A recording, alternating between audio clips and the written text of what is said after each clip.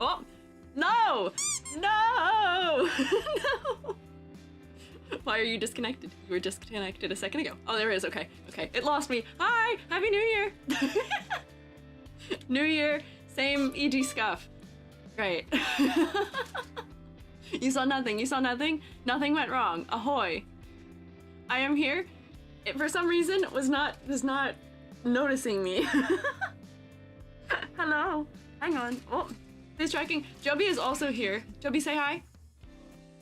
I don't know if that got picked up, but Joby is here. Joby is doing model kits behind me in the same room. Hello, welcome, Happy New Year. They're saying hi to you, Joby. Hello. I did stream just in time. Yeah. You're on time. Oh, really bright light. Yay! What are all of your New Year's resolutions? Very important thing to ask on the first day.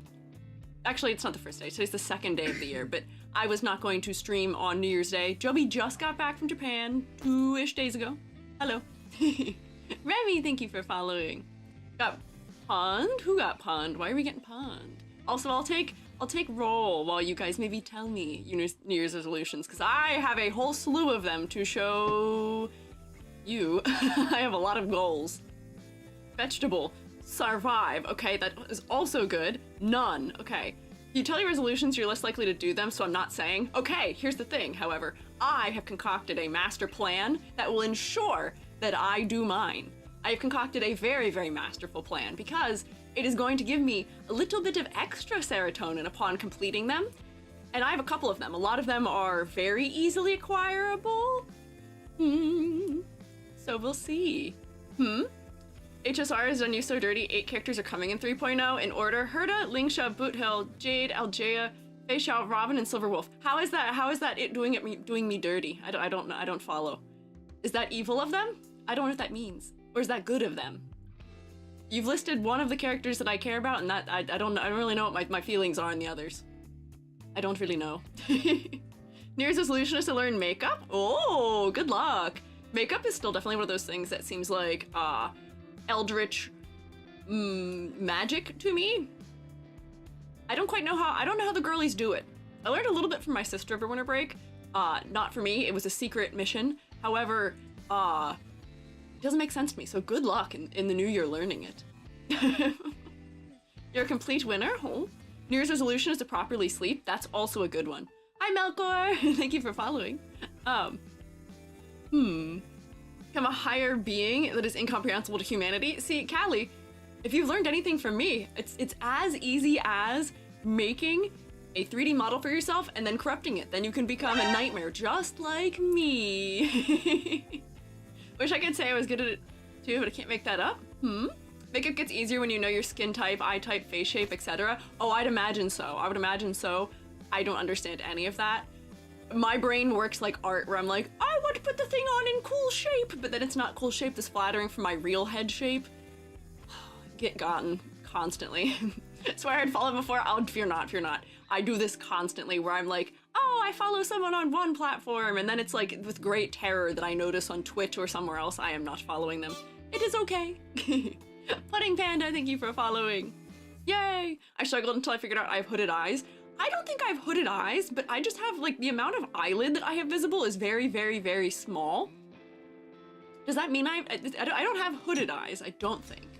But I don't quite know all the way. Mine should learn British Sign Language. Ooh, good luck. Your New Year goals to debut and open the Neon Classical Theater. Oh, good luck. A whole theater, that is a lot.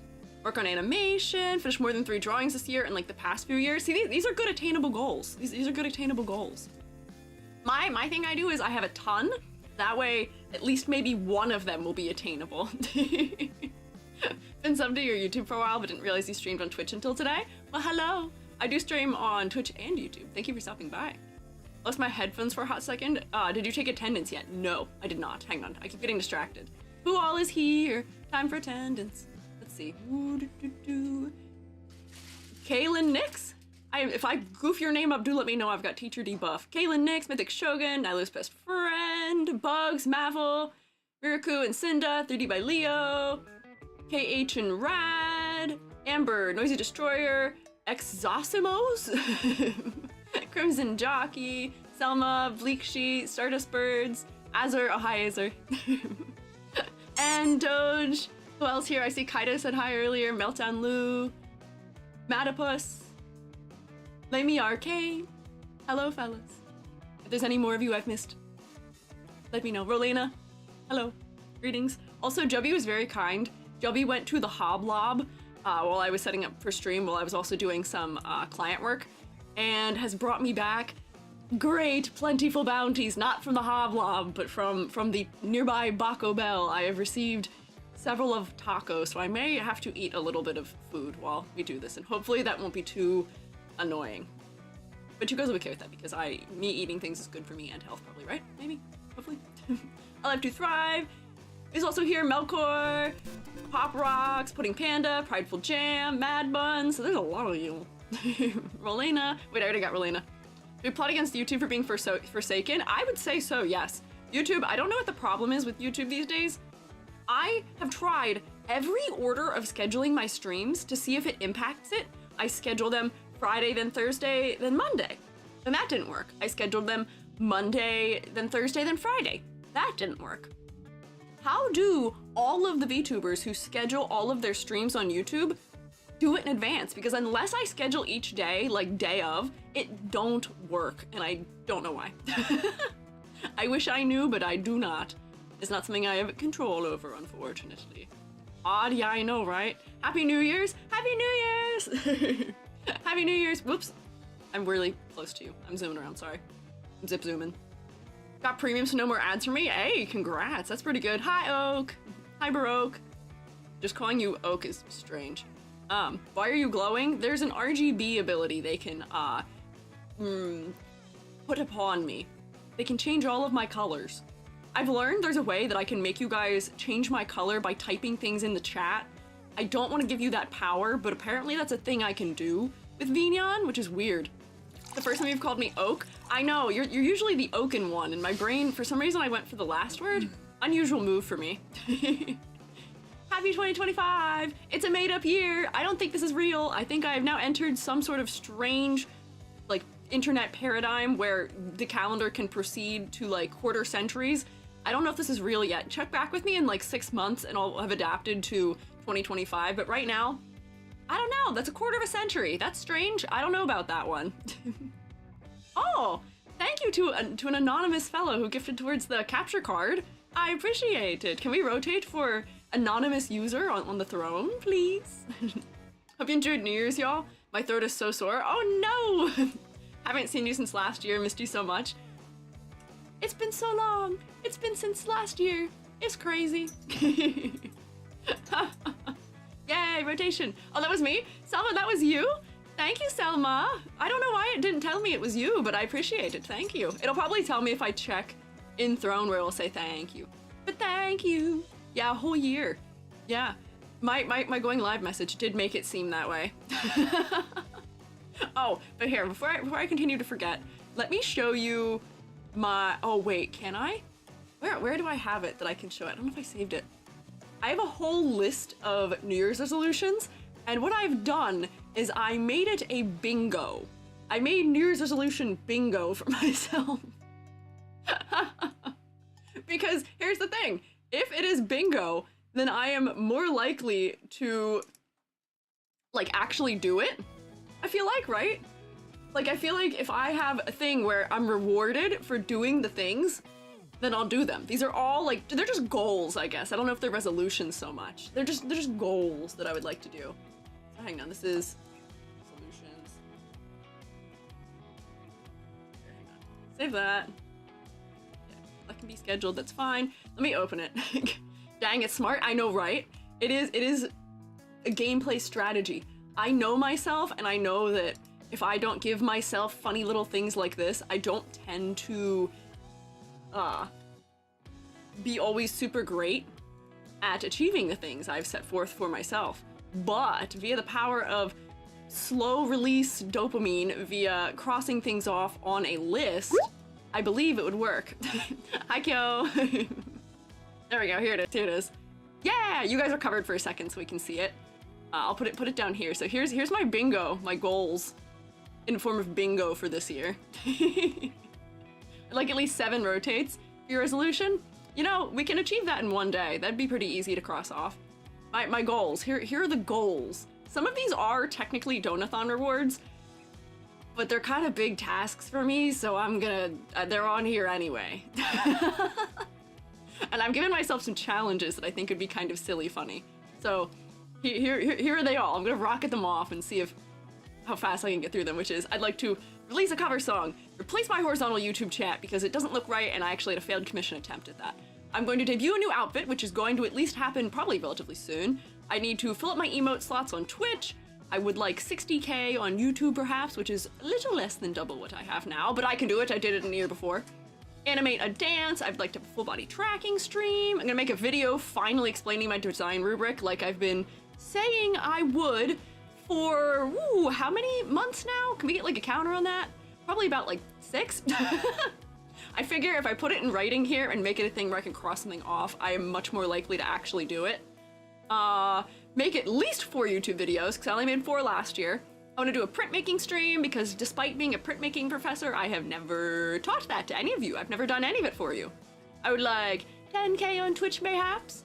I would like to release merch, which is potentially going to happen. Free space, which is just me yapping. I'd like to host an event. There's already kind of a plan for that. Yes, I'd like to animate a dance. I know how to do 3D animation, but I have not done it. I really don't use that skill often, and I should. I would like to learn through the fire and flames on my ukulele. This is my reach goal, which I think would be insane. I'm trying to learn ukulele slowly and have been for many years, but if I set myself a crazy insane goal like that, and that song is really incredibly tough, I think it would work. There's so many chords. It is, that's the point. I don't know if there's even that many chords on a ukulele. There are! The reason I have it is because there is what is it? There's a ukulele tab guide for it.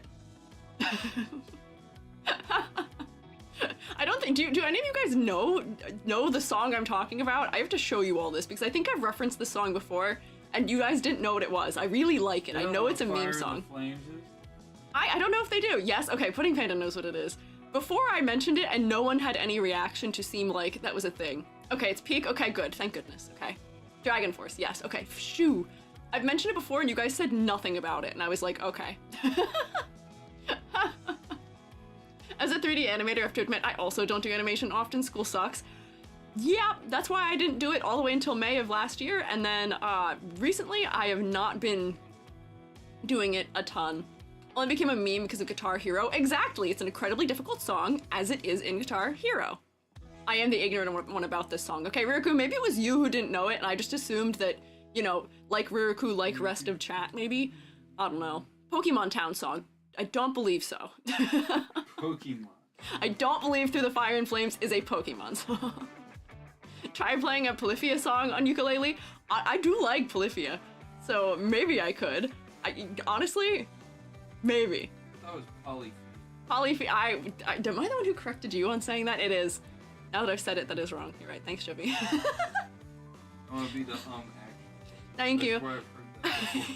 Joby is my actually.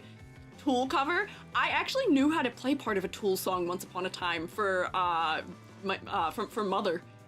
My mother is a big Tool fan, and in 2020, at the peak of my knowledge of ukulele, I played Happy Birthday for my sister, I played part of a Tool song for my mother, and I played part of a Slayer song for Fungi Father. Yeah. Correction, currently cooked? Oh, you're cooked. Because you had me pull Sunday. Now the meta character is coming with Boot Hill and Robin. Oh, okay, so is Sunday not going to be the meta character? Here's the thing, I'm not worried about it. I will be full smashing through Honkai Star Rail with whoever I have at any point in time. I will be okay. I'm gonna get the Boot Hill character and I'm not gonna worry about it. Robin was the other one I liked though.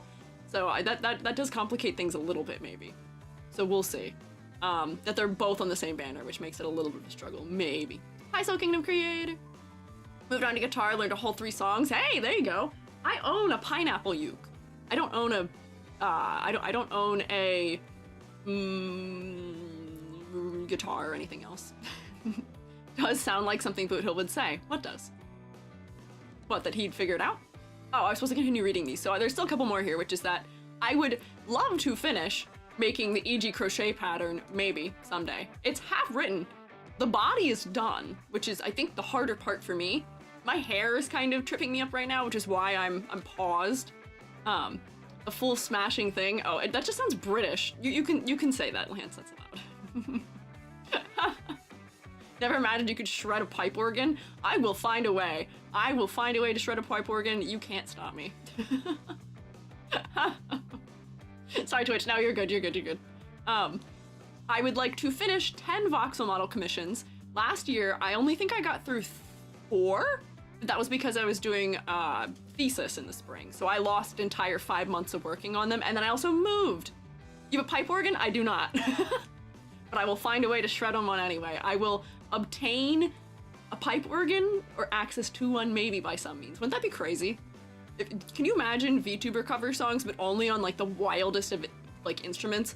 Contrabass, flute, pipe organ, what are other stylophone maybe in there? Throw in a little automaton. Yes. Like, I want to do wacky, strange, silly music. There's a name for it, but I'm not going to say the music I want to do because the name of the music is a word I don't say. Take a guess. 3D print a pipe organ. See, unfortunately, pipe organs do rely on the features of metal, I believe, for resonance. I could be wrong, but I don't think it would sound right. Bad word core, right? It's called the physical anatomical body part music. One that I will not say. Bagpipes, no. No! Okay, Jovi said it, I didn't say it. It was that one.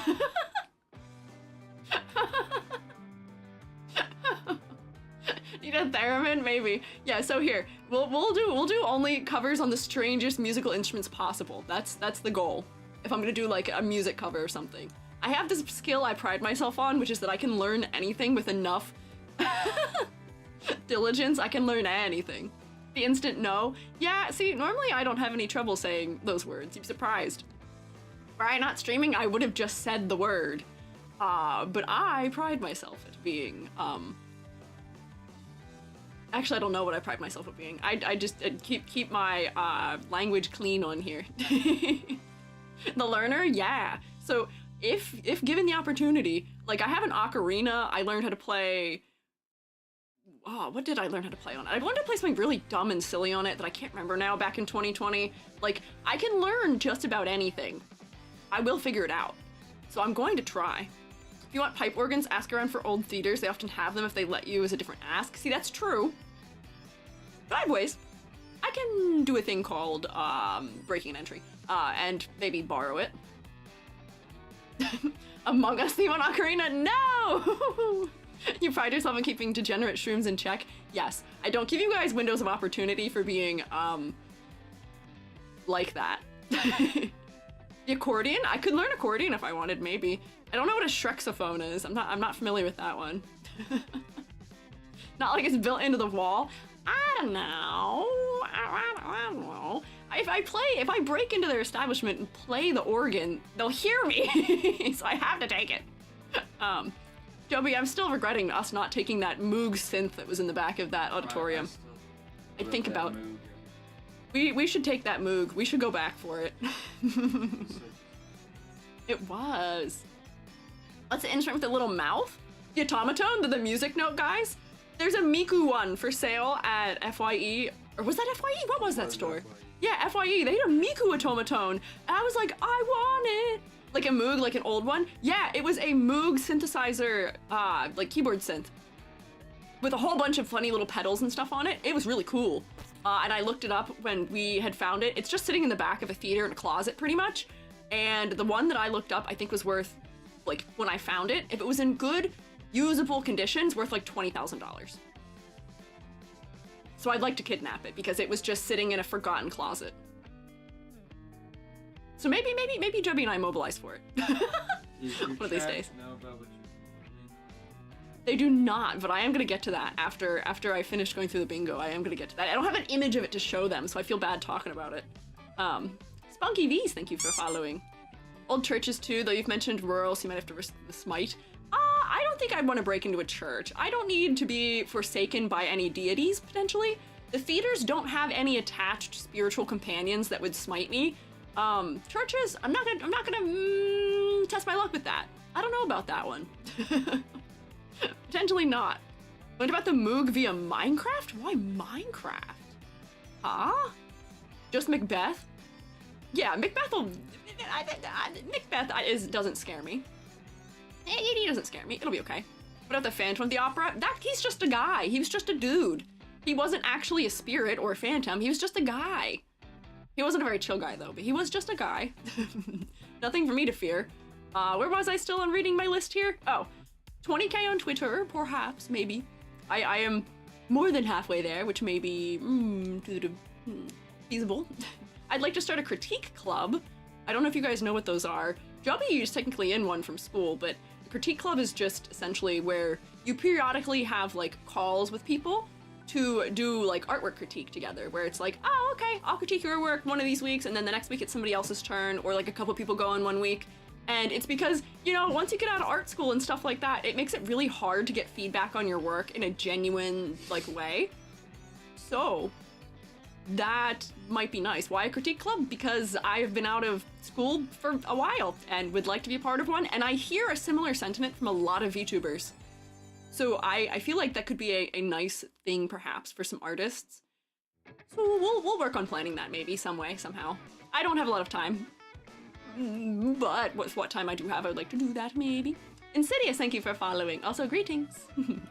I would also like to, in the new year, actually accept a sponsorship of some sort, some way, somehow.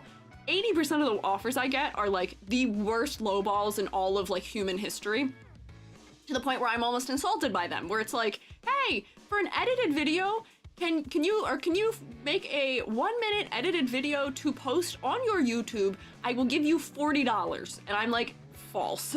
I will not do that, no. Because it won't get enough views to make up for the fact of what it's gonna do to my algorithm, no. 40? Yeah. Or not even. They'll be like, can we get a 60-second read in the middle of, or the beginning of a video, just for sending you a product that's worth 20 bucks. And I'm like, false, no. No. So if anyone hears me say this and would like to give me a non-lowball, my email is always open, but. So my goal is to not get a lowball this year, maybe. Or scams. I get a lot of scam emails for sponsorships, which are also really funny. I should show you guys some of them where they don't even put my name in it. It says like bracket, streamer name bracket.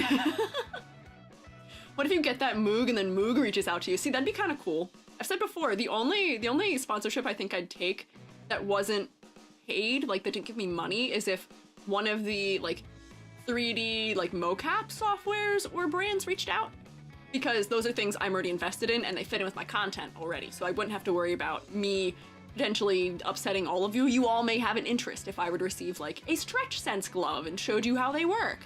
Like that's directly related to my content, so I wouldn't mind it, but I feel like a lot of them are not. Sponsorship for the first 20 seconds of video is crazy, not gonna lie. It's because they know people will just skip it if it's later in, and there's a whole thing about it, but we're gonna figure that one out in the new year. So it kind of works out, yeah. I do also want to launch a second YouTube channel. I mentioned this earlier this week. Hopefully, maybe, potentially, I'd like to launch another one. Love to know if there are places where content creators can talk about sponsors and educate each other. I feel like this is one of those things no one really talks about. You and me both, Baroque. I tend to, when I have questions about sponsorship things, I pester Rima. Or I'll pester like Kenny or someone else. I've bugged a whole slew of other YouTube VTubers about their thoughts on offers I've received, and almost every single one I've ever shown them, they're like, absolutely not, this is awful. So I wish there was like a better place we could look for that. So I don't know. Sa Soup, thank you for following. For stream highlights maybe? Yeah, the second YouTube channel is for things that just don't fit on the first channel, which is just gonna be stream highlight things, any funny little edited videos I do, stuff like that. Love your inspiration of ink cat mushrooms. Thank you. I love inky cat mushrooms. They are one of my favorites. Maybe for the second channel specifically for art exercises and techniques to not ruin your hands in the long term. You know, there's a lot of things I have that are ideas of that degree where I can show you guys like a stretching routine for your hands with my model or with virtual face. There's like all these funny things I want to do that just don't fit the theme of my first channel and are a different audience. So second channel, mayhaps. Joby's trying to help me think of a name for it. So if you guys have any good ideas for names, we were trying to figure out what to call it. Because I was like, like Squiiji extra credit, Squiiji after class. Joby suggested in a very funny manner that Billy would approve of, like, you know how there's Banjo-Kazooie, then Banjo-Tooie? My name ends in a similar fashion, so it could be Squiiji Tooie. I think But I feel like that'd be funny. a good one. It was a good idea for Joby. Squeegeed. EG out of context. No. The EG will still have context on there. I don't know. Look at that. Look at this. Oh, look at him. That yellow looks nice. It's giving sand. Yeah. Iraqi sand. It's That's cute. the color. Oh, there you go. Howdy, super fancy go-go. Squeiji Tootie. Oh, that'd be crazy. That would be a misnomer, though. Well, yeah. Could it be? It says Squeiji 3D, Squeiji 2D. No, but then people would get confused because I'm not. Make it a 2D model. Make it a flat Stanley. Joby, just be 2D. Be 2D. Just be a drawing. Be a line depicted drawing. See, I see another suggestion. Squeiji 40. There you go. Or give a fourth dimension that's time. Yeah. See, that's pretty good. EG Strikes Back. Yeah, we're doing movies now. EG's Crafts and Hobbies. Squeiji After School Curriculum. The Evil Squeiji. Walu Squeiji. Call it Squeiji 3 to mess with people? See, that's just taking a letter off my current, so that's not bad. That'd be kind of funny. Give your partner a model too so they can join. See, Joby has a voxel. I have a model. Joby's just in the room with me, and I don't know of a way for us to both track in the same room without. I mean, I would do it from my computer. Yeah. What about a Squeiji graduate program? What? I'm not starting a graduate program, no. Wait, 3 EG? If only there were E's in my name, I could change them to 3s. We'll think about it. Squeiji Studios, Squeiji Board, Hey. You're not gonna get me, Philithos. You won't get me. No, just 3G? Oh, 3G! Hang on, but it's 2G, technically. Squeiji 2D, just a pixelated PNG of EG with a fake transparent background. I'm glad I have you all as my think tank. I have many thoughts to have. Also, I'm gonna take a sippy of a Baja Blast.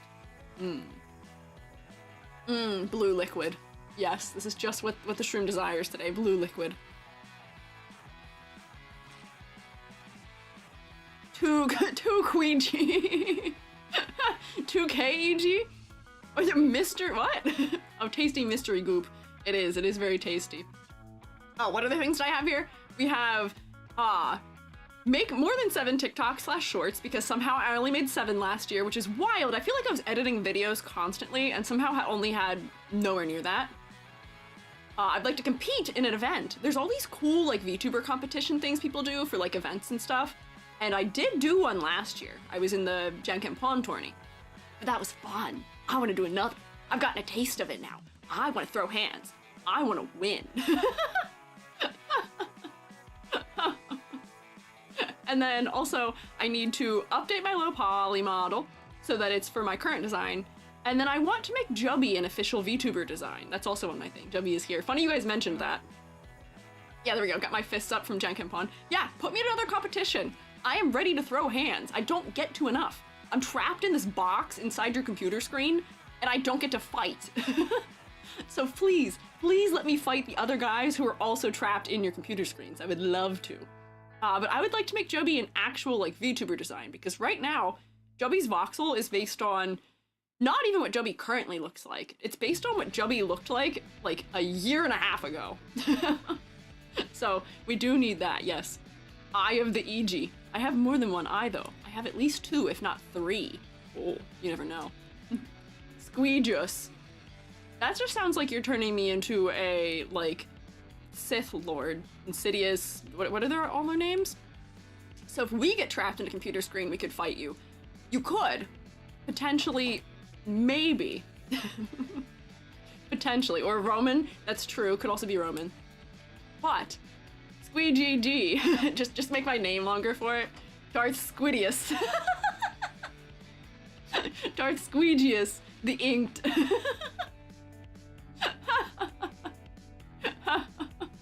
Inky Cap Academy with Squeiji. See, I don't know if I want to call you that because that is saying that it'll be like educational content, but it's probably mostly going to be stream highlights and just other funny little things. So I don't know. I don't know. Sidious Vader, Tinus Maul, Lamau the Inked, great and menacing title. Yes, I am the Inked. Squeegeus, Attilius Regulus. Just make me a very fully Latin, horrifying name. Riroku, I don't think I'm a master of that. I don't think I am. Okay, wait, hang on. We've got one last thing that I need to yap about real fast quick, because it's been 40 minutes. Real fast quick yap about. Guess what Joby brought me back from Japan? Joby brought me back several absolutely fantastic knockout gifts. Several. Absolutely fantastic. I'll tell you what one of them is, because you'd never be able to guess it. One of them is a relief printed calendar on rice paper. It's so sick. It's so cool. I can feel and smell the ink. It's on there. It's really nice. The images are really pretty. And I'm looking forward to, like, even once I use, like, the calendar itself, they're just art. So I can just hang them up in here. They're so cool. I'm so stoked. So that one is, first of all, really cool. And then secondarily, we have a second one that is also really cool. And Riroku's on the right page there. But that's not all. That's not all. There's more to it than just that. I have been gifted not just any Miku and not just a Miku. I have been gifted a Gunpla style Miku. Assemble yourself Miku, who also has a little friend whose name I can't remember. A little robot friend. Yeah, it's so cool. Joby got back and holy moly, yeah, right? Joby got back, gave me the gift on New Year's Eve. Joby appears, and we hung out for a bit, told stories, and then went and did modeling kits for the entire rest of the evening, and that's what we did into the new year also on New Year's Eve. So Miku herself is assembled. The little creature is not assembled yet. On stream assembly again? No. Not for this one. We gotta finish Sandrock first. But I just couldn't wait for that one. But I did, for my own silly purposes, I did record myself assembling it because Clip Studio Paint has this function that I love, that I adore, where it records what you're doing so you can watch it back. And like sometimes, you know, I'm going through it. I have a little bit of a rough day or feel like I'm not making progress. So I love to play those little things back where it shows me like, oh, the process and, you know, all the steps, little time lapse it makes. So I have the little top-down camera. So I did record it. That way I can make myself, for my own purposes, a little time lapse. But that means that I can yap over it someday. If we would like a yap stream where you guys get to watch me do something, we could put that in the background and I can just yap over it while you guys watch me do Miku assembly. So not a bad idea, but yeah. It was Gunpla dedication, and as we speak, Joby is currently behind me assembling a Grosserhund, which is a funny little future battle mech thing. Yeah. Never. It's like a little dog adjacent like battle thing. It's an humanoid unmanned interceptor. Humanoid unmanned interceptor. The big dog. Yeah, I think it just means big dog. It is big dog. No, not with an L. It's wait, how do you spell it? G-R-O Superset S-set E-H-U-N-D. As a Warhammer person, I understand 07. Look, I don't understand the German, and I don't understand what that really means, but the aesthetic is crazy, and it goes absolutely dummy. And it appears that they have different versions of this. Yeah. One of which is a dachshund. They're cool. Which reminds me of my dog growing up. So shout out Rosie. Shout out Rosie the dog. And the little Grosserhund can be friends with Miku, which is great. Yeah. I already have one. I'm making a second. Yeah, it is literally just big dog. Joby read it to me, and that's what I said. I know a little bit of German. I don't know. And I was like, that is just what that is. I knew it was German because of that stupid letter, but like. Don't call it a stupid letter, Jumpy. What the heck? Just like, you know what I mean? Because it looks like a B, so I walked in. Oh, yeah. I said, I got a Grober hound. Yeah, you said I have a Grober hound. I was like, no. And also on the kit, it does not look like the S set or whatever. But It doesn't. They do look connected, yeah. It is a double S, yes. Yeah, it is that one, yeah. The umlaut? No, not umlaut. It's not umlaut. It's called an S set, right? Yeah, pull this up on stream. They have it. This one. That one. Exactly. It's this letter. Whatever that thing is. Can I send that? Does it work? It's that. It's whatever that thing is. Unless I can't see and that's actually not the right letter, but I think that is. Noble Gundam in live suggestions has magical girl energy like Miku. It does! We actually raided into somebody who was building that one, Mythic. I actually saw it. It's cute. It's so fun. It's like Sailor Moon. They make a flying version of this that looks crazy. Of your hound? Yeah, it has like rockets on the back. Oh. It looks very, very sexy. Hi, Cyberspook. Also, Lack of Bones and Narmade, thank you guys for following. Hello. But here, we have to go do, we gotta do our actual Q&A, which was the point of being here, and it's been many a minute of yap. I don't know how streamers do things other than yap. I think we should just officially, for the new year, there's 2 stream things that are just like everyday things I want to do, that I want to have happen as like just stream things. One is maybe we just accept that I'm going to yap for a half an hour to an hour and just have that be scheduled. We just schedule half an hour to an hour of yap every day. Because like Yomi does that, I know other people who do that, like I feel like I should just accept it and accept that this is just how I am, maybe. The first step to recovery is acceptance. Thought we already unofficially did that? Not clear. Maybe you did, I don't know if I did. But yeah, I know a lot of people do it, so maybe I just do it. It's fine. The yappening, we just gotta do it. We gotta have our catch up. We gotta talk about things that happen. We all have very interesting, exciting lives, and things occur that I have to, I don't know, fill it in. Yeah, and it does get you warmed up for doing a stream too, where it kind of gets me into like the talk and maybe attempt to be interesting headspace. Philithos, thank you for following too. Yap Curse Eternal. I don't know if it's a curse. I think it's a blessing. It's not a bug, it's a feature. Pretty regular with how long you yap for, 30 to 40 minutes on average. Correct. And it's funny because when I was going through for my year in review recap thing, I have slowly been increasing that amount of time. So it was maybe like 20 to 30 minutes like a month and a half ago, but now it's closer to 30 to 40 minutes. Time to add chatty to your tags. Is that actually a helpful tag? Like, is that a useful tag? I feel like I try and keep my tags to useful things, but I don't actually know if that's a useful tag. It is descriptive of me, though. No idea. That's fair. That's fair. My only seemingly useful tag is anime and also VTuber, so... The other ones don't do anything, apparently, but they do tell you about me, at least. Yeah. I see it around a lot? Okay. Maybe if we see it around, it's worthwhile. But, let's do the actual Q&A, which is the reason I've gathered you all here today. End of year will be 2 hours of yap per hour of art. Potential. Second channel is called Yap Center. I mean, Squeegee's Yappenings is maybe, yeah. Yap Central, yeah. I should say before you get into that Q&A. Yes. While I was in Japan, I did see a VTuber. Oh? A VTuber-led McDonald's. What does that mean? What do you mean a VTuber-led McDonald's? They're just all over the branding. Oh, interesting. I don't know that one. And I'm gonna be honest with you, I don't know if they were VTubers or they were just anime characters. I didn't know. Okay, it could have been anime. But honestly, if you were to tell me that like Nijisanji Japan has a thing with McDonald's or something, I wouldn't be super surprised. Because Licorice sees like them on trains and on all kinds of crazy stuff. Yeah, I don't know. Yapqueegee, Yapigi, yes, is me. Also, hola, Aries. This is, Squeegee's Yap Central is the central station, but I am intrigued to see if I ever make it to Japan, just how apparent VTuber culture is there visually, maybe? It was all over. Was it really? Oh my god, everywhere. Oh, okay.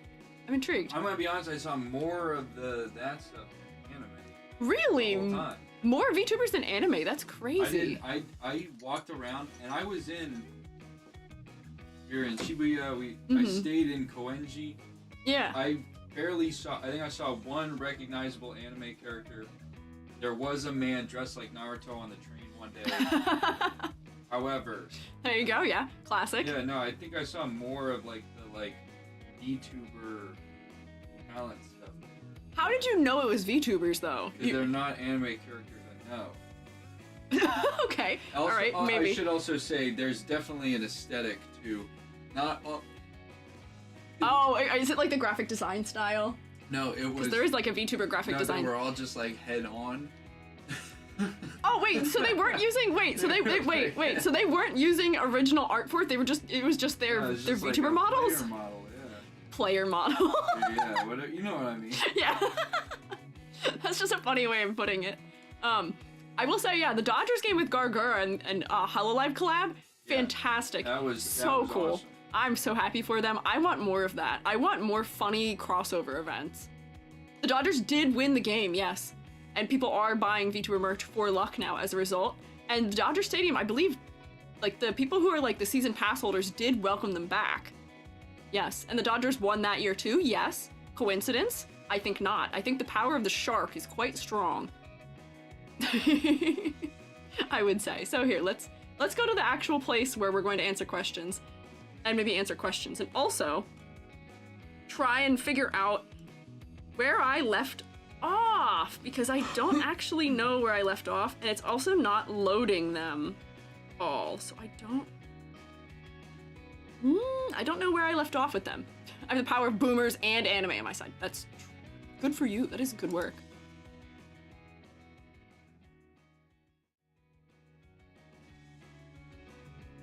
Oh, I gotta move myself over a little bit. I'm blocking. Wheat. Wheat. Here I am. There we go. So I do have the questions here behind me, but I don't remember where it left off. It was probably McDonald's advertising the whole McDonald's animated universe thing. Oh, so it could be that, because I remember they did have commercials for it, right? I bet it was that and not VTubers, maybe. I'd be willing to bet, potentially. Unclear. So, unfortunately, for some reason, Marshmallow is not letting me load the rest of the questions that go back further than this. We will try again, but there's still a lot of questions that are here. Actually, not as many as I thought. Why is it not?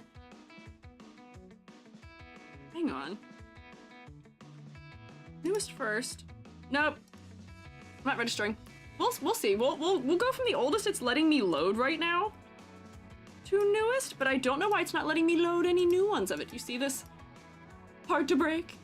MCU stands for McDonald's Cartoon Universe now. See, I can get behind this change. I could get behind that. Okay, Marshmallow, I'm human. Let's try again and see if it works. Evil software. Because I know they go back, like, way further. Oh, there we go. Okay, now it's going back. Now it's working. Now it's working. Let's see. I don't know how far we got with the questions, but if I start with something you guys think I already read, then I think we'll just try not to.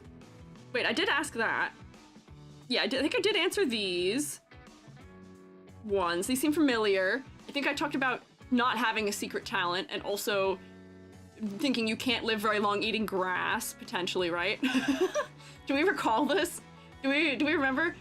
Amber, do you have any idea if I answered these ones? I had a thing marked on them, but I don't think any of them actually have the mark.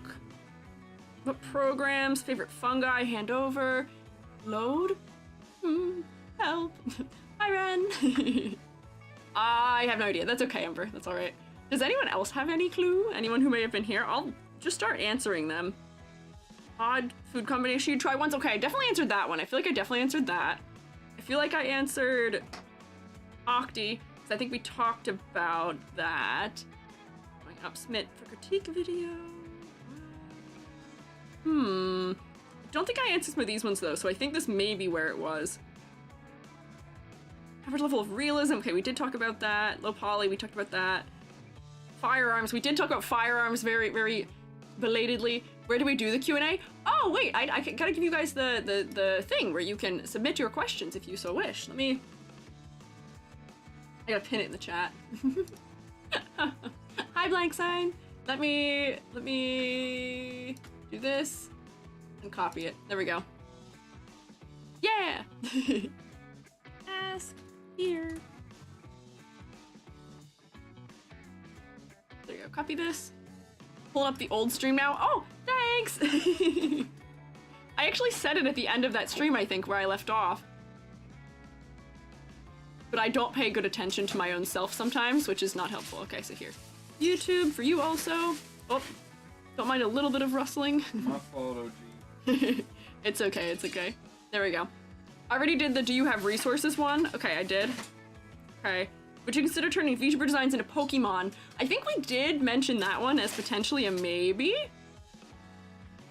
This question's in twice. I'm not sure, we will find out. But at least I've got the thing pinned in the meantime. I've returned from the void. Welcome back, Selma. Selma, do you have any idea if I'd answered these ones or not? Reading to Unity, instructions, preparations, expectations. I'm trying to figure out where I left off when I was answering questions because I don't want to skip any. And I had done a thing where you can like mark these, but it's not showing up because I think I goofed it up and didn't do it properly. Oh, my, hang on. This is not legible where it is currently. Put this up here, please. There we go, that's better. It was working last time? Oh, that's okay, don't worry, don't worry. I was just, some of you, if I'm asking you fellas, it's just because you guys are people who are usually around, so I potentially believe you would often know answers to questions I have. So here, let's... Wait, Franbo. We did talk about Franbo. I remember that. I did mention Metopia, I think. Ooh, I looked through so many that I don't know if... I don't know where it was. Honestly, I probably could just open my own last stream too. Fair track record is outstanding for the year if I do say so myself. That's true. That is true. Find me a shroomate with a better track record than Selma and or maybe Ririku. I think Ririku's only behind you by like a day or two. So many 100% at the moment. Yeah. You guys are getting good attendance records. 100% at this moment of this year, that's true. You guys do have 100% of this year so far, which good work. I wish, I know there's a thing where Twitch can do the, what is it, where you get bonus points for having like consecutive days where you've logged in, or like consecutive streams you've logged in. What is that thing? How does that work? Because I feel like, I know some people who've had that, and I feel like that'd be funny for like an attendance purpose, so that I can actually see how long your attendance is. But I don't know if I have to enable that, or if it's already enabled but I can't see it, or what that is. I have a habit of dropping in even for a few minutes when busy. Yeah, and I appreciate it. I appreciate when everybody stops by, even if it's only for a little bit. Times I've said hello and dropped my phone in my pocket. That's fair. That is understandable. I may just start answering questions somewhere and not worry about it. We'll just figure it out. I may just start answering questions and just say, this is fine actually, and if I repeat things, it will be okay. Elfie, thank you for following. Saw that someone you rated had a counter in Discord through a hello thing. Oh, interesting. I think there's a way I can get Moobot to actually count you guys also for your redeems, but I'm not sure how. I'm gonna have to tinker with that at some point. We'll figure it out. But maybe I should start answering questions that I may not have already answered. Or maybe I should just be smart and actually just open the previous stream and see where I had it, the thing. Oh wait, never mind, I can't because we weren't looking at it, I don't think, when I answered them before. I don't think I was that smart. Past Squeegee didn't have the questions on screen. Yeah, oh, Amber, was it not findable? Oh, we could have done it. Could have done what? Finding the questions a little hard? Yeah, I'm not on topic enough, I think, to make it easy. And I also didn't show them, which is why I've done it this time. We adapt, we improvise, we overcome. I'm smarter now than I was last year. So. We'll just pick somewhere and go. We'll just pick something. Last one might have been, are your pronouns they, them, but that might have just been asked by chat. Oh, it could have been. That's fair. Have to get a clip so I can make a meme for Amber. Oh, Interesting. Not sure what this is, but what I found, watch streak rewards reward viewers for consecutive stream attendance and bonus points. Yeah. How do I do that? I thought that was already enabled by default, but it might not be. I might have to look and see if I can turn it on after. Yeah, for getting channel points. Is that working already? Is that happening, but I just can't see it? I'm not aware. I think I asked the Franbo question, but fell asleep and didn't hear your answer. I definitely remember asking that one because I said that it's a unique art style, and it is memorable, but like from personal taste, I wasn't super into it. I remember answering that, so I definitely think we're past that. I have played Miitopia. Billy and I played Miitopia, and we made our professors be some of the fellows who were in the game, which was kind of funny, silly. I don't know. I got 450 at the start of this stream. Oh, okay, so maybe it is enabled, but I just can't see it. Interesting. If there's a way for me to see it, then I could actually check attendance. I'm not too worried about it. We'll figure it out. So here, we'll just start answering questions and say it's fine. I do get like a ton of points after being in stream for about 5 minutes. Sometimes I can't shrink and then suddenly I can. Way to announce at certain milestones though. Oh, okay. I see. Noted. So maybe we'll look into that and see if that's a thing, or maybe there's something I can do in Vignon where Vignon will listen for Twitch to send out that little signal that it says, oh, somebody redeemed that thing, or like did the thing where they got that. Because I think Twitch's API lets you track just about everything. So Vignon should be able to pick it up and then maybe do something when it happens? I don't know. This is antithetical to you as a streamer, but I've seen other streamers turn on emote-only modes that can focus on what they're doing. I would never. I couldn't do that to all of you. That would feel mean. Mythic, is this your way of telling me to focus? I know you said this is antithetical to you. That is too not like me. That wouldn't be in character for me, no? Okay. I wouldn't do that. That feels strange to me. That would actually, I think, make me sad. The amount of rotation that would happen. Okay, that's fair. That is fair. Lots of rotation would happen, but like that's one of those things where I want good experience people who are like followers, even if they can't subscribe. And you know, there are still free emotes they can use, and they could use other emotes, but it's not the same. Fun to figure out emote combination communication. That's fair. Fireworks. Yeah. There would be nothing happening. I'd be so lonely. I would truly feel like I'm speaking into the void, because it already kind of feels that way sometimes. But the void at least answers me back right now. The emotes kind of answer back. You just give me a feeling, but... Okay, now you're doing it. I don't even have to turn the mode on for you guys to just take incentive and just do it yourselves, I guess, which is fine. You can't avoid us, e.g. No, I don't know why I'd want to anyway. I'm not really trying to get rid of all of you if you haven't noticed. Got you all right where I want you, which is hanging out in the basement. I'm like, beep, beep, beep. Pat Selma on the head. Pat Ren on the head. Riku, can I reach you? Yeah. Pat Riku on the head. Pat Striker. Amber. Everybody get little head pat in basement. YouTube? I'm tickling your chin, maybe? But I can't see any of you individually, unfortunately. Because YouTube still forsakens me. What can you do? Meanwhile, YouTube, I know, YouTube is not working. It is being sad. Got a new Apple Pen. Oh, congrats, Cherry. That's exciting. Those things are expansive. So, okay. Well, I'll just start answering questions. This was Franbo question. I definitely answered that. How'd you get AR kit on your model? I know. And how's it so good? I tried, but it's so hard. I watched tutorials. I wish I knew. Oh, wait, I did answer this one definitely, because I watched a tutorial.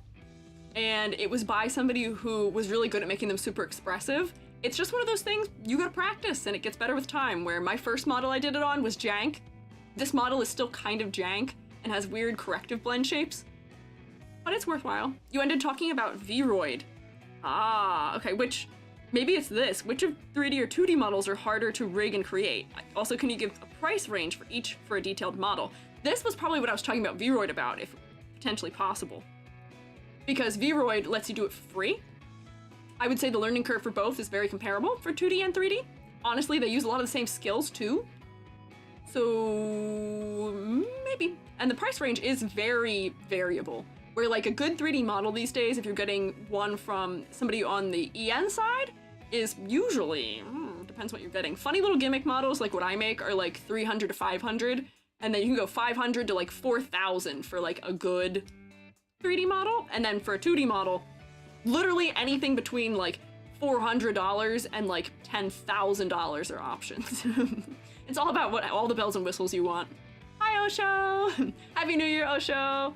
Hi! YouTube's void, I know. YouTube is always void, unfortunately, these days. I don't know why. We have been betrayed. It's part of my New Year's resolution to get you fixed, though. To get it fixed. Happy New Year! Thank you! Hi, Silva! That's a lot of money. Yeah, it can be. It can be. That's why I make things myself. They deserve every ounce of that cash flow. However, I ain't got it. I ain't got it in me. I don't make that much money. I can't afford it. So what I don't pay for with money, I pay for with time. Avoids detection? What are you doing? Mythic, what is this symbol you're sending? EUL plus sign? Euro? I don't know what that is. What are you trying to avoid being detected about? Why are you trying to sneak under the radar, Mythic? What are you trying to dodge? What are you up to? What are you plotting? I can't read that. I don't know what that is. I don't understand. I don't follow. I'm going to ignore that. Don't rebel against me. I don't know what that is. Have you ever played Metopia? Once. I didn't play very far in it. I watched all of the... It was a British thing? Oh, okay.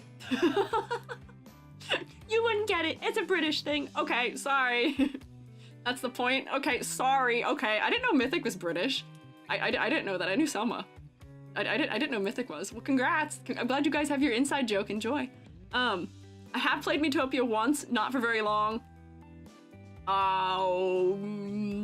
And we made me, and we also made Billy, and we also made one of my professors, who was one of my graduate advisors. That was our team. I think Jubby was in there too. Surprise, Moobot? What, Jubby? Oh, Jubby did say hi. What else do we have? Great and wise shroom teacher. Any advice on how to do consistent art practice when you're short on time? Also, what exercises would you recommend for beginners? And how do you warm up your wrists before doing art to avoid sore wrists? Wow, 3 in 1! Shouldn't have said anything, what? Jovi Selma says hi back. They're saying hello back. So 3 in 1. Great wise shroom teacher. Advice on how to do consistent art practice when you're short on time. For me, nowadays, I'm not good at consistency. I will tell you that right now. It's hard. I don't blame you. It's tough. But having a sketchbook and like carving out a even if it's very, very, very small chunk of your day to do something is fantastic. So when I was in undergrad, I used to do this. I would, every day, morning routine. You know, people have their morning routine where morning routine is usually like, oh, wake up, go on a run or do exercise and then get ready and go to work or something. No. EG is different. EG not like that. EG was wake up, eat Pop-Tart, do stretches, physical therapy things, and then spend 15 to 20 minutes in my sketchbook doing whatever. Yeah. Sketchbook in the bathroom rather than phone or book. Honestly, the idea of balancing, that's an interesting concept there, Riku, but the idea of trying to balance a sketchbook on my legs while I'm sitting on the toilet and drawing sounds like a good way to A, encourage getting hemorrhoids because you're gonna sit there for too long, and B, maybe not good. I don't know. Fear of dropping pencil in toilet too high. But if you have any funny little moments like that, I guess you could do it at that time. Was do ya? Thank you for the bits. I appreciate it. Sweating profusely? Why are you sweating? Who draws in the toilet? Apparently Riraku's suggesting it, but if you don't have a lot of time, genuinely, just 5 minutes, and set yourself something like realistic and potentially doable for those 5 minutes, where pick like a little exercise, which is, oh, I'm gonna try and just draw as many eyeballs as I can for 10 minutes. I'm going to try and just shade in one section of a drawing I'm working on for 10 minutes. I'm going to do 10 minutes worth of croquis, like figure studies, of just doing quick, like 30-second gestures with that time. Find a little thing to do, break it down into small pieces, and just do one piece of a greater whole with it. Oh wow, look at him, that looks slick. Joby's showing me the grosse Hund. Not too bad. Not too bad. Not too bad. I need a brighter green, but I don't have one, so. Can I jump in on this for a sec? Can I jump in? Joby, do you have advice on finding a time to draw on the day? Is that what you're jumping in on? Yeah.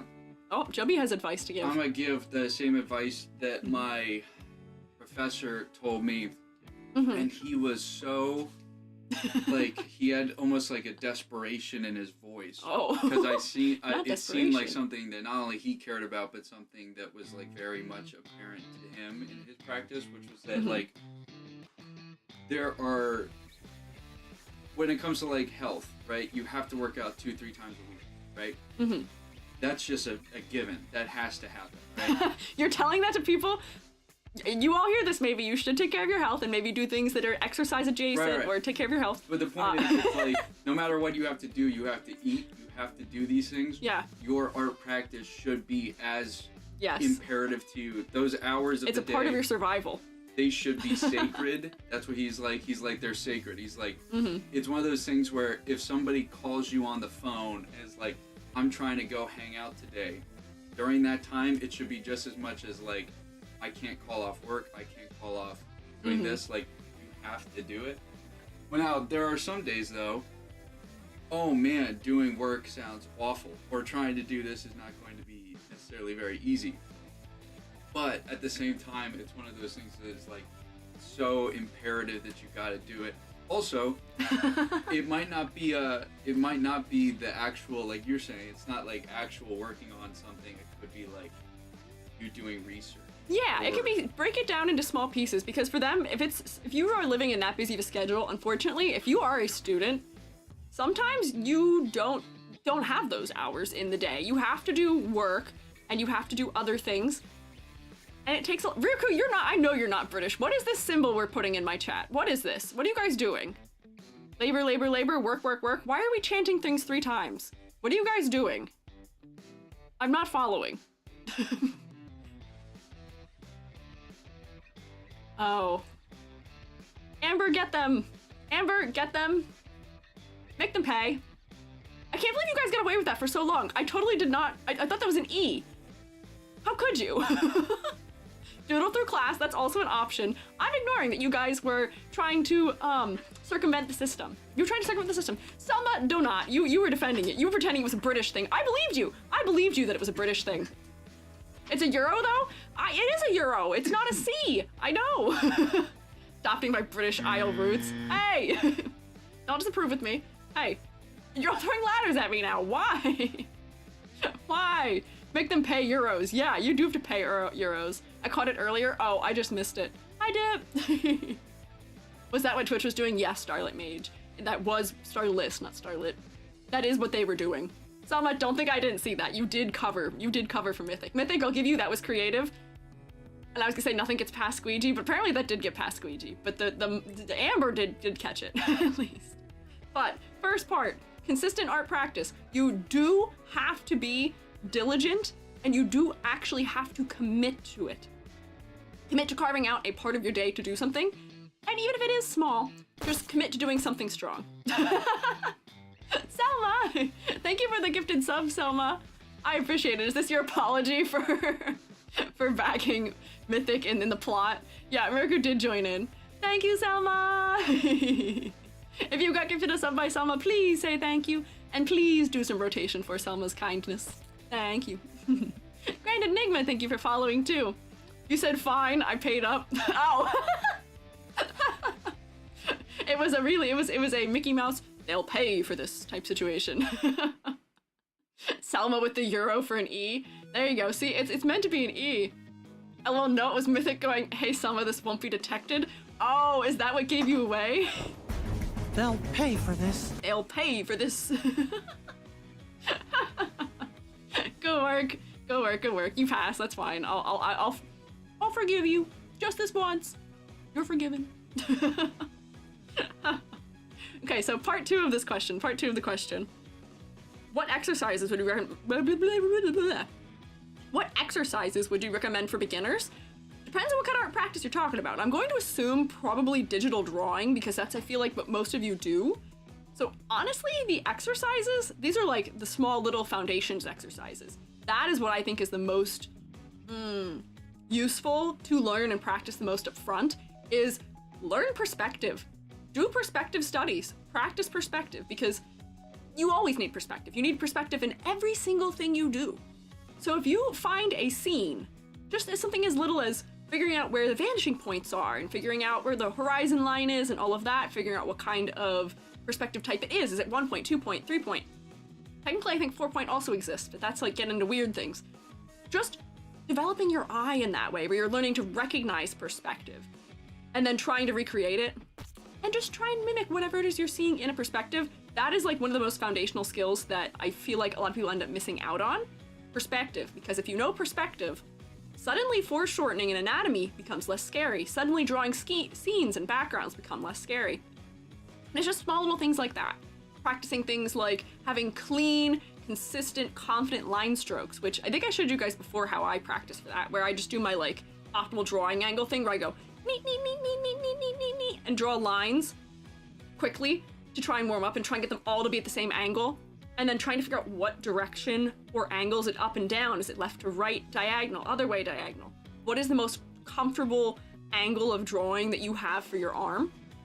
Practicing that and identifying where that is. Practicing drawing circles and as your warm-up. Those are things that are also good for just little skills for beginner, just exercises to practice. Infinite point perspective, I don't know what to tell you about that. You're gonna enter the matrix or something. I don't know how.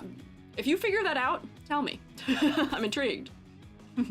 Zav, thank you for following, and Lin Riku, also thank you for following. We just hit 3,800 followers. You guys are helping me on my first one of my goals on my bingo sheet. Thank you. If you don't like perspective, you don't have to like it. I like it sometimes. I don't always like it, but it's just good to practice. And the thing is, a lot of the times, the things you don't like drawing because you don't feel comfortable with it. You gotta go outside your comfort zone in your exercises. Don't be afraid to draw a car or a transformer or things that are like wildly outside of what you would normally draw, because all of those are just skills to build that'll help you with other things. Because I got at one point pretty decent drawing cars, it makes any kind of hard surface drawing for me in perspective much easier. So practice just silly little things. And I know as much as it sucks to hear this, I know we don't want to hear this, but draw from life when you can. This is like the age-old art teacher thing to say. Drawing from a photograph is fine. You can do that also, but drawing from life adds other challenges to the mix that you don't get in a phone. In a phone, it kind of solves perspective for you, it flattens a scene, but drawing from life, you have to kind of do that solving yourself. And drawing from life, you should practice realistic shading and realistic proportion some way, somehow, at some point. Which is crazy of me to say, I guess, maybe, to some. But you should do it, you should practice it. Oh, Joby's gonna go clean brushes. Usually take photos of myself in poses I like to help with perspective. Yeah, you're welcome to do that. Huh? That's a good other thing. What? The thing that they always teach and that we've been trying to teach at school, all the art teachers, is that people believe that the art practice is only doing the art. And obviously that's not the case. I think there's multiple days of prepping and getting ready and doing all that stuff. And it's like the maintenance of the studio is also just as important. Maintenance of the studio. Joby's tip is maintain your studio. Well, it's like, that's another thing where people are like, I'm not an artist today. People for some reason feel that like art is something that you switch on and off. Oh, yeah, no, it's not. If you make art at any point in time, you are an artist. I think you're even if you're in the research phase, even if you are in the taking a break phase, you're still an artist. Artist's a mindset. It is. It's state of being. I call it the grind set. The grind set. Thank you, Joby. Bad at warming up and drawing from life. You should practice them then. Those are things that get better with time and effort and with trial and error and retrial and retrial and retrial. Hi, Aaron. Yeah. These are things that are all important. Yeah. Clean your room. Okay, also maybe clean your room. That's probably good for your mental health also, which then can in turn help out your work. Also maybe. I can see you, Mythic. I can see you doing that. I can read that one immediately. I see you. Don't think you're slick. You're not. A really fun life drawing event in multiple cities is Dr. Sketchy's. The models are burlesque dancers, so it's a fun environment to be in, super inclusive too. Oh, see, that sounds sick. I've never heard of that, but that is fun. finding like life drawing classes can be kind of challenging, I will say, but it is well worth it. Drawing from life is worthwhile, and for that sake, I know people hate still lifes. Hear me out, I also hated still lifes. From the age of like 12 until like 22, I think I hated still lifes. Because they're so boring, they're so not interesting to do, but unfortunately, at this point in my life as a teacher, I understand why we do them. I know the point. I get it. I know why they happen. It's because they force us to learn foundational skills like shading and edges and all kinds of things, and depth and overlap and skills of all kinds.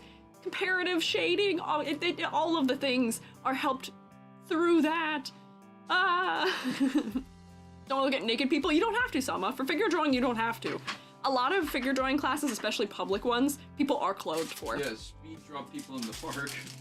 Yeah, or as Jovi says, if you're on the train or if you're at a park, just draw people who are hanging out near you. I used to do that when I used to commute. I used to take a bus to work and I would draw other people on the bus. And you'd think people get weird about it, but no, they're like excited and interested about it. You get used to the naked people. That's also true. That is also true, yeah. Oh, the college classes I attended were mostly naked. Oh, college classes will be pretty much entirely, yes, naked, which is fine. Artistic nudity is very normal. They are just bodies, yes. But, if you go to the public ones that aren't at universities, they usually will be partially clothed. Are most naked, bikini bottoms and pasties? Yeah, no. For public events, usually you will not find things that way, yeah. Find things I like. Love drawing skies, clouds, trees, fruit, cool outfits. That's true. And you would have never known you liked those things. Drawing them if you never tried drawing them, also. And then finally, how do you warm up your wrist before doing art to avoid sore wrists? So I do my little exercise where I draw like rows of diagonal hashes, I draw circles. That's just to get my arm moving. But I've let us in wrist stretches before, I feel like. I'm gonna do a couple real quick here, which is that periodically while you're drawing things, I do them under my desk, and you guys don't get to see me do them because it doesn't track my arms half the time. But let's see, can my hand tracking be good enough for me to show you? So my wrist stretches that I do are make a fist, fully extend your arm, and point your fist down. You should feel it pulling in the top of your arm. So we can actually see me doing it. This is great, fantastic. You should all do this with me. Stretch your wrists. Even if you're not doing art right now, it's good to stretch them anyway. Yeah, Selma's redeemed stretch. Hold for 30 seconds, and then you're gonna rotate your wrist upwards, and then tilt it down. Oh wow, it even tracks this one. You tuck your thumb to the inside of your fist too and wrap your fingers around it. Do not like wham and like strike it down immediately very quickly. That's how you tear things. But gently pull and stretch. That's how you avoid getting decor veins, which is what I have. You hold that for about 30. And then flat hand down, and then you take your other hand. Oh, my tracking's getting funny. Place it across the back of your knuckles. I might lose hand tracking doing this one though, but you place it across the back of your knuckles and press your hand down. Yeah, my leap motion can't figure this one out. It can't see my fingers. Hold that for 30 seconds. I'm not counting, so it might not be 30.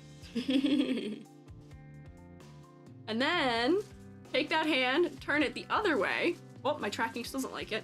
So your palm is facing out, and put your fingers across like the bottom part of your palm, like that. I can't even point to it. Like this region, the pad of under your fingers, and press down. Oh, yep, it really goofs up my tracking. And you should do this for both wrists. I'm just doing my right hand right now because I haven't done anything left-handed probably all day. But those are my wrist stretches to avoid soreness. You should also, if you're somebody who's sitting a lot, you should also be doing leg stretches to avoid risk of blood clotting. If you're somebody who sits at a desk a lot, that immobility and the pressure on the backs of your legs from sitting can increase your risk of blood clots. So do make sure you stand up and walk around periodically. And then also back stretches. I do a stretch, which is where you put your hands together in front of you like this. You raise them up. Oh, it's not gonna track it, is it? You raise your fists up so they're kind of over your head. And then you move them out at an angle here, and then back down to your hips. It kind of is tracking me doing it. Deep vein thrombosis. Yeah, not the deep vein thrombosis. Vortex, thank you for following. Don't tell me to not let my butt go numb. If your butt is going numb from you sitting and doing things, that's concerning and should probably be remedied. That's a big thing though. Dead glute syndrome, that's a real thing. Dead glute syndrome, says Joby, yeah. Not a good thing. Unshrimp, all of you. I'm really good at not shrimping while I'm live, at least, but when I do other things, I do shrimp a good bit. Mostly because my chair is too small. Ah, see? Not good. Good chairs are worth the investment, and I will say most gamer chairs are not. Gamer chairs suck. A lot of, like, the good chairs for sitting in are, like, desk worker chairs. I have mine's kind of shaped like a gamer chair, but I have a Tempur-Pedic desk chair, and it's fantastic. Yeah, gamer chairs are really ergonomically terrible, and office chairs are better in almost every way. This wasn't the question, we've kind of strayed from the question, but I have the answer to it anyway. Thoughts on Popeye and Tintin being public domain now? Congrats to them! I love public domain stuff. I love public domain. I think public domain should occur sooner, faster, actually, than it does. I think we should attack Disney with public domaining intensively. And there's other people who also should be attacked with it by preventing things from entering public domain. They should. I have the most basic wooden kitchen chair, very square. Oh, see, that's what Jubby was using for a hot second. Jubby was using a kitchen chair. Yeah. But I upgraded. Yeah, Jubby upgraded. Oh, hi, Rusty. I love things being public domain. I like easy access to things. Anyway, have fun. Bye! Bye, Indictus. Thank you for hanging out. I had a gaming chair for years before I got myself an office chair because sitting up and working just didn't want to work.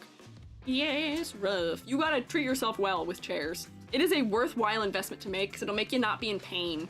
I used to get leg pain from sitting in chairs for too long, and thankfully my nice new chair does not cause that. Let's see, what else we got here? Are there any other apps needed for VTubing besides VTube Studio, VBridger, Apple ARKit, and other similar tracking app, and OBS, not including apps needed for making a model? Only just joined the stream, so I apologize if I accidentally submitted the repeat question. That's okay. Honestly, what programs you need depends on what kind of model you have. So if you are going for 2D, yeah, VTube Studio and or VBridger on an iPhone is probably what you need, and then yes, OBS. If you're doing 3D, you would have alternates usually as VC Face for your tracking, or Binyan or Warudo. Technically, theoretically, you don't need anything else. You could just stream just like that to Twitch. A lot of us have other bells and whistles, but for bare minimum, that does work, yes, that does work. Do you schedule editing and prep time outside of streams? What does it look like? Oh man, I wish I could show you guys how strange of a schedule I exist on these days. It is quite interesting. So today, it was a little thrown off. I forgot because Jubby was still here. I think I woke up and turned my alarm off. Usually I get up, eat my breakfast while I work. Usually I work until about noon on client work. Usually that's any commissions I'm working on and or consultations. Sometimes my consultations go later in the afternoon.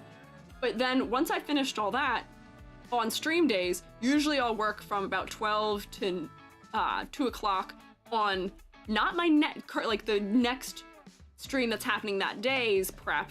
If there's prep, I'm working on it for the one that's following. So like today I was working on tomorrow's prep for stream, if that makes sense. And yesterday, yesterday, 3 days ago, I think I worked on my prep for today. So scheduling is weird. Being a VTuber is strange in that way. And then some days of the week, my Wednesdays are usually dedicated to working on just things for me, where I will just work on editing my own shorts or editing videos or recording stuff or whatever other funny, silly things I do. Next week's gonna be a 3D modeling sprint, so it might just be all Squiiji every day. But yes, potentially, you should schedule prep outside of your stream. But do yourself a favor, please take days off. I tend to. The only thing I do on weekends is I do my stream schedule, and I try and keep it to that unless I'm like significantly horribly behind.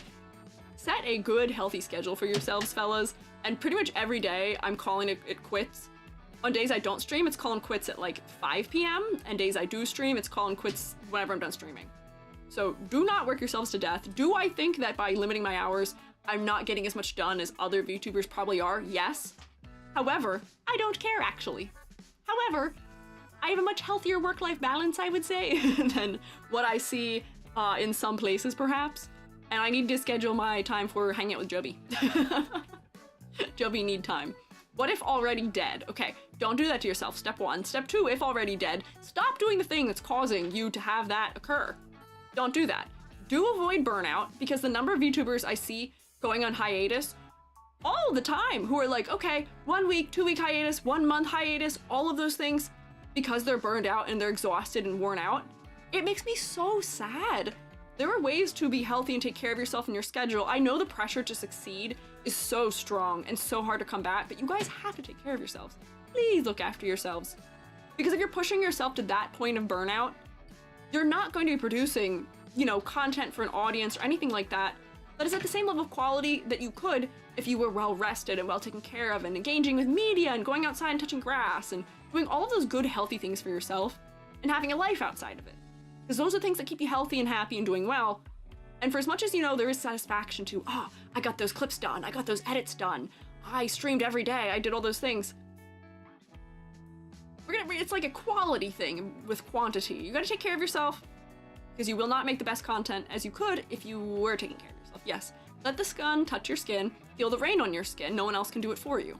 That's so real.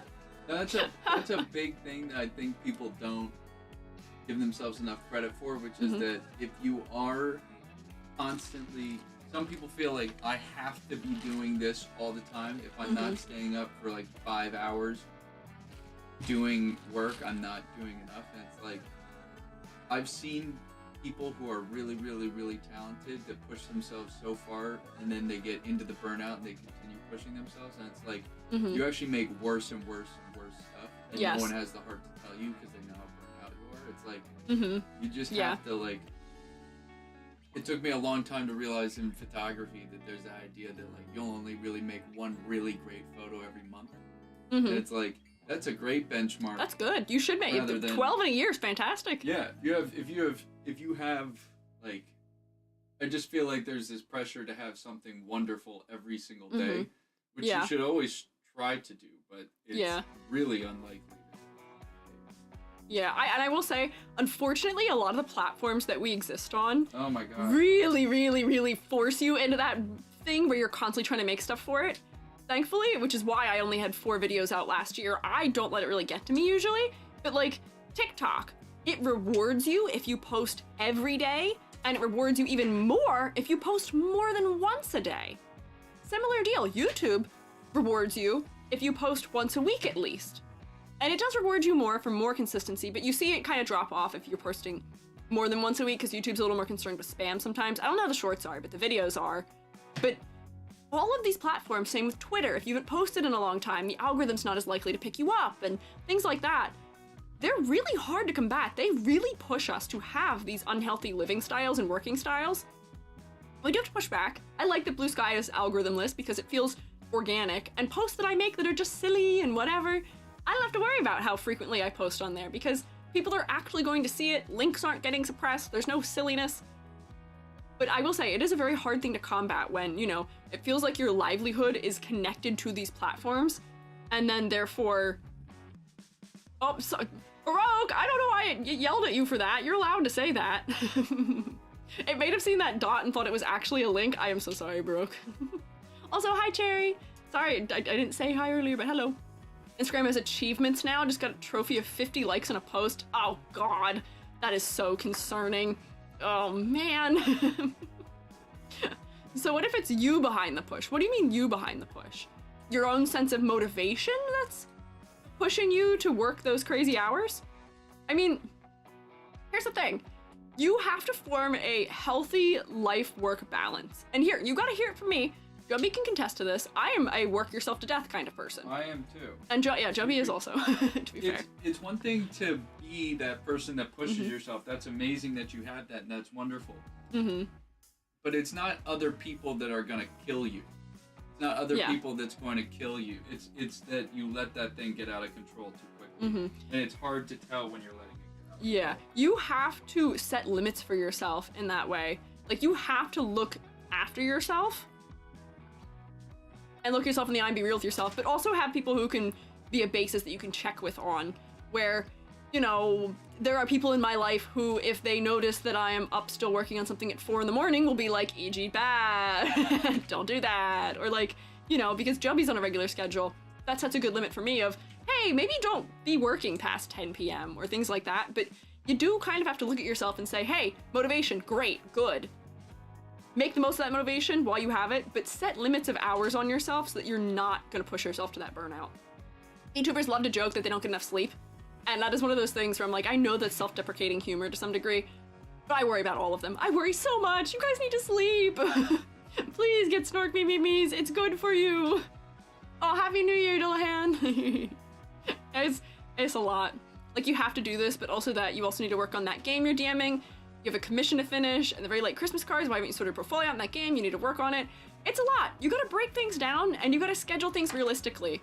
Like, it is tough where you have to say, okay, this day of the week, this is my day where I can set aside 3 hours to do DMing. I will do just as much DM work and prep as I can within those 3 hours. Or, you know, this commission work. I am going to let my client know that I work on commissions for X hours a day, and that I'm working on multiple. So here is a loose time frame that accounts for that longer amount of time.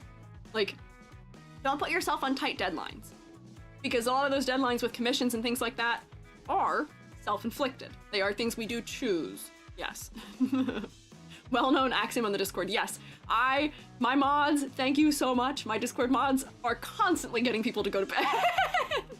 Which I appreciate so much. It's so funny because usually I feel like it's like, oh, we're encouraging discussion and hanging out together in the Discord, but I love so much that my mods are constantly like, hey, you've declared your time zone, which is part of the reason why we declare our time zones. You need to go to bed. You need to go to bed. Rhea needed bullying this morning. I saw that. I saw that Rhea didn't go to bed. Yeah. You need someone to tell you to go to bed. Yeah, Baroque is doing it. I see Amber does it. A whole slew of other people also. I think G reminds people sometimes. Tells people to go to bed. I love it. I love seeing it. I'm like, yes, together we will form the power of everybody getting enough rest. Risco, thank you for following. Pretend the voice in your head telling you to stay up late to work is a jerk and go to sleep to spite them. Yes. True also. Forgot to follow last time. It's okay. Welcome back. Yeah. What are your thoughts? I saw a video earlier in the week where they said monsters in media aren't the best these days because everyone's coming from the same place and taking inspiration from each other. I don't actually know if I know enough about monsters in the media these days to answer that question. Okay, Joby says yes. I'm gonna see off the walls things. I think one of the problems we get to is that sometimes people they don't go hard enough on monster designs, and maybe that's why it's going that way. We're not going hard enough and leaning hard enough into the horror elements. Maybe that's why. May I articulate for a moment? Joby's answering these questions almost as much as I am. I'm sorry, do you want me to leave? I can leave. No, you're good. I do need a little thing to put on screen so people will know who's talking. Let me articulate. Go ahead, articulate. So I'm gonna open a Taco Bell while you articulate. That's a good idea. I'm gonna eat. So here's the let me learn some here real quick. The problem with monsters in especially Western media. Joby has a film major. Not Do be aware even of this. just film. This is just a thing in literature. This is a problem in. Here's the ish. Here's the, wow, it records you eating. That's crazy. Let's break this down. The problem with a lot of, especially our media, Western media, this can also be applied to Europe, is that our media, whenever we have a monster or a thing, our immediate plot structure revolves around how we're gonna find that thing, figure it out, and kill it, right? That's why the zombie was a big thing for a long time. But it's also why zombies aren't necessarily very scary, because it's like you just shoot them in the brain and they die, right? It's true. So it's like it poses, here's a thing, we know how to figure it out and we know how to kill it, right? In a lot of other media, and especially Asian media, Eastern, like depictions of monsters, they're usually spiritual, and usually in their plot structures. Spiritual.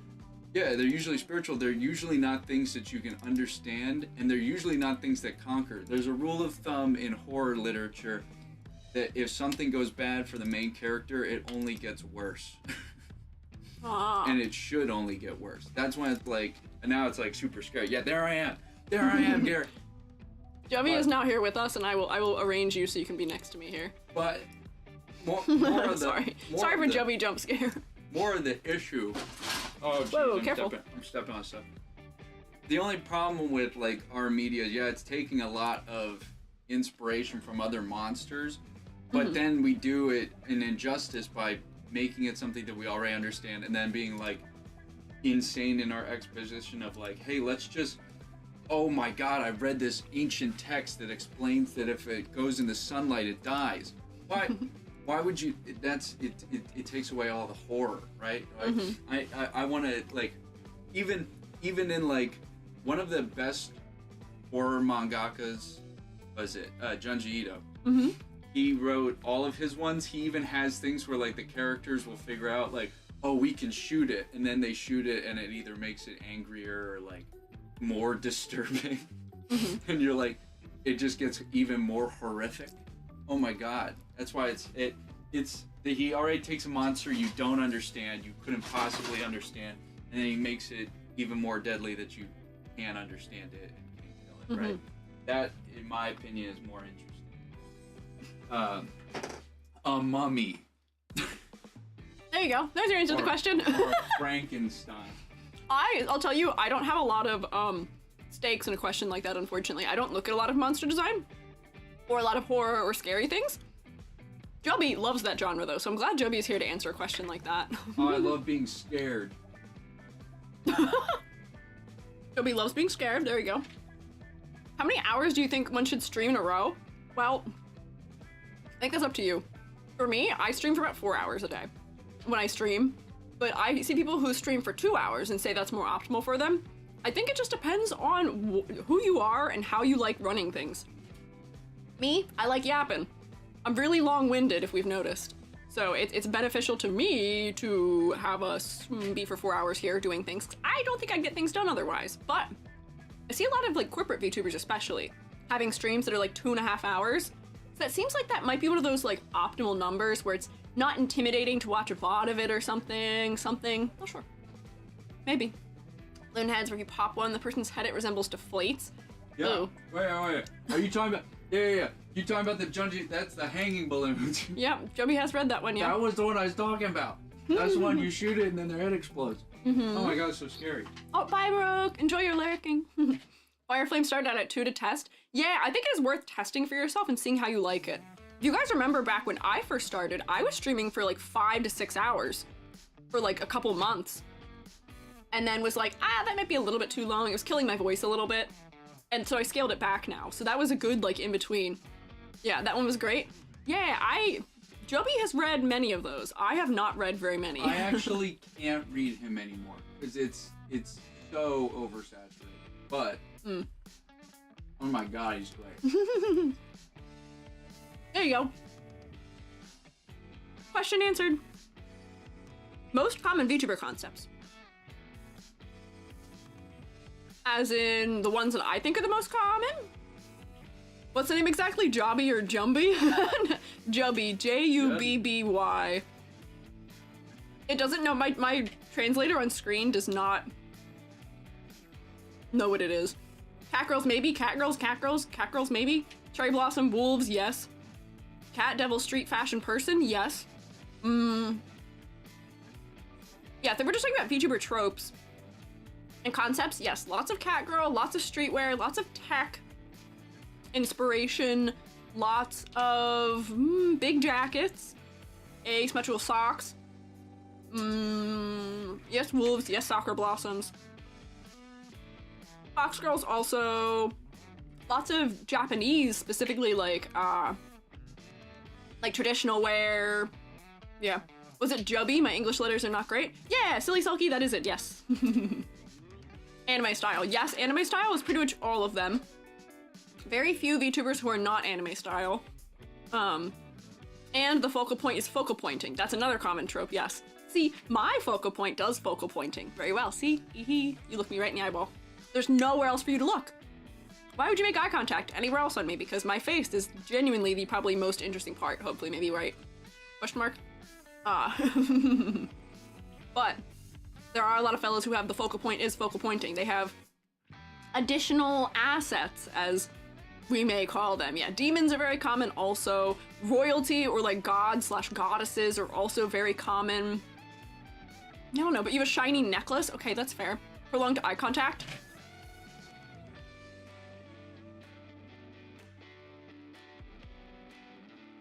If I had a staring contest with all of you, I think you would probably win. I'm really bad at staring. My eyes dry out immediately when I'm not focusing. I'm in a Discord of bear VTubers, and they're a lot more common than I initially thought. I have been in for a long time, actually, a Discord of mushroom VTubers. There's a lot more of us than I thought. Which, surprisingly, there is a ton. I think with VTubing, just as everything else, everything that can be done has probably already been done. But that's not a bad thing. That just means you have to find a cool, unique way of doing it yourself. Goblin VTubers are on the rise. Every time I say that word, I immediately am fearful. Immediate fear. Yeah, there are a lot of bugs these days, yes. I'm trying to think of what other ones. Yeah. Fear? Amber, I get gotten. Joby laughed. Amber, I know you wouldn't do that to me, so I don't have fear in reading your message saying that, but yeah.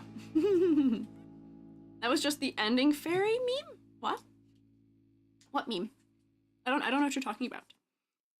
Do I like frogs? Yes, I would say, here's the thing. I like frogs a normal amount. But it's one of those things where because I like mushrooms, I think people assume I really like frogs. But I'm like not a frog person. I do frog blink from time to time. What? You are really into frogs. I like frogs. I like snakes better. This is not new. I've always liked snakes more than I like frogs. I do like frogs, don't get me wrong. But I don't think I like frogs an abnormal amount.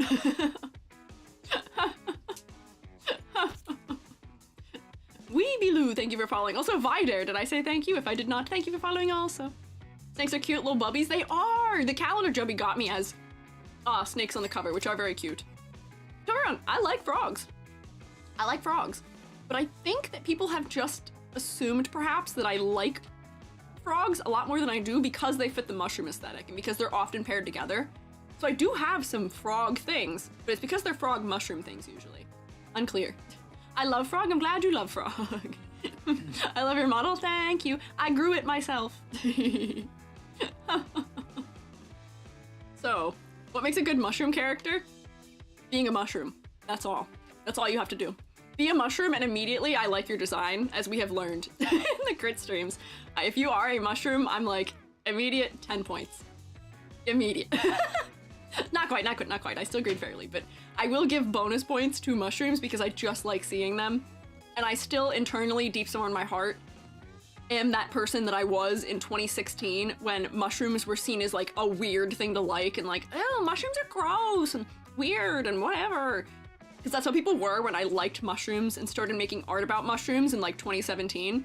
It was either the ew reception or it was the yeah man it's psychedelic, and I was like, oh no, I just think they're cool, I just think they're cute, please, they're cute. And nowadays they're trendy and they're in and I'm living for it, which is great. I have never had such an abundance of mushroom themed objects as I do now. I'm living for it. I'm glad they've had a renaissance where now they're in and they're hip and cool and fun and people are finally seeing the allure of mushrooms for the sake of being cute and fun, as opposed to weird and or drugs. But I feel like all mushroom designs are great because I like that they exist. The mushroom girl in My Hero Academia, I don't really know anything about. Her name's Kinoko, which just means mushroom. And I think she is just a, I believe she is just a Amanita maybe? Which, hear me out. Nothing wrong with Amanita muscaria. However, I feel like we need to be more creative in our mushroom types. Oh, hi Fungus. I see we have a fungus mushroom VTuber among us here, hello. Among us? What? Did someone say mushroom? Yes, we have been. But I think VTuber design specifically, if you're going to be a VTuber with a mushroom theme, pick a new cool mushroom. Amanita muscaria is cool and bright, it's iconic, it's one of the most common ones, nothing wrong with it, but I want to see more variety. I am an inky cap mushroom. Specifically, I'm a shaggy inky cap, also known as Caprinus comatus. But there's a whole wide world of cool mushrooms out there. You could be a parrot waxwing, which are green. You could be, like there's other varieties of Amanita you could be. You could be a death cap mushroom of some sort, or like a, what do they call them? Decaying angel? A lot of the common names I don't know. And I feel like if I tell you guys scientific names, you also will not know them. Yeah, devil's fingers, you could be that. You could be a coral mushroom, which would also be probably pretty sick and cool and fun. There's a lot of them out there, yeah. Cool designs out there, yeah. There's so many cool designs out there to be had and thought of. I want to see new combinations of mushrooms with people. where like I had my turkey tail and oyster mushroom outfit. I'll tell you that my winter outfit does not introduce a new mushroom type. I just want to do something that I wanted to do and not have to be subservient to being only mushrooms. But yeah, there's puffball mushrooms, there's shelf mushrooms, there's all crazy kinds of mushrooms, parasol mushrooms.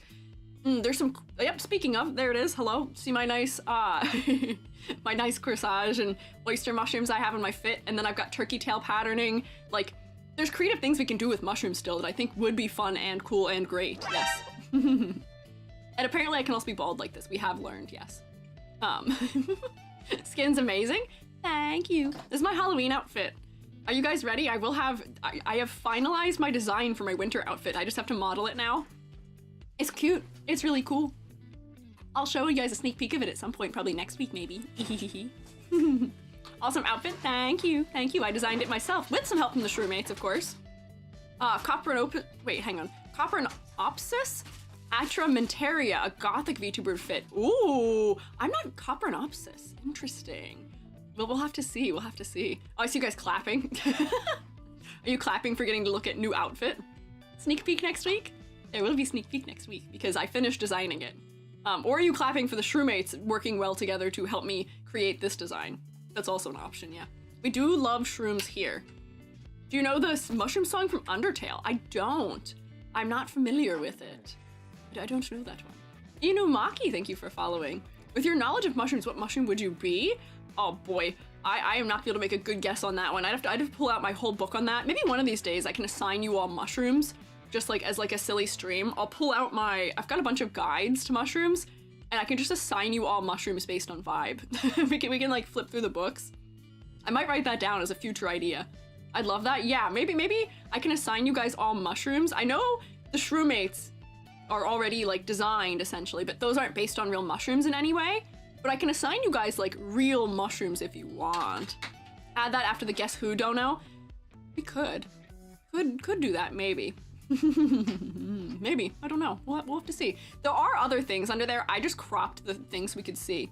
But yeah, fun mushroom stream. I haven't done very much mushroomy things, despite being somebody who is very infatuated with and was probably like obsessed with mushrooms for very many years. So I feel like we could incorporate that to great effect, right? Let me fix my face tracking also. I'm like over here for some reason. Hello, recenter. There we go. I'll also turn Joby's image back on if Joby comes back in to say more things, but I don't want to be confusing in the meantime. But yeah, we'll note that down. We'll note that down. Are there any shrooms that are purple? I believe there's because the parrot waxwing is green, but I feel like there's, or not waxwing, wax cap. Waxwings are birds. I feel like there's a parrot wax cap or another type of wax cap that is purple. But I can't think of it off the top of my head. Fungal, is that what you are? Oh! Hello! I have been raided! Shrewmates! Rotate! Quick! Bat raid message. Hello! Hi, Spacey! Spacey beat me in the Jenkin Pond tournament! And is also a very fun, cute bat.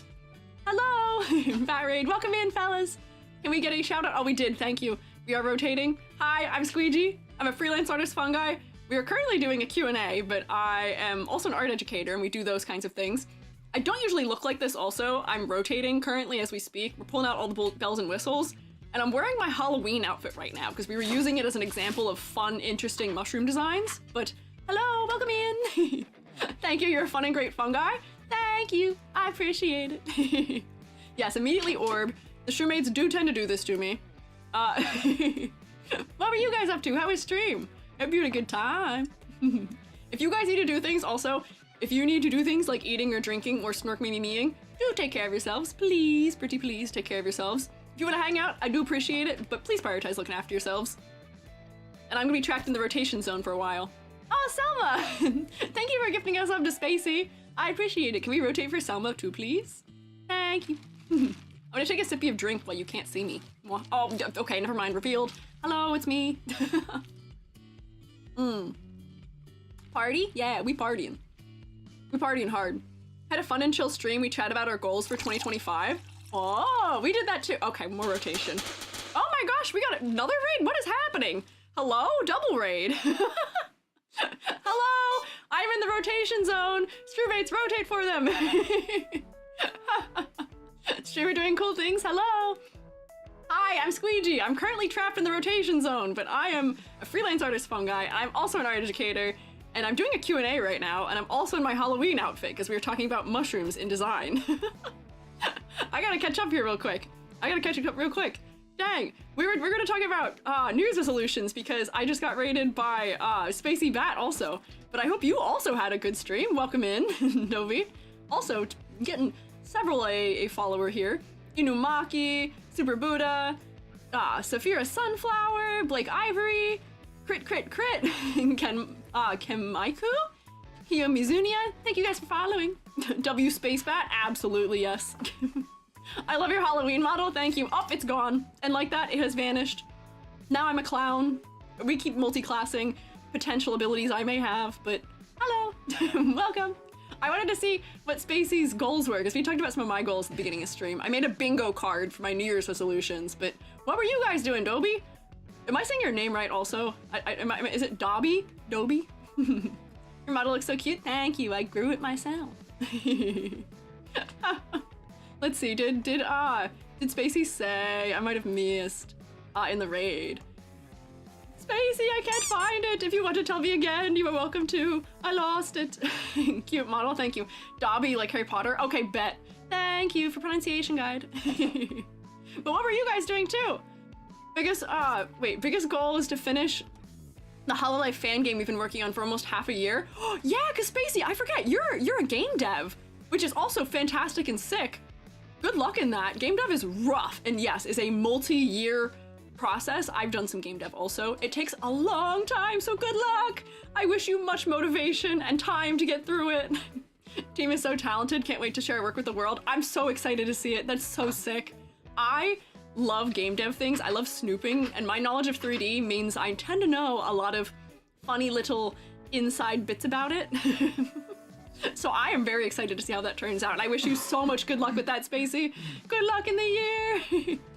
What was Dobby doing? I think Dobby, I'll figure it out. Was watching food videos. Oh man. What kind of food videos? What were you guys eating? Or I guess watching others maybe eat, question mark? Nick, avocado. No, hopefully not that. I would hope not.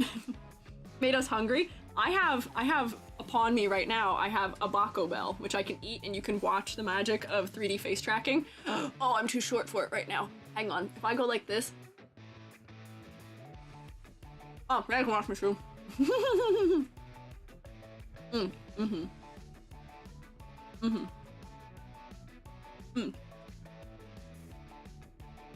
Baco Bell, fantastic. Kitchen nightmares and watched Mexican dads try food for the first time. We indeed got super hungry. If you guys need to do things like going to eat or drink or snort me, please take care of yourselves. I'd imagine that's the kind of stream that would in fact make you yearn for like a lunch or a dinner or whatever meal is next in your time zone. So do take care of yourself. If you want to hang out, I appreciate it. We're doing Q&A, but dang, yummy. It's gonna make me hungry. Oh, I see you guys have a mouth pop emote too. Wish you all the best for your 2025 goals too. Thank you. I have too many of them, but if I have a lot of them, at least I am maybe going to get through a couple of them, potentially, maybe. Potentially. Gotta go eat, but I'll be lurking. Enjoy your food and lurking. Thank you for dropping your fellows off. I'll take good care of them. To all of you who are here now, sorry, you're now in class. I thought you think you'd escaped it, maybe you're on winter break. No. Teacher Squeiji is still here. Let me relocate myself again. Oh, and also, everybody who rated in, my partner is also here, Jubby. Jubby is also in the room with me and will potentially be answering questions with me at some points in time. SDW Illustrates, Calcifer, and Maury, thank you guys for following too. Oh, hi Kenny. Also, they're saying hi, Joby. Hello. Man, I thought I graduated 5 years ago. No. Get back in the classroom. You're now stuck in here with me. We do things like extra credit and also other funny things. You can throw things at me like apples also. In a very teacherly fashion. You can torture the teacher, just a little, maybe. But you'll get tortured back. I can throw hands. I am 3D. So I can get you. Anime Hime, Lychee Rose, and Bug in the Wall. Thank you guys for following also. One never stops learning. Exactly. Learning is how you keep your brain young. And I thirst for knowledge, always. You and Jubby need one of those human scale gunpla kits to assemble together. Mythic, the fact you think we could afford to obtain one of those is crazy. Crazy! Oh, my voice did something funny. That'd be wild. Would it be fun? Yes. I don't know how we would do that, though. We don't have that big of an apartment.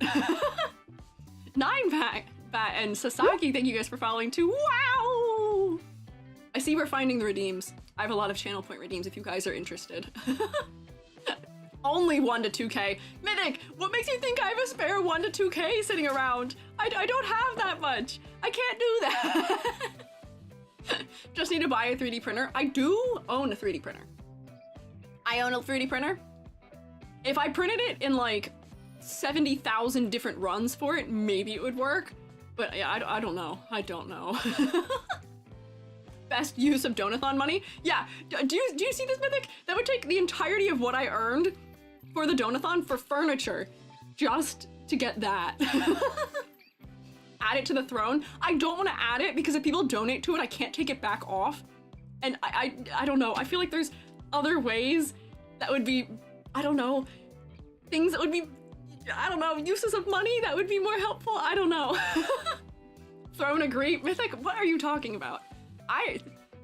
You suggesting that concerns me a little bit. I don't know if I don't know if I should make this decision. I feel like that would be irresponsible of me to ask for a $2,000 object on Throne. I would feel weird doing that. I will say. A bad influence. I don't know if you're a bad influence, but you're certainly an influence. Deldarium, thank you for following also. Lighty Rose, I'm glad you're here. We do take roll at the beginning of streams also, so that's what the here function is, but you're welcome to be here whenever you're here also. But the joy it would bring is priceless. Hell yeah, that's true. However, do you know what is also priceless? The space I have in my home. If I ever win the lottery, I'll have your back on the giant gunpla. Well, thank you, Ririku. I'm honored. Yeah. Think favorably of me if you ever win the lottery. Not to be one of those people. I added fellow arts educator. Hang on, where are you? Fellow arts educator and teacher themed VTuber. Just want to say that I really love your setup and general vibe. Thank you. I appreciate it. Yeah, Joby and I are both educators. Joby teaches high school photography. So we are both of that kind. I'm glad you enjoy it.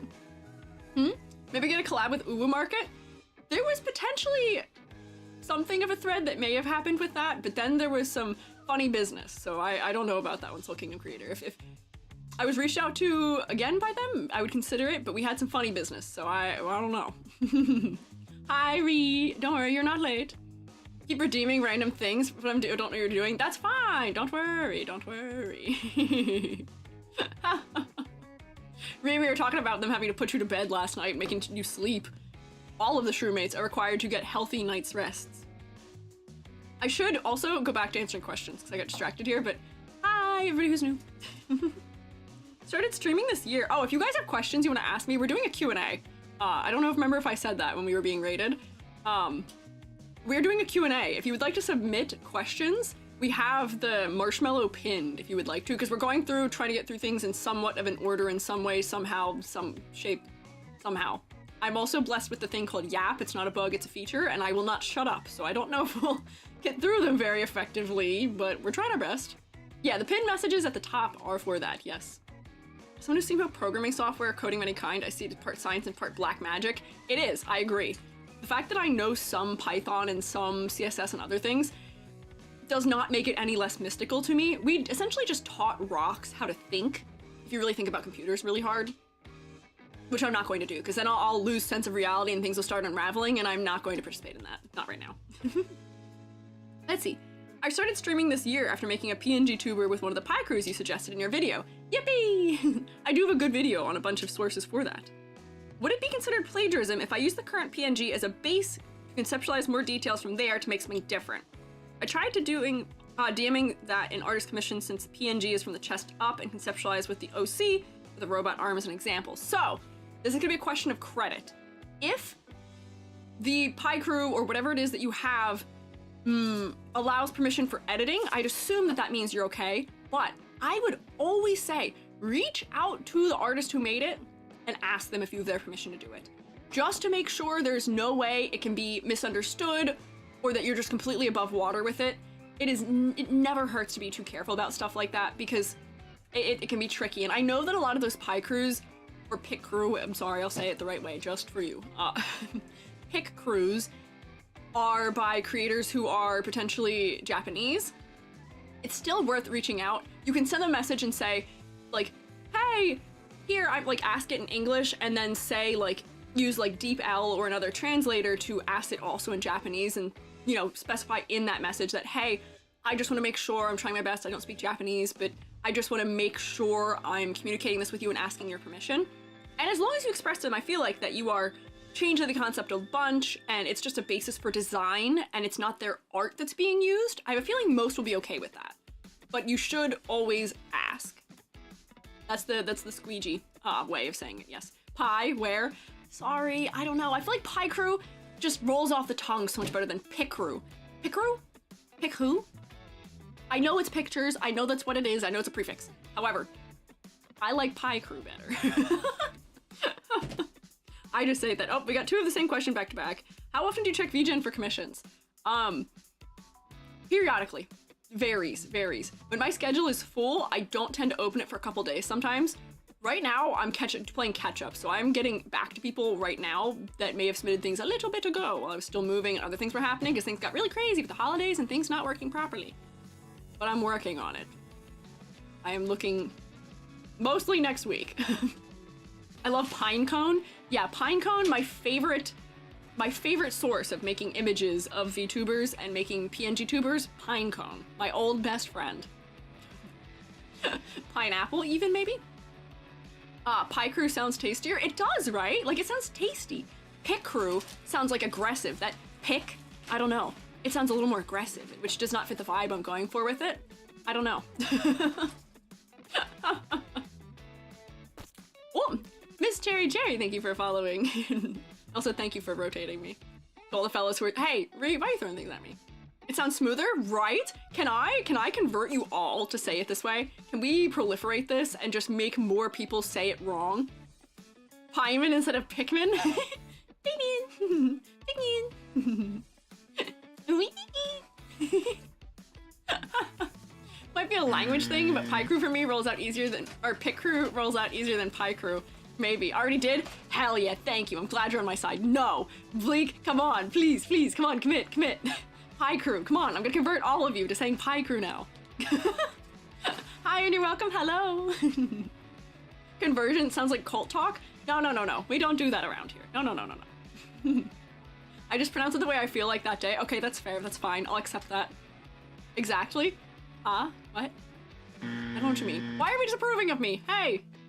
Same here in my language. Pick crew is no problem. Got you. See? There we go. I rebel. Rebel with me. Rebel with me. I am the one rebelling by calling it this, by calling it Pie Crew. I am the one rebelling. Join me in the rebellion.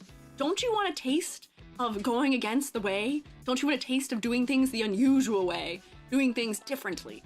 We can be the avant-garde of language, maybe. On this just one case, we pronounce it differently. If enough people pronounce it wrong, it just becomes the right way of pronouncing it. We can do this. We have the power to do this. I think there's enough of us. Come on, please. Rebel EG just dropped? Yeah. The only thing EG is that much of a rebel about is apparently Pie Crew. Come on, now you know you want to do it. Join the shroom side. Come on. This is just a little shroomy propaganda, maybe. Want to taste the pie and Pick Crew? Yes, yummy. Yeah, if you join my side, I will draw you all some pie, maybe, as a reward. Maybe. Question mark. Pie flavor. Yeah, I'll draw this for you, yes. We did get, sidetracked here. Your favorite movie or animation? Oh, ooh, good question. I may have to think about that one. There is an old animated movie that I like a lot. Do I think it is the best one out in the world? No, but it has a couple sequences in it that are really beautiful, and now I can't think of what it's called, and it's not a very common one either. I went to, when I was a kid, which is such a funny thing, I say kid, I was a high schooler. I took a drawing class at a community college that was an anime drawing class technically, and it counted as my drawing 1 credit for college. But we watched a movie where it has to do with people who are like part plant, and it's in like a future dystopic, like, I don't know how to explain it. I have to, what is it called? Is it Spirit? Wait, hang on. I think I know the title, but I'm gonna check really quick to make sure I have it right. Hang on, is it this? Hang on, do I have it right? It is, yes. So it's, the movie is called, yeah, Spirits of the Forest or something. Yes, it's Spirits Origin of the Past is what it's called. Yes, they have white hair. Blank Sign, I'm amazed you know that one. People like, I don't meet a lot of people who are familiar with it. Hang on, my face is strange because I'm excited. It is good. It is from, what year did this come out? Let me see. I say old, but it's just old to me. It's from 2006, so it's not recent. But it is like, it's nice. It's cool. The animation is fun. Is it the best thing on earth? No. But thematically, I enjoyed it so much, and there's these plant people in it that are just like the exact kind of creepy and uncanny that I love. Oh, R knows it too? See, it's really good. You guys should watch this movie, or maybe I'll make you all watch it. I, by the power of me, can make you all watch it. Was in the trailer section of Robotech? Really? I didn't know that one, but it's cool. It's got a like eco-friendly message in it in some degree where, you know, we have to learn to live in tandem with nature. We can't destroy it. It's in like a future dystopia where the earth is sort of reclaiming what was once humanity.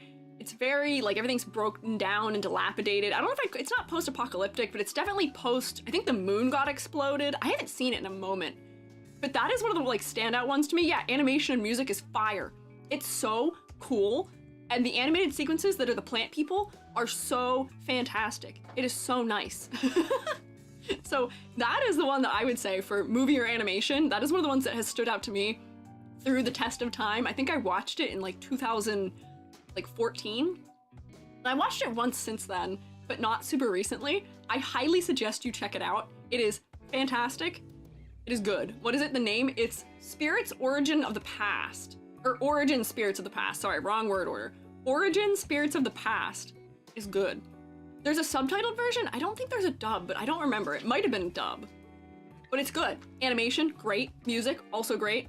Story, I thought was good. Granted, I haven't watched it recently, so maybe it's something where mid-20s EG wouldn't feel as strongly about it, but I loved it when I watched it. I thought it was fantastic. So that is a standout one to me. Add it to my watch list. Yes! Yes! I'll get you all to know what I'm talking about.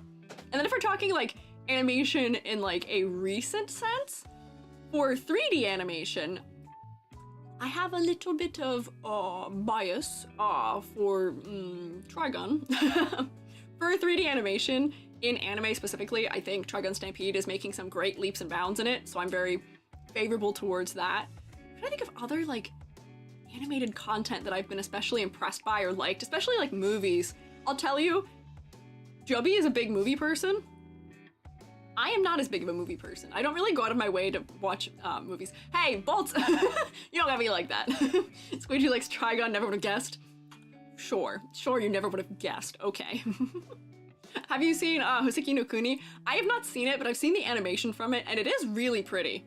So like, I have seen it, and it is pretty. That is also Studio Orange, if I do believe, right? Seeing sure Vash mentioned every stream. Exactly. Don Bluth always have a chokehold on me. That's true. Wait, hang on. In relation to Bolts being here and mentioning Don Bluth, there is a game. There's a retro game that has some really fantastic animation, and it is all animated. Fully hand animated, all of the game. All of it. And I think it needs a revival. Space Ace is one of them, but it's not even the one I'm thinking about. The one is, it's called Dragon's Lair, right? Yeah, Dragon's Lair. What are you laughing about? You bringing up Dragon's Lair. Why are you laughing? Dragon's Lair was like a meme. Was it really a meme? I didn't know that. It's all hand animated. It's all incredibly, like, rage gamey inputs for what you have to do in each room, and when you fail, you've got to start it over. It's incredibly difficult and probably time consuming to get through because you have to learn what the inputs are and input timing for every room. It's very limited in the gameplay, but it's so nice. It's well animated, and yes, I see Princess Daphne. There is a certain amount of allure, I would say, if that's what you're looking for. There's a lot of dancers. Why it was so funny was because it was, I mean, it's like a famous game, but it was an arcade game. Yeah, it was. It was, as people are saying, it was a quarter gobbler. So it was like, yeah, it would just, you eat up all your coins. Yeah, well, that was the goal. You were invested because the animation was good, and then they made their shmoney on it. That's the goal. Hi, Great Day. It's fun, like, earning the movie as you watch it. Yeah. So Dragon's Lair, not layer. No, not layer. But the animation in that is really nice because it's all hand animated. It's good. It's, hang on, it's $8.50 on stream. It's 850 pounds. I don't know what that makes it in USD. I think Bolt and I were talking about how there's a collection you can buy, I think, these days that has 3 of the games. Activated a neuron when you told me. Yeah, I'm trying to, I very quietly was like, Bolt in your infinite wisdom of games. Bolt, you should play these games or at least make a short about these games. Bolt, please, do this, please. Soon? Let's go! Yippee! I am here to influence people. Also, Space Ace, same game in space. Yeah, I would love to play those someday. Also, yeah, you guys hear, I'm mentioning Bolts. Bolts is a mechanic VTuber who also does a lot of retro-related content, which is why I was pestering Bolts about it. I was like, I know someone who will know what this is. Bolts.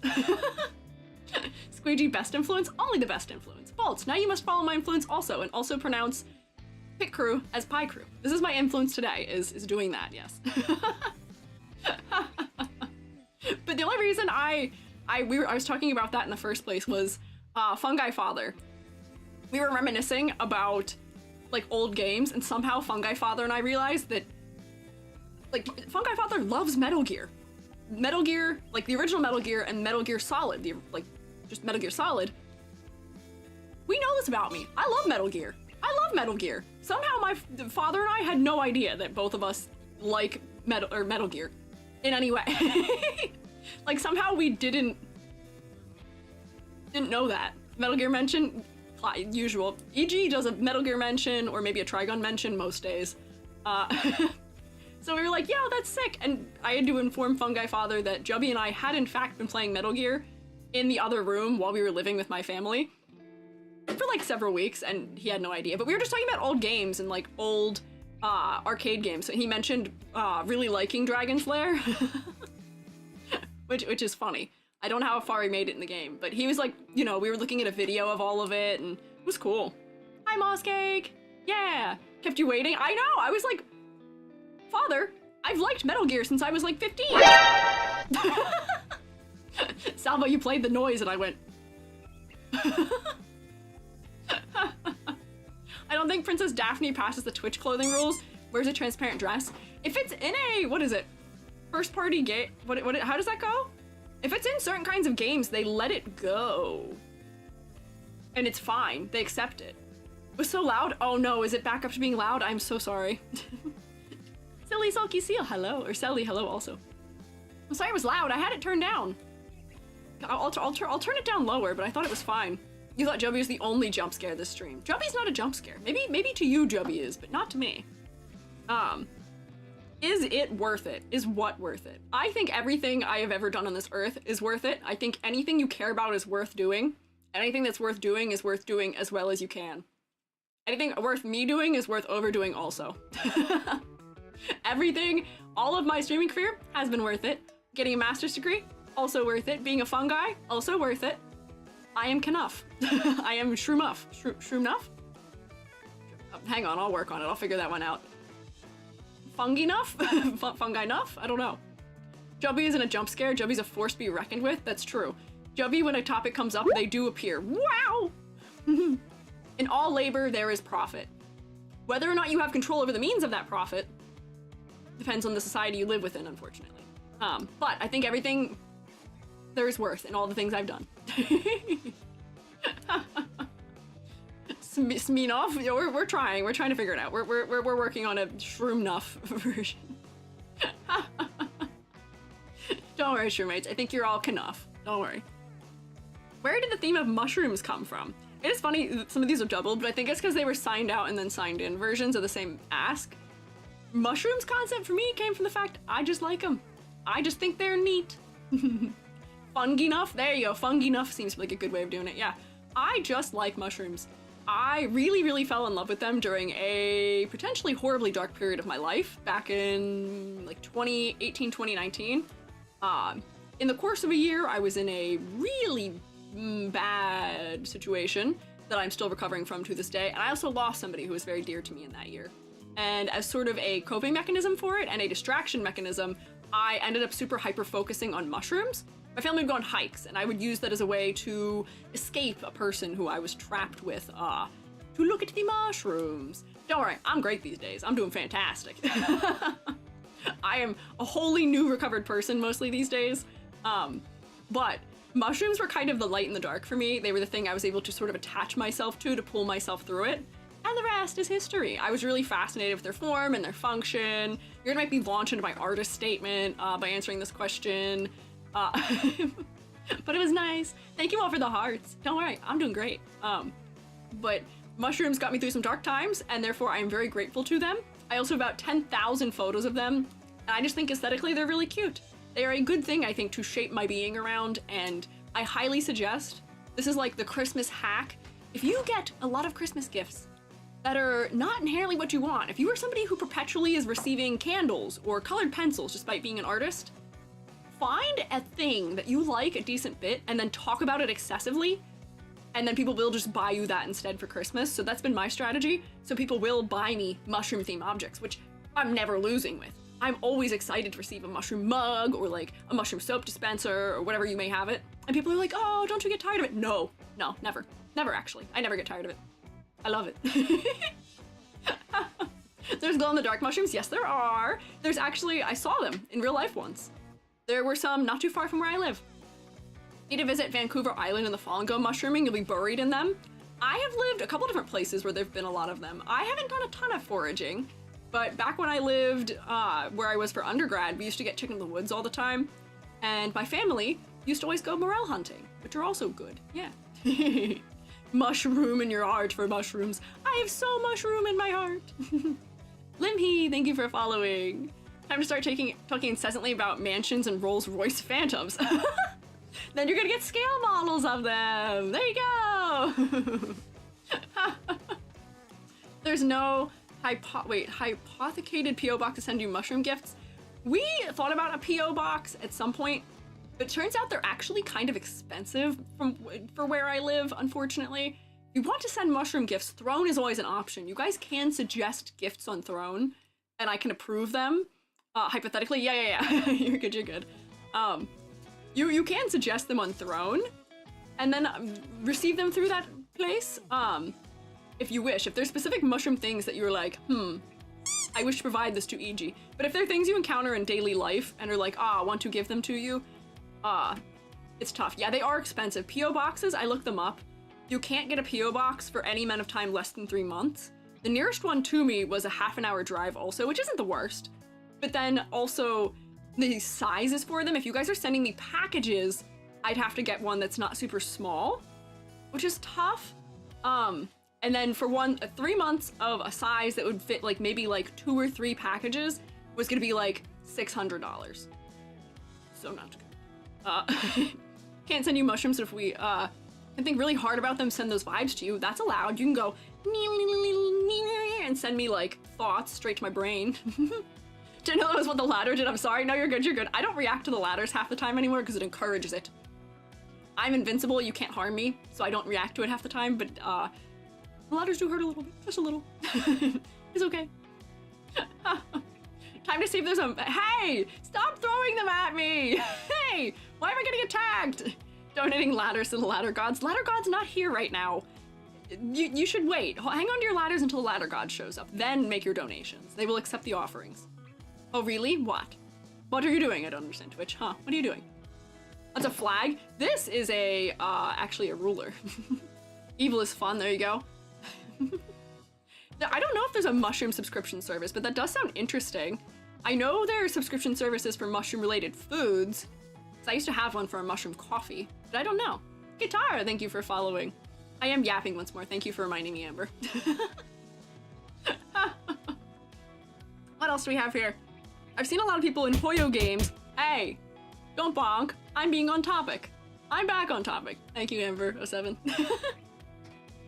I've seen a lot of people in Hoyo games have like towards symmetry or near symmetry with the odd accessory difference, and a dislike towards asymmetry, such as when characters have mismatched shoe height. So what would you do to have a good balance between the two? So honestly, that is one of the concerns I tend to have with Hoyo character designs, is that they're too symmetrical for me. But the reason why they are is usually because it takes less work to create a 3D model that is fully symmetrical, and I'm saying this as a 3D modeler. I know this to be true deep down in my heart. Alright, true mates, make your ladder offerings now. You all wasted your money on the feeble form that was before you prior. Now make your ladder offerings and you will be spared in the new year. We are ringing in the new year the right way. Fire away! Load the cannons! Joby, what is the thing they say when they're telling them to fire? Make ready! Yeah, make ready! And if you're shooting a tank, you yell, on the way. On the way! Fire in the hole! Fire in the hole! I throw a metal ladder at you. No, not metal! I need the wooden ladders because they provide essential vitamins and nutrients to me as a mushroom. If the ladders are damp, that's even better for my health. Come on. Battalion, fire at will! True mates, fire at will! Broke again, all offerings given. Thank you, Selma. I appreciate your offerings. All of your sins have been forgiven, all of you. The Eldritch God will start you off in the new year with a smile and with favorable luck upon ye. What is the thing that those religious influencers do, where they're like absolving you of your sins? Wow! Wow! You shouldn't throw the ladder god. That's considered impolite in most cultures. Oh, hey, Lord EG, thank you, Raid? Oh, question mark? On YouTube raid, question mark? It never shows me. It never shows me. Have you received a YouTube raid? Or are you just conditioned to think that there's a raid happening? Because I've become Eldritch, because that is usually a thing that happens often. No, what's with the rotation? Oh, no. We have been conditioned to assume these things occurring. Is that, oh, is there? I see Moss Cake saying hi. YouTube has not alerted me. Is there a YouTube raid? Question mark. YouTube, hello. YouTube's not telling me. Oh no, maybe there isn't. Maybe I've been bamboozled. Eldritch EG equals Twitch raid in my mind. So there has not been a raid. I am also concerned. Don't see it? Okay, good. Okay, nothing happened. Don't worry. It is okay. You will not embarrass me in front of new people once more.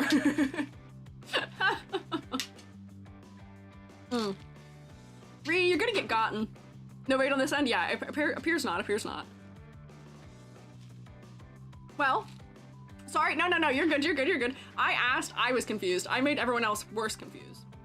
YouTube can raid, yes it can, but not for me. Not for me. What if we added cult to the list of banned terms? Oh, Amber! Oh, wait, hang on.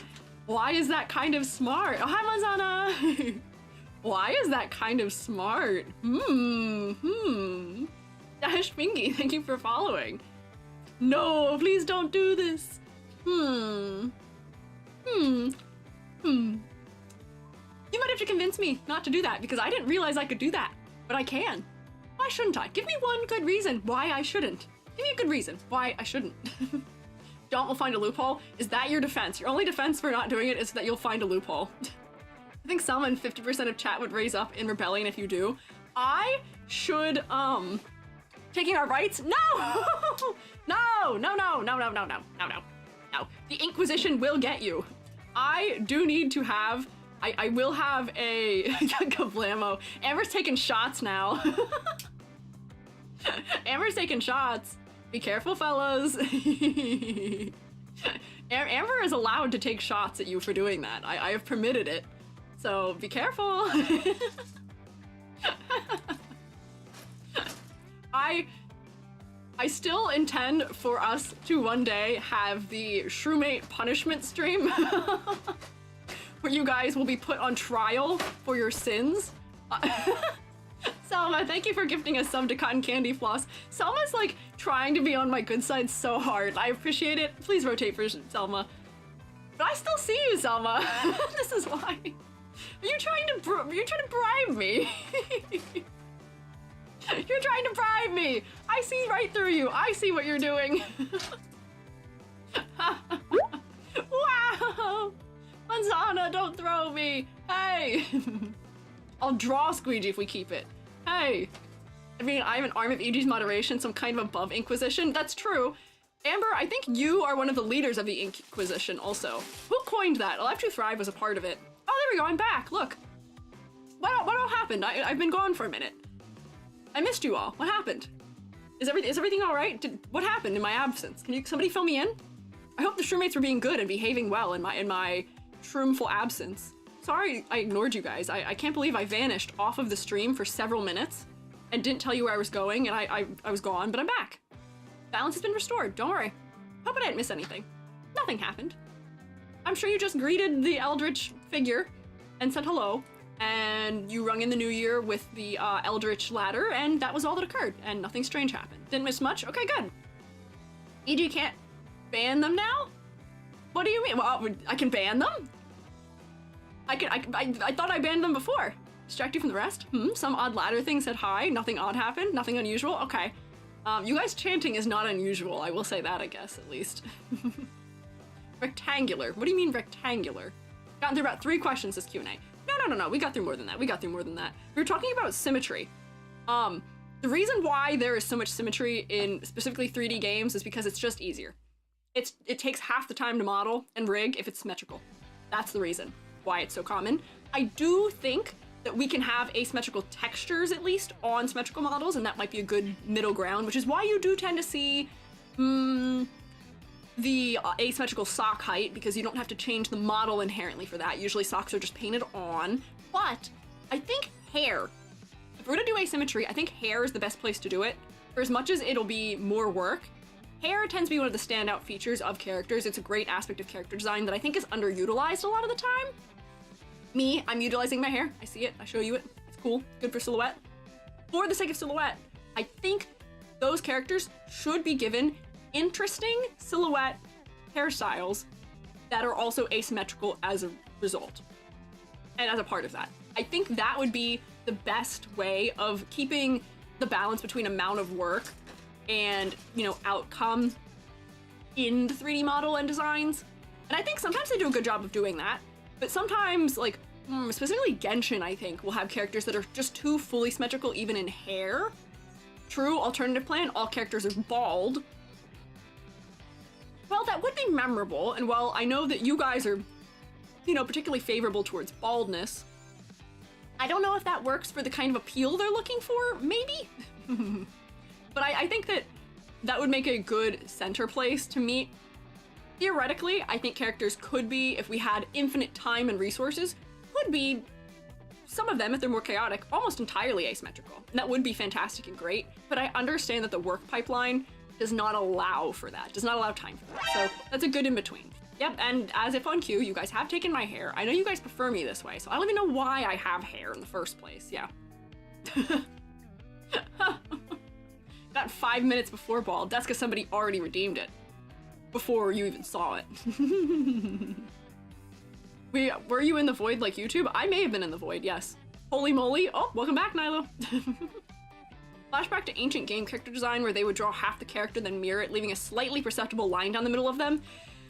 Yeah, that was a thing. We're all about cutting corners here, and I understand it. I do love me some efficiency. Work smarter, not harder, and symmetry is faster. Symmetry is safe fashion, yes. And hear me out. Symmetry can be used well in certain designs. If you are going for somebody who looks really dependable and well put together and clean in their appearance as a character, who really cares about appearance and wants to look like stable, symmetry might be good for that sometimes. That's why I'm mostly symmetrical, because I'm balanced. But I'm also 3D, and it's a pain to do that much modeling. I gotta be so real with all of you. I will not pretend. They cut that corner, and I can't be mad at them for cutting the corner, because I do it too, from time to time. But Yeah.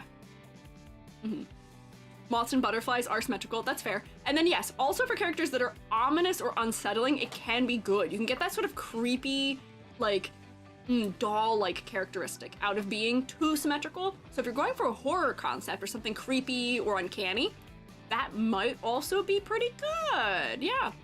Symmetry is so easy until I forgot about a hairpiece. Yeah. In Identity 5, I think there's a good balance with symmetrical versus asymmetrical designs. I'm not familiar with that, but maybe it would bear looking into for that. Maybe. Junji Ito vibes? Potentially. That guy's very good at uncanny. But yeah, I think there's a good middle ground to be reached, and I think hair might be the ticket for specifically Hoyoverse, if I could be so bold as to suggest that. What is the minimum amount of... Wait, hang on. What's the minimum amount of noteworthy traits an object need to have to be considered a character? Oh, God. You're getting me back into the... you're getting me back into the Mr. Apple problem. What is and what isn't a character is more so depending on writing, I think, than on visuals, if I would be so bold as to claim this. I would say that a character is something that is written to fill the role of a character within a story. A character is something that I would say is sentient and is capable of interacting within a story. Visually, I don't think there's anything we can use as a strong determiner for it, because a character can be anything, theoretically. I watched a really weird Christmas movie, an old Christmas movie with Fungi Father, that was a movie about Christmas trees, and in the movie, it's only 15 minutes, I say, but movie, there's these little plants that, like, move around a little bit and make noise, and those are characters, but they are just real house plants. And that is a character. I think character is a conceptual word more than it is a word that can be defined solely by an object. Wow! Yeah. Mr. Apple, what about that one shard of mirror that was a character? Yes. There's also, what is the door's name? The piece of door was called mirror, right? Or something like that? Or door is the name of the mirror? I don't remember. If it can recognize itself in a mirror, then it's a character. I don't know if I'd say that, because there's characters that are sentient, but I don't know if have that ability. Because, like, my cat, if I wrote him into something, would be a character, could be a character. But I don't know if my sweet, brain cell lacking young man of a cat would understand that it's him in the mirror. Character does kind of mean embodiment. Yeah, I think we're gonna get into, breaking down what the word truly means for this. Yeah, dog can be a character. Anything can be. The grass can be a character if we write it to be such. I think it has to do with creative direction decisions more so than specifically what something looks like. But if you are trying to visually convey that something is a character and trying to distance it from being just an object, I guess, which I think may be more so what this question is aimed about. The Mr. Apple approach, honestly, I think is fantastic for it, where they have stuck you need something that we can relate to. You need to personify an object by some means, where for Mr. Apple, they've personified Mr. Apple by giving him a little bow tie and glasses. That makes us see like almost a human connection in it, and therefore we can recognize it as a character. Meanwhile, I struggle to recognize Door, the funny little shard of glass, as being a character, because there's nothing I can form a relationship with it visually. So I think you just need an element of personification in all things. Sputnik similarly. Sputnik, we talked about this, I think, verse 1999 is funny for this discussion, because some of the characters, Mr. Apple, works, and I can see that as a character. Even the radio, I think, worked, and the bag kind of worked, because they had elements that made them sort of humanized, personified in a way where I can relate to them. I can look at them and establish a connection. I can see them as a character. But yeah, like, Sputnik didn't really have any elements that would make us think it's anything more than Sputnik. Yeah, Mr. Apple is a paradox and a rule named after him within the classroom. I don't know if it's a paradox, but it is. He does defy the abilities of my own character design rubric, which is interesting. The mirror test is like self-awareness, but I don't think a character has to be inherently fully self-aware. Like, I would say that, I'm trying to think of like a dog in media, or like pets. I don't know if all pets, how self-aware they are. Like, we're getting into some psychology things here with animals and other things. There's a lot of depth to this question that I don't know if I'm prepared for. Sometimes personification is through animations like Carpet in Aladdin and Doctor Strange's cape. Yeah, those are fantastic examples, Riraku. Does it have to be alive? No! I would warrant that, like, neither of those things that Riraku mentioned are technically alive, unless they are, but they are very clearly objects that are given character through the way they interact with the world, through their animation. So there's a lot of things that can make something a character. I mean, if Door had animations, a funny little mirror piece, then I think that would be. Yeah. Is Joby okay? Sounds like they're coughing a lot. Joby has a cold, unfortunately. The plane. Yeah. Going back on the plane. Yeah. Not great. My fault. Please. It's okay, Joby. A thing that can interact with other things on purpose. Is that gonna be our definition of a character? Maybe. Entered Existentialism 101, and existentialism scares me. This is a good conversation that I will have to maybe pester Almontas about. I like having a person in my corner for anytime I have specific topics. I'm like, found a funny, fully animated old game, Pester Bolts. Found something that is psychological and is making me question my understanding of reality, Pester Almontas. I have a lot of questions. I don't like to pretend to know things either, so I do like to bug people about things they know more about than me so that I may find out. Plank is a character. Plank is a character. Yeah, and Maui's tattoo from Moana is also a character, I would say. The character of Maui's tattoos interacts with him and Moana. I would say it is a character. Yeah. There's a lot of them. Give a rock a top hat and call it a character? You can. If you make yourself a pet rock, that can very easily be a character. Joby, they're wishing you well. Thank you. They're wishing you health. So yeah, I would say that answers the question kind of, which minimum trait to make us visually recognize something as a character is, to summarize, either animations that make it feel lifelike and give it personification, or accessories that do the same thing. Glasses, or shapes of things that are reminiscent almost of eyes or a mouth, like cars does. Like IRL cars, where we see faces on them and stuff, yeah. Everything Everywhere All at Once rocks with googly eyes, yes. If you can put googly eyes on it, it becomes a character. That's all you gotta do. Bare minimum, put googly eyes on something. That's all it takes. My parents actually have multiple objects in our house that have googly eyes on them and now they are family staple characters. Joby, have you noticed any of these objects in my parents' house? I haven't, but this reminds me of an illusion once made by a really great theorist of our day and age, Vsauce.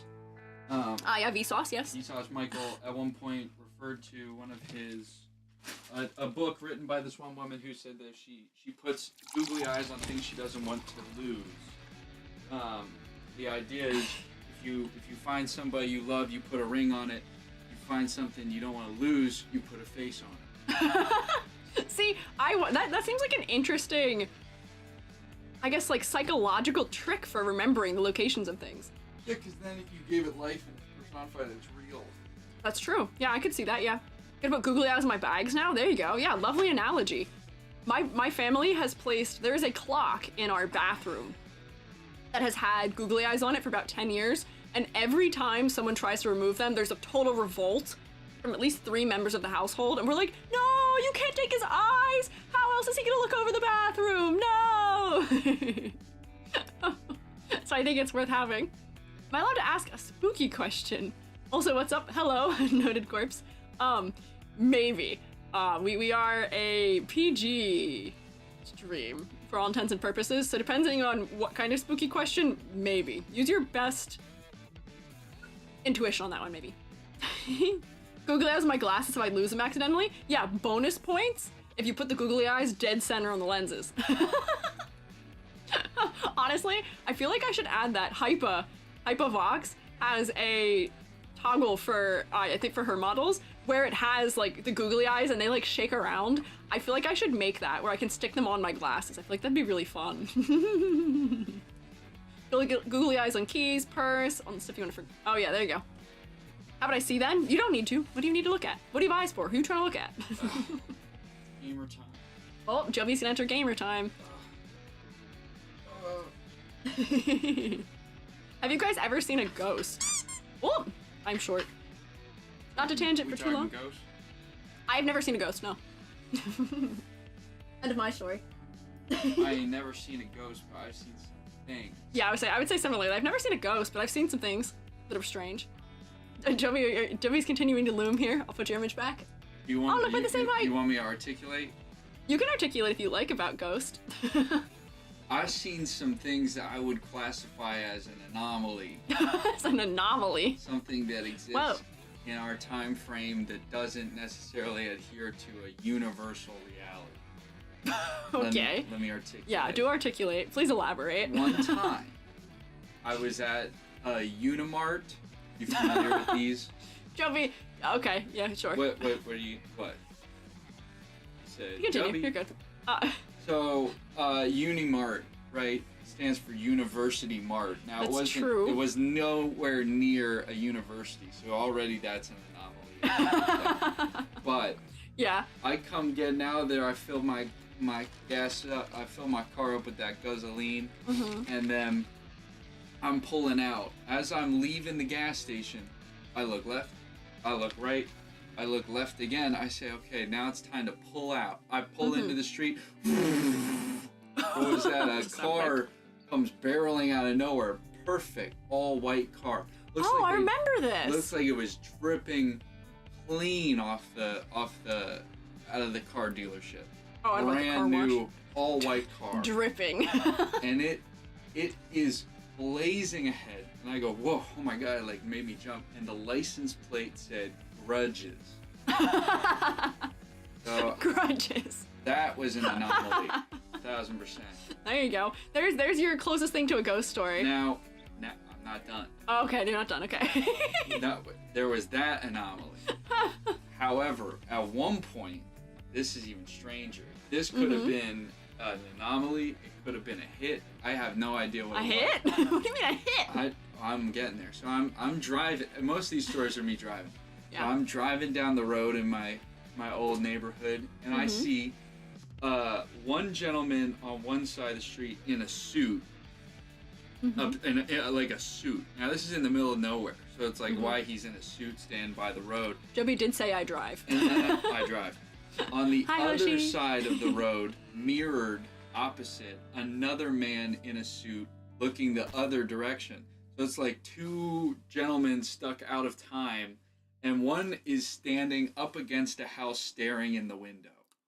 And I That's remember weird. Of I don't like a that. home, and I thought, man, this doesn't seem right.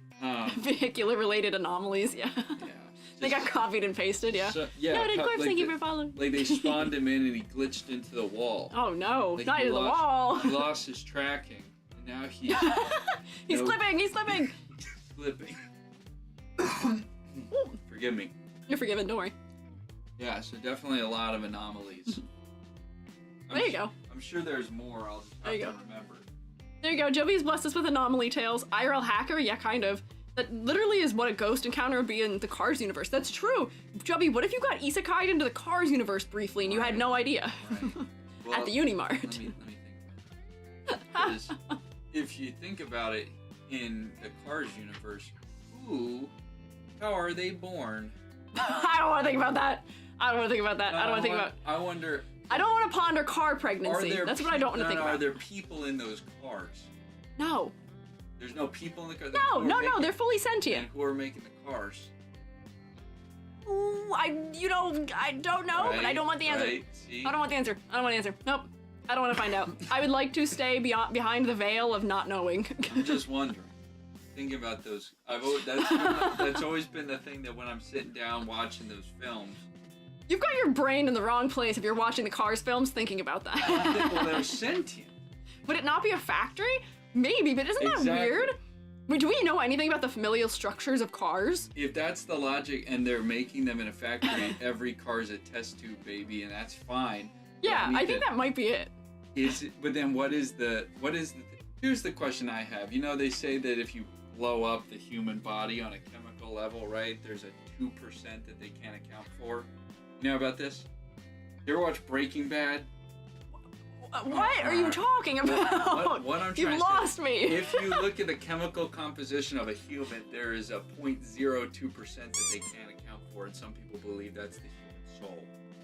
But you break down a car from the Cars universe, what is their 0.02% that they can't account for? It's the soul! They're gonna have a soul too, Jummy! They're creatures! So then are they reproducing asexually?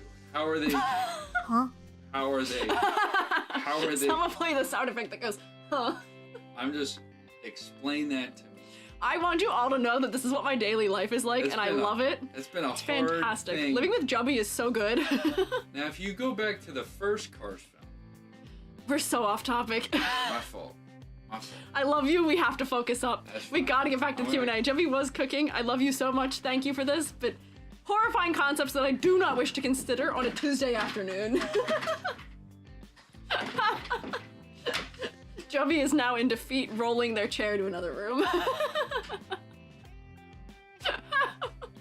I need to recover from this for a second, but this is, in case any of you were intrigued to know what my life is like on a daily basis, it's fantastic, and it is all fantastic, mostly because of Jubby. Just saying that there's something about the first Cars movie that really stood out. On Thursday, not Tuesday, sorry. Sorry, the first Cars movie, Jubby? I was just wondering why it's the first Cars movie, it's like they're running around a track and he has to go find himself off in the radiators and stuff, right? And he has to go figure out his life. Then the second movie, they're literally stopping terrorism. Wow! It's international, Mater's a spy. And then, after that all happens, and like literally they save the world from literal Cars terrorist characters. Then he dies! No, he doesn't. Well, that's the thing. Is that goes back to like the formula of the first movie. They just goes back to racing. It's like, you're gonna go back to racing after that? You almost died. You know, we gotta reestablish some sense of normalcy. You can't expect someone to be a secret agent until they die. Like, you need something normal in your life, right? Mater had a gun. He had a gun in the film. They gave Tom Mater a gun? He had 2 miniguns on his body. He should not have that. Right? And so that begs the question, why would they make a gun in that universe unless it were to kill? Meaning that Are cars killed by guns? Kill a car? And if so, killing a car, where does that soul go? That's what I want you to answer me on your Q&A stream.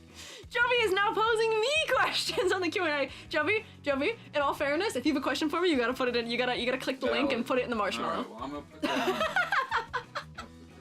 in. I'm totally not dodging it. I'm not dodging it. We'll discuss this later. I'm sure we will. I don't want to keep talking about cars and pregnancy and whatever else is there. This is a PG stream. Help. Only bulletproof cars are immune? Are cars immortal? Do they live forever? How does a car age? I've got too many questions now. I'm so concerned. No, you can't keep coming back. We're never gonna get back on topic. I love you, Jubby. I'm so sorry. I'm trying to jingle keys for myself so hard.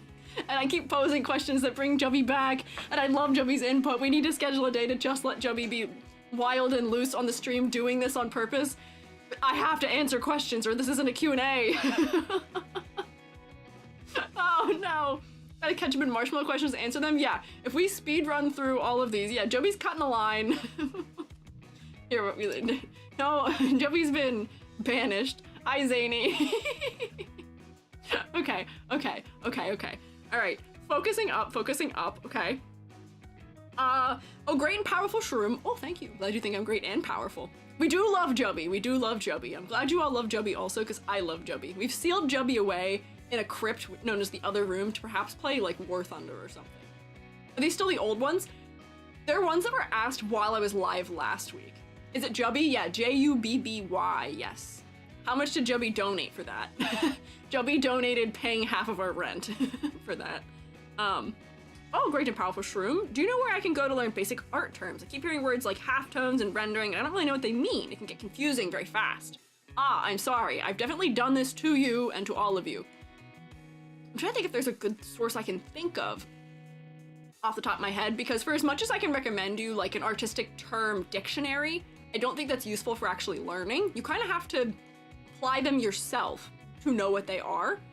YouTube is a wealth of knowledge, but maybe I can try and see if I can find like a good definitions list perhaps for those words, and I can send it to you. I can identify what those are though. Rendering is just the descriptor for when you are fleshing out the details, including depth of objects and surface texture. Rendering is a fancier word for shading, because shading, technically, shading itself just implies that you are creating the effects of light onto a form. Rendering also encompasses effects like texture and things that go beyond just lifelike recreations of shadow. So that's what rendering is. Halftone is a historic process used for printing where you can get a variety of values by placing dots at certain frequencies and proximities to each other to allow them to mix visually and create those halftones, where by dots being further apart or smaller, they will visibly look like they are lighter or darker, and then you can get a full range of values just from one color. So this is a classic screen printing trick, or just printmaking trick in general, so that's why I have them on my models, because it's a little referential of screen printing. Yeah, like comics, yes, yes. When it's green, thank you for following. Also, Cats and Coffee, thank you for following too. I was too deep in Jubby land for that. Jackie, Drew, Co, and Winged Canvas on YouTube are really good for learning. There you go, see, that'll help. Trying to look up shapes on words and definitions, they only have the words. Ah, maybe EG will create a little art term dictionary, perhaps, and I can give you like a visual example with it or something. If I have time for something like that, maybe I would make one. I don't know. Rendering is like making it look 3D. Kind of, yes, yes. Back to the void with you, Joby. I miss Joby already. Sometimes I can still hear their voice. But that's what I would say. So I've just been asked already, do you have a tutorial or resource recommendations for learning to use Blender and Unity? I do! I've talked about them previously. Rainhet, R-A-I-N-H-E-T, has some great Blender tutorials. And then for Unity stuff, Suvidriel, S-U-V-I-D-R-I-E-L. Also, I don't know what her last name is, Kanafuyu? What is the rest of her last name though? Has some also good tutorials. There's a lot of decent ones out there, but I should put together just a resource list for 3D one of these days. I don't tend to. Is this Blender talk? I wish to learn. I'm Maya user. Oh no, not the Maya. I don't use Maya. I use Blender because although Maya is technically industry standard, it's so tough. Maya is like not especially user-friendly when it comes to learning 3D, but it can be done. You just have to find other tutorials for it, perhaps. Sounds helpful, maybe something everyone on the Discord can contribute to. You know, perhaps. We'd have to do some like vetting and some editing for it, of course, but maybe we could put together a nice little, dictionary of terms. Dictionary of commonly used EG terms, because there's a lot of art words that I use a lot that I forget people may not be super familiar with. I say rendering a lot. That is true. Did art and animation for my uni course, my first 3D software. Ah, good luck! And that would be the reason why the university I got my master's at loved Maya. They used a lot of Maya, which is why I didn't take courses or teach courses there. It was tough. I don't hate Maya. Maya's fine, but it's just not my favorite. I learned a little bit of Maya once upon a time, and I could do hard surface modeling in Maya a-okay, but anything that's like soft or organic shapes, I struggled with in Maya for some reason. Yeah, follow tutorials to a T until you get used to it, yes. Think of rendering as what a graphics card does. It's kind of the same thing. You're just doing it instead of the computer doing it. You're fleshing out the scene, is what it is.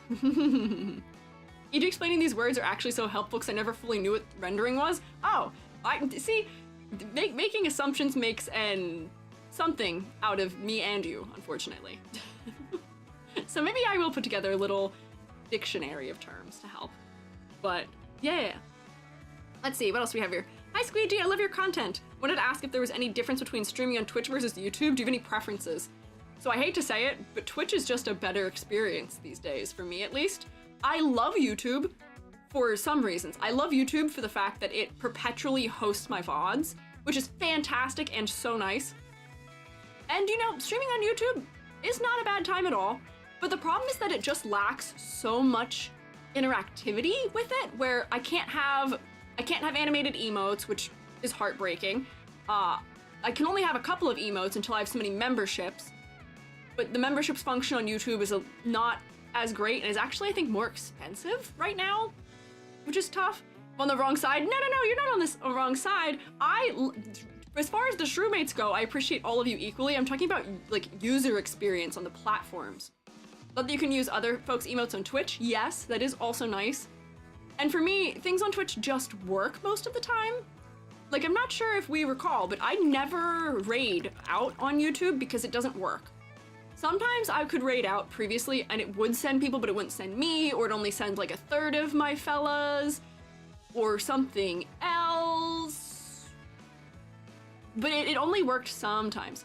Aren't Forsaken to the Void. Yeah, also YouTube, as we see, is currently missing because the YouTube API is not great and doesn't work super well, which is heartbreaking for me. Yeah, chat experience is, I would say, better on Twitch because there's things that let you interact more directly with me. There's nothing like channel points on YouTube, which I love. Wow! I love channel point redeems. I love them. And I love being creative with them and doing funny, silly things with them. And you can't do that on YouTube, unfortunately. It's not an option. If they ever added it, I would be so on board with that. I'd be so excited about that. I would love it. And I would port all of my things immediately over to it. I don't know if that would work very well, because I don't know how I would set cooldowns for them so they wouldn't overlap, but I would like that. Oh, why am I lagging suddenly? Hello? Mommy Psycho, thank you for following. I don't know why my tracking is being funny all of a sudden. What's going on? But YouTube is better discoverability. That is true, I believe. And it is easier for people to find me through my VODs and through my videos on there. But I think for the actual like live experience itself, it is tougher. Hi! Hiya!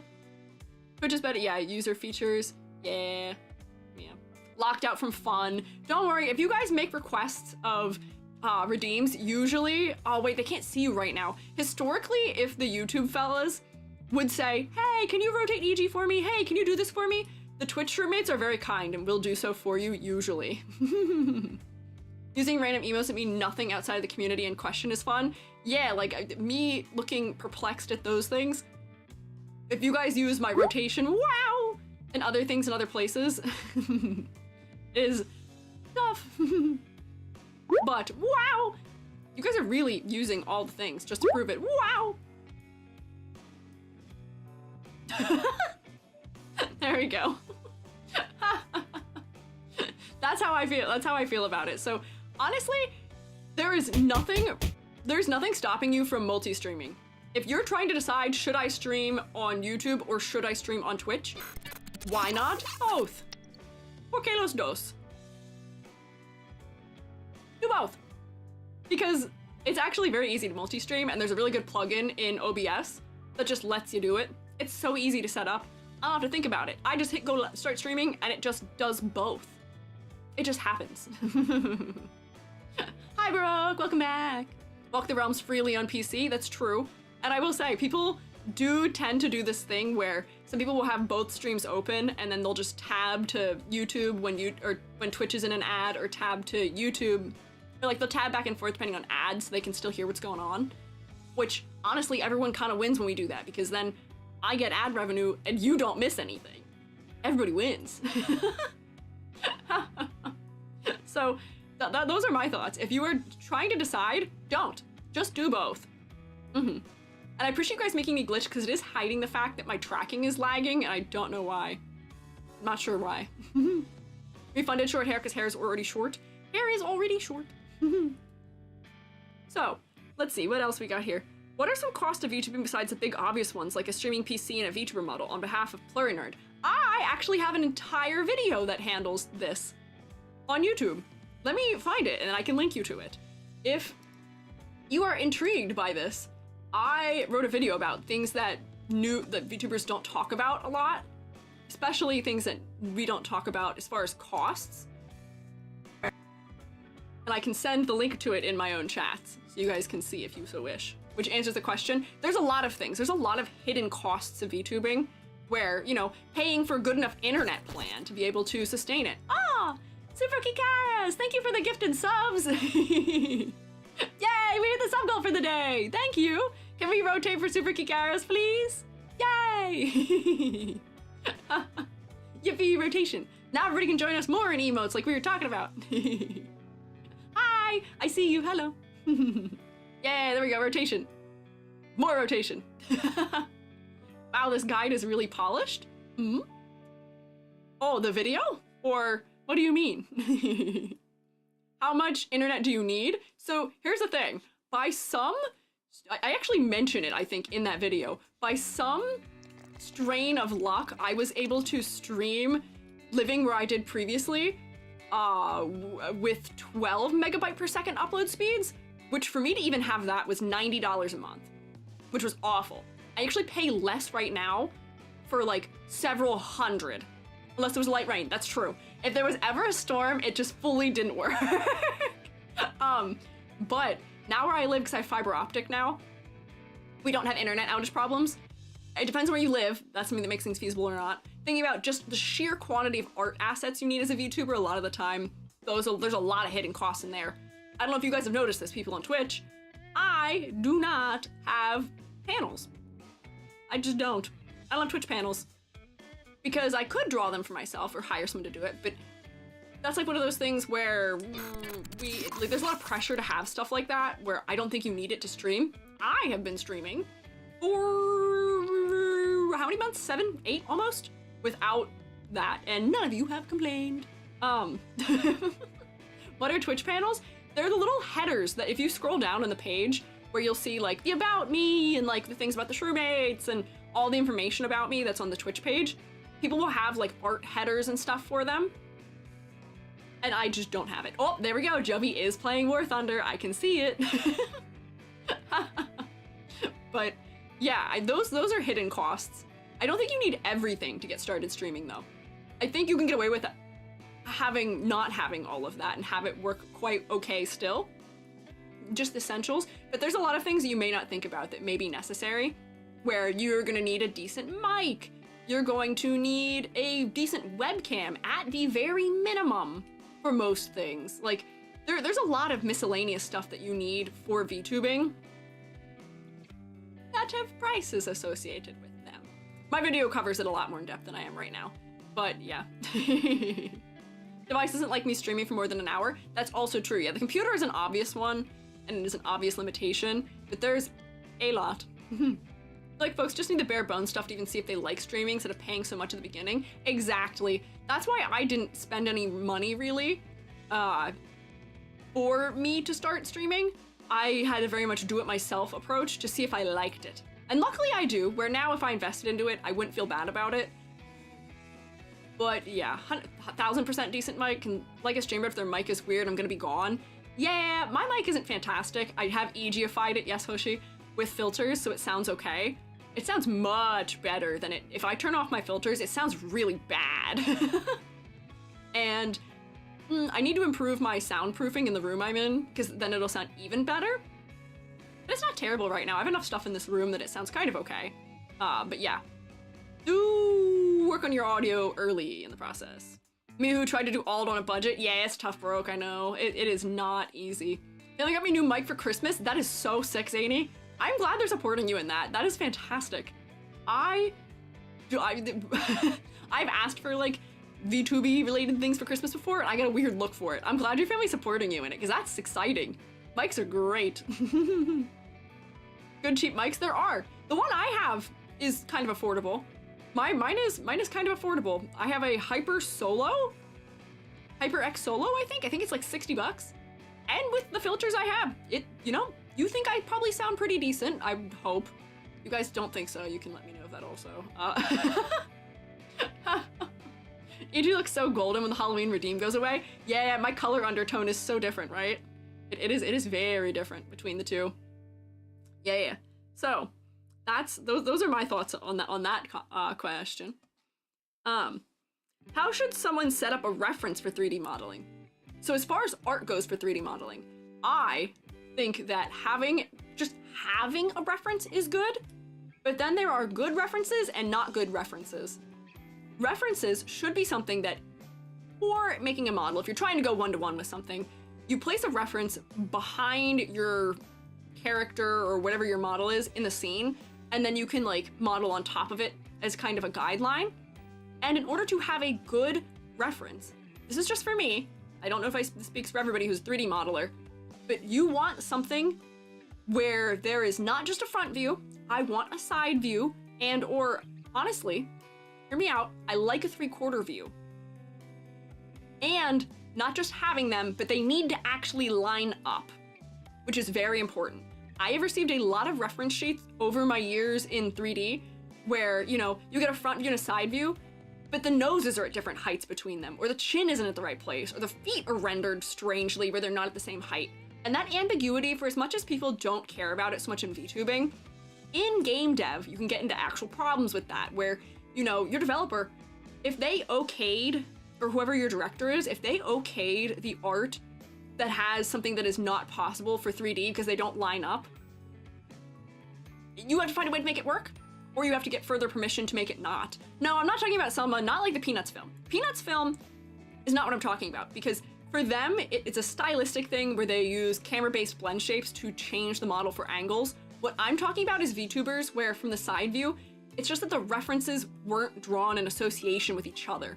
Where if we're rotating the character like that, the facial features are moving, or other parts of the body are moving in their location. We don't want that. But for setting up a good reference for 3D modeling, we want a clean front view that is in either A pose or T pose. So A pose is like what I'm doing right now if I zoom out on myself. A pose is arms down at a 45-degree angle, or arms in a T pose, which is arms straight out to the side. We do want it to be clear. If you have versions that are rendered and unrendered for your clothing, that is also fantastic. I love that, because then I can see the definite edges between objects more clearly. Oh, you actually can't look me in the eye anymore. You're not allowed. Hello. I have front, back, and side, and they line up. Side is still WIP though. See, that's fantastic. I love this. That is the dream. I personally also enjoy a 3/4 reference. So sometimes when I've worked on stuff for VTubers, I will ask them if their live 2D has like what their angles are in their live 2D, and I'll make them have their live 2D on that angle and take a screenshot of it.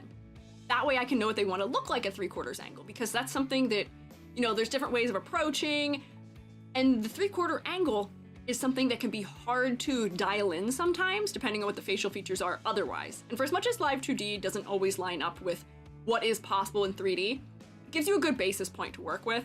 It does work, yeah. Sorry, I am trapped behind the captions right now. I want to get into Blender next after I learn live 2D, trying with very little dry for a few years. It's tough. I will say it is very rewarding to learn all those programs, and a lot of the things you're learning in live 2D are likely to carry over to there also, but be realistic with your expectations. And same with like live 2D, it's not something you can figure out usually in one model or even two. It takes some time and commitment for things. Hi Miki! Dropping in quickly to say hi. Hello! Welcome in. Moss Cake, this was your question? There you go. We do also have a Blender thread in the Discord, yes.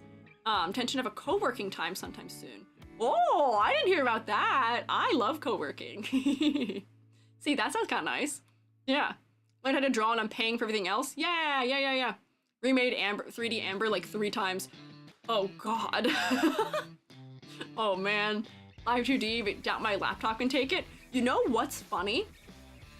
You know what's very funny to me actually, is that Blender is so optimized that I can 3D render, or not 3D render, I can do everything but that.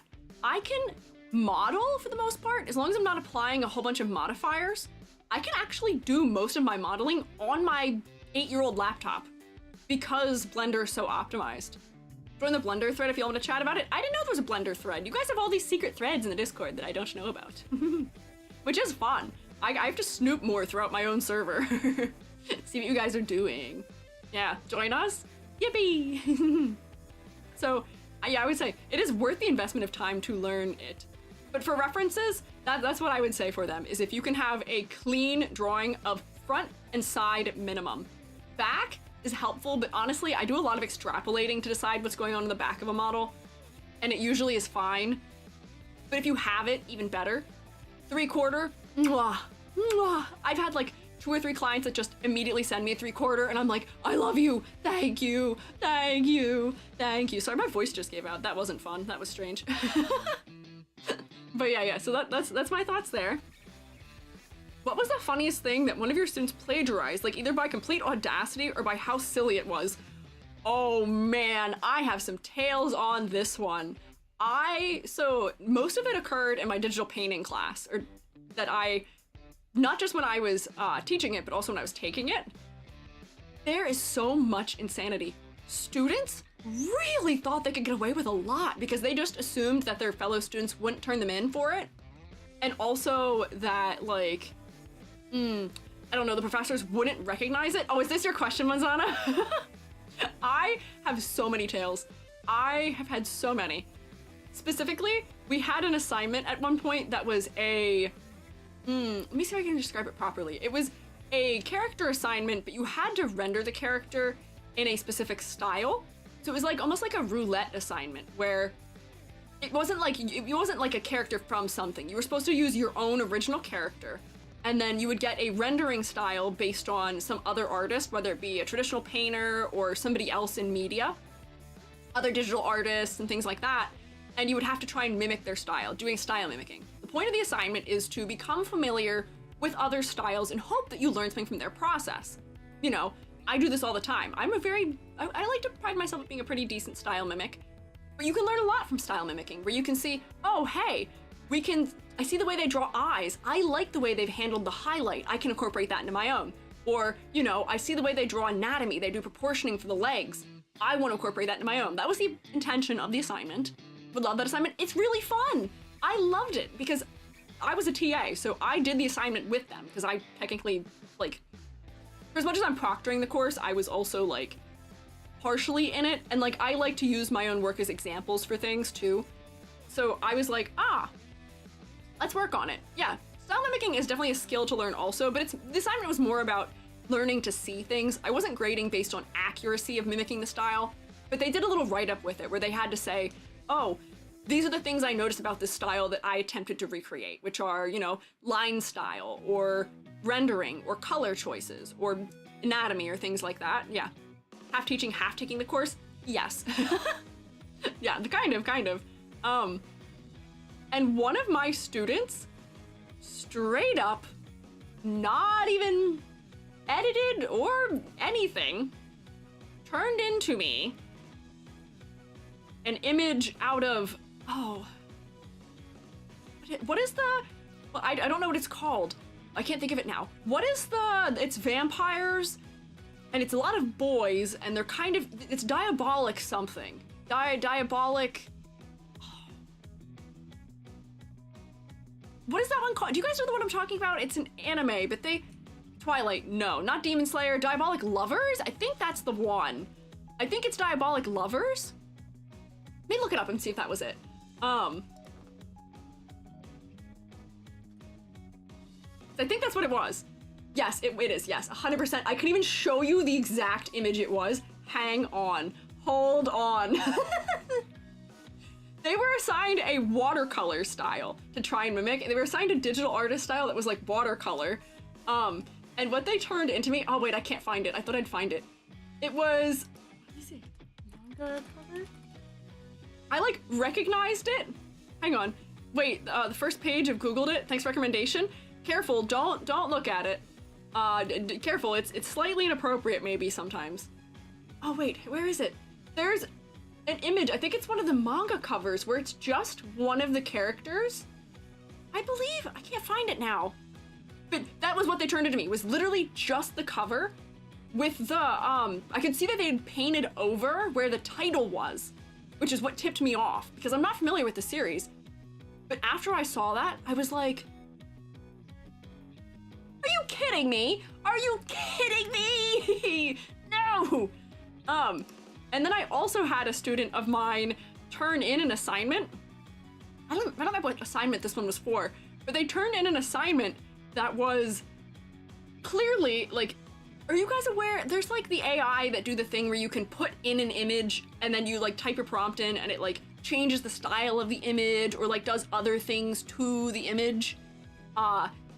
They turned in one of those of the Chainsaw Man cover. I think I actually showed it in one of my videos. I showed it in one of my videos, I think on my main channel. Psychic damage. I was like, what is this nonsense? I was like, what is this? Come on! Which is so perplexing to me. How are you going to pay? How are you going to pay money to take a course and then plagiarize? You're not learning anything. You're not getting anything out of it. You'll never find work. Like, I don't understand it. It was so bad. Illustrator of No Game No Life was caught plagiarizing a lot of his art too, so not just limited to students. Oh, really? I didn't know that. Oh man, that's a scandal for sure. That's wild. Oh my gosh. Oh, good night, Baroque. Get your snork memes. That's crazy. I didn't know that either. Wild. I also had a student in the graphic novel class who turned in for one of their comics, which this was really funny they did this because my, the professor who was in charge of the course that I was TAing for, the professor in charge of it is a Pokemon fan. They turned in a tracing of the cover of Legends Arceus as a part of their one of their assignments for that course. Insanity. Billy was there for that one, and we just sat there and we're like, the audacity is insane, crazy. And then also in that course, somebody also fully lifted the plot of not Outer Wilds, but Outer Worlds for their graphic novel. They literally directly, word for word, copied the intro story from Outer Worlds as the text for their graphic novel, like, final. Granted, they illustrated for it and that wasn't a plagiarized image, but they just, word for word, that was what all of the text was in it. The assignment is a 10 to 20 page graphic novel. It doesn't have to be fully complete to the end. Like, it doesn't have to be a full story, it just had to be a start of something, but it was word for word. And the only reason I caught it was because by some stroke of luck, I had watched, I don't remember who it was, I'd watched somebody stream the game like 2 weeks prior. And when we were reading it in class, I was like, why is this so familiar? I'm having deja vu. Crazy. Insanity. I could keep going. I could keep going. People have turned in all kinds of tracings. Someone in my printmaking course brought to our final crit a drawing that contained a tracing of, oh my god, what's her name? From Fully Cooley. The girl with the guitar. I can't think of what her name is. I haven't watched Fully Cooley in a long time. And instead of, I wasn't in charge of that course. That was a course I was taking. But I was a grad student in that course, and my professor had no idea, who was my graduate advisor, and I just grilled the person. I was like, oh, you know, can you tell me about your character? How did you design her? Oh, what does the guitar have to do with this? Oh, can you tell me about the decision about this thing?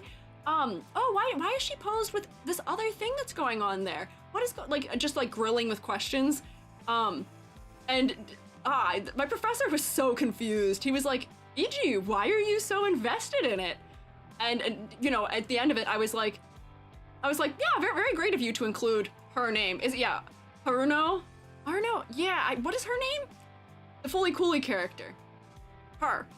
I was like, so cool of you to include her in it. I did slow cook the person, which did stress them the hell out. The kid was like bright red by the end, and I apparently made him cry, but I don't care. You can't get away with that in class. Like, come on. No, be smarter. Borderline become a pop culture expert to professor. I was. all three of my graduate advisors would bring me examples of work and be like, hey, do you think this is plagiarized? And I would have to tell them yes or no. Made him cry. I didn't make him cry. The thing is, the students were like, you made him cry. I was like, my guy, this is one of those things where you F around and find out. Like, my intent was not to make him cry. My intent was to make it apparent to him you can't get away with that kind of stuff. Not in my class. Not in the class I'm in. No. I didn't want to make him cry. He did make himself cry by doing that. He made the decisions that led to that. And yeah, he could have been expelled. Plagiarism is a very serious business. You could be dropped from courses for that. He is lucky that all we did was roast him a little bit. Yeah. Yeah.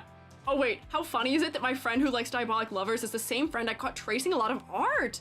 Oh, what is up with the Diabolic Lovers fans? What are you guys doing? Yeah, that person stole. Would you make a person feel bad for calling it a thief? Yeah, yes. It was deserved, yes. Could be kicked out of school and lose scholarships, absolutely. That was a kind warning in some places, I would say. But yes, that is it. Why were we talking about that? Oh, plagiarized. What is your favorite animal from the Mesozoic? Oh boy, here, we're gonna learn a thing about E.G., which is let's see, let's do a quick Google. Mesozoic era. Age of reptiles. I love me a reptile. Let me pick a good reptile. I gotta pick a good one. Mesozoic includes Triassic, Jurassic, Cretacean, right? Question mark, dino time? I'll tell you my favorite dinosaur is Ankylosaurus. Do we know Ankylosaurus? He is the guy with the club tail. That's my favorite one. That would be my favorite Mesozoic. He is armored. Hang on, face tracking, hello. He is armored. He is kind of turtle-like, but he's got the tail. He can wreck you. He can take out your kneecaps. Although actually I think he's probably tall enough he can just like, wha-bam, wha-bam, wha-bam. He can get you. Wanna go clubbing with them? Yeah, I'll go clubbing with the Ankylosaurus. Yeah. Yeah, it's like a tank dinosaur, yeah. I love it. Blastoise? Blastoise is not an Ankylosaurus. What are you talking about, Billy? Billy, have you been here for a while? Did you hear me talking about the kids in graphic novel plagiarizing? We were talking about it. Billy was there for some of these. Oh, Billy, thank you for resubscribing. Welcome back. I just got here. I was complaining. One of the questions, if you look here, was funniest thing a student plagiarized. We were talking about the Pokemon plagiarism and all of those things. Yeah, not the talk again. No, I can't get back into it. You're gonna have to scroll back in the VOD for that one, Billy. I gotta stay focused. But it was, I told a couple of them. You were there for most of them, Billy. You already know. Blastoise is a Bulbasaurus, interestingly. It was so badly traced. Yes, it was. There were some things that were terribly traced.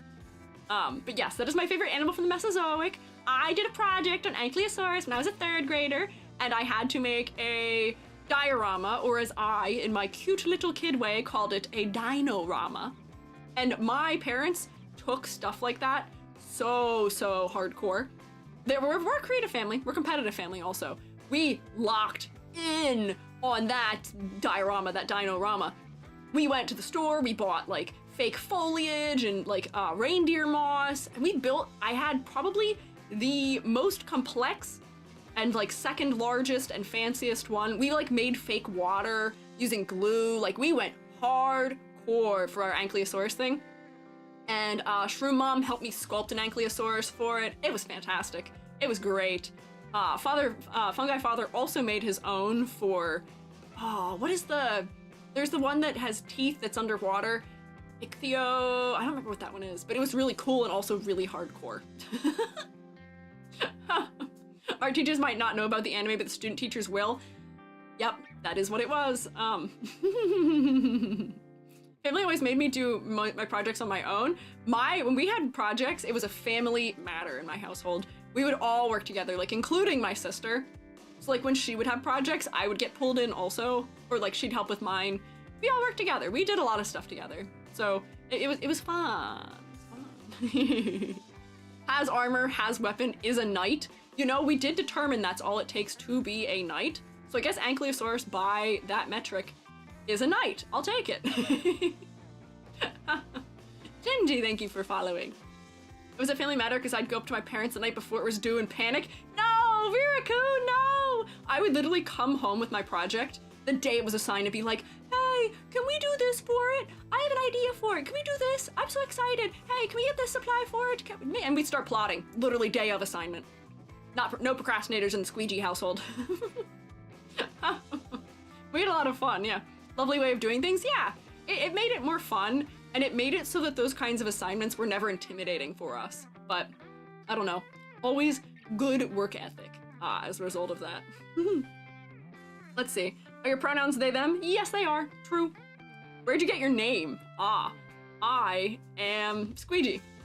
My master's degree is in printmaking, specifically in screen printing, and the primary tool that is used in that trade is a thing called a squeegee. We use it to spread ink evenly across our screens, spelled S-Q-U-E-E-G-E-E. I, however, have always liked the name Eiji. I had played the game called Elden Ring, and there is a guy called Master Eiji. You know me, I just got my master's degree.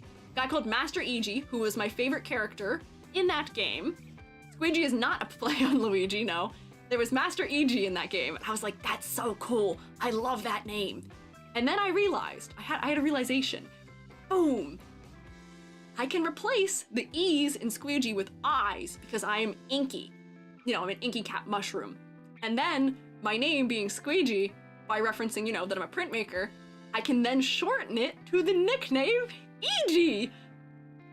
Isn't my brain so big? Isn't my brain huge? I was so proud of myself for that one. I am not usually the best at naming things, but I was like... And I also knew by doing that I can use the EG as a suffix for things. So like we have small EG, tall EG, we have clown EG, we have clip EG, which is my clip tag. We have, I was gonna change my illustrations to illustreg, but it's currently EG-strations. Yeah. Genius EG moments. So I was pretty proud for that one.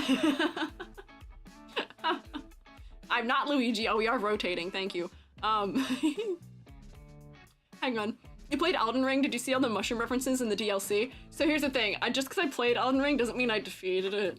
I'm not a good enough gamer for that game. I did make it, I beat Renala, but I had a bug in my game when I was trying to defeat Radon?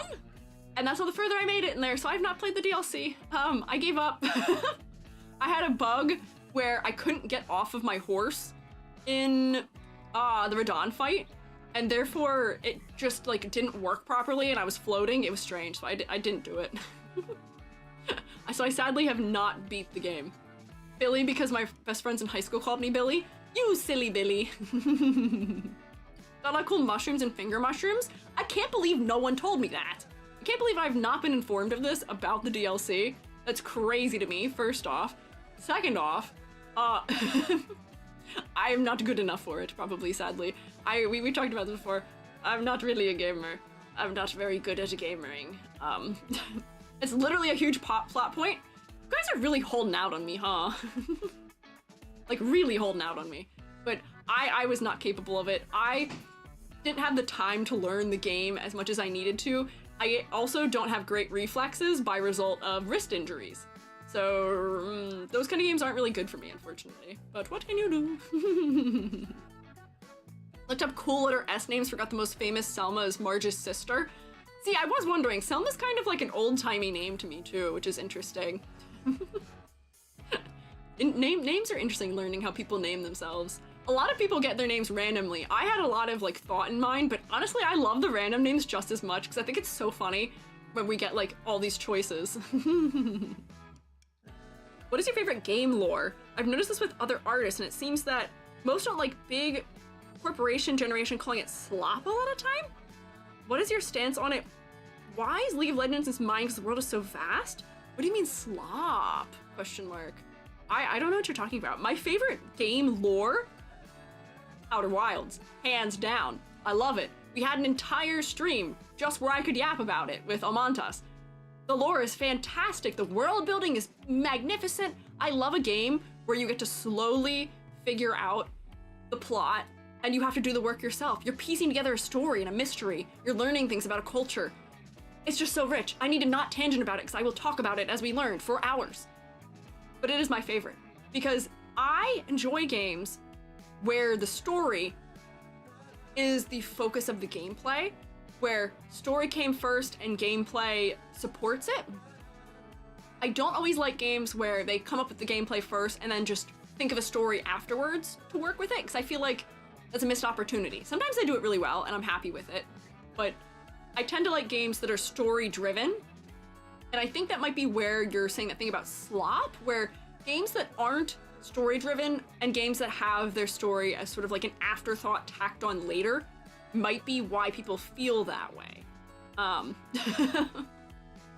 Yeah, what about Horizon Zero? I don't know much about that game, unfortunately. I have never played it.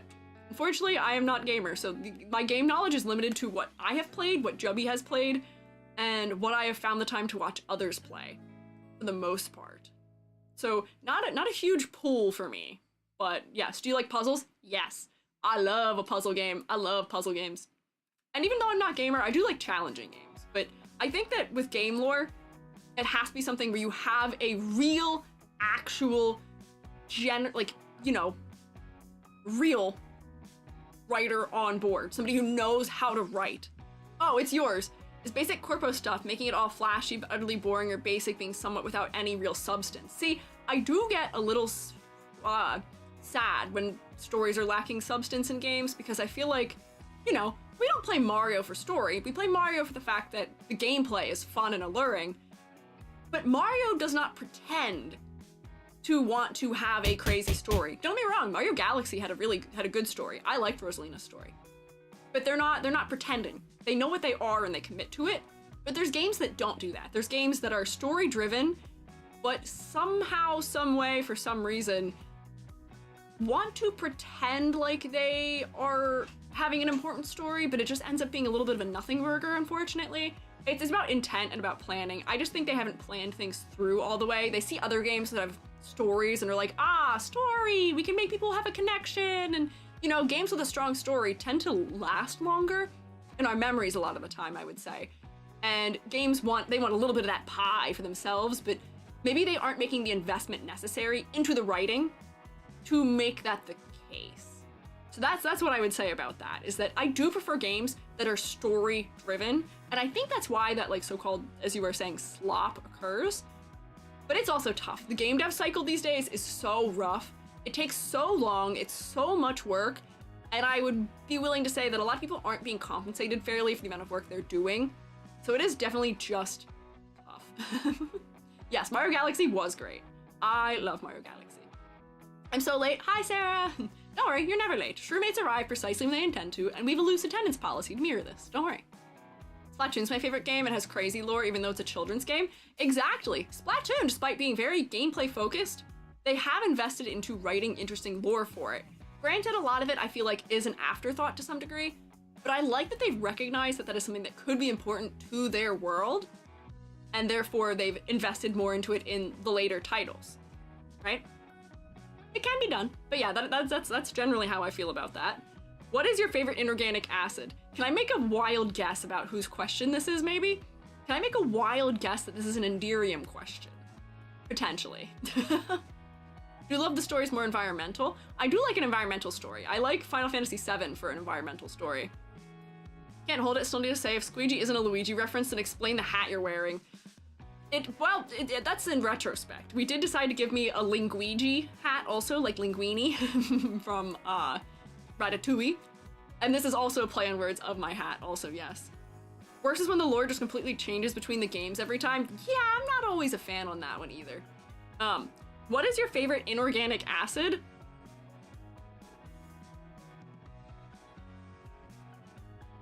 I have to think about that. I think my favorites are organic acids, unfortunately, as this challenges. What are my favorite inorganic acids? This is a wild question. What are my... Yeah, mineral... I can't think of a mineral acid off the top of my head. Does hydrofluoric count?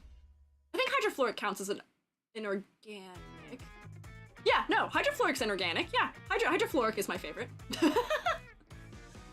Because we would call it HF, high five. Does it make your Luigi's mushroom sauna? Not quite, not quite. We call EG a clown just because they have a nose. No. I have many professions. I'm an art teacher. I'm only multi-classing into skills when we periodically redeem them. I'm a plumber for 5 minutes, and that's it. Only 5 minutes. See, now Hoshi has decided that I'm a clown for 5 minutes. Yes. But yeah, I guess my favorite inorganic acid, hydrofluoric. I like it because it's evil. I like it because there's refineries that use it. That's not why I like it. It's just wild hearing about explosions of it, where it's vaporized in the air, and then therefore it's really dangerous. I just think it's cool, and I like that it eats things. It's scary. I like hydrofluoric. Oh, she beat me to it. There you go. Oh, hello. Oh, have we been raided?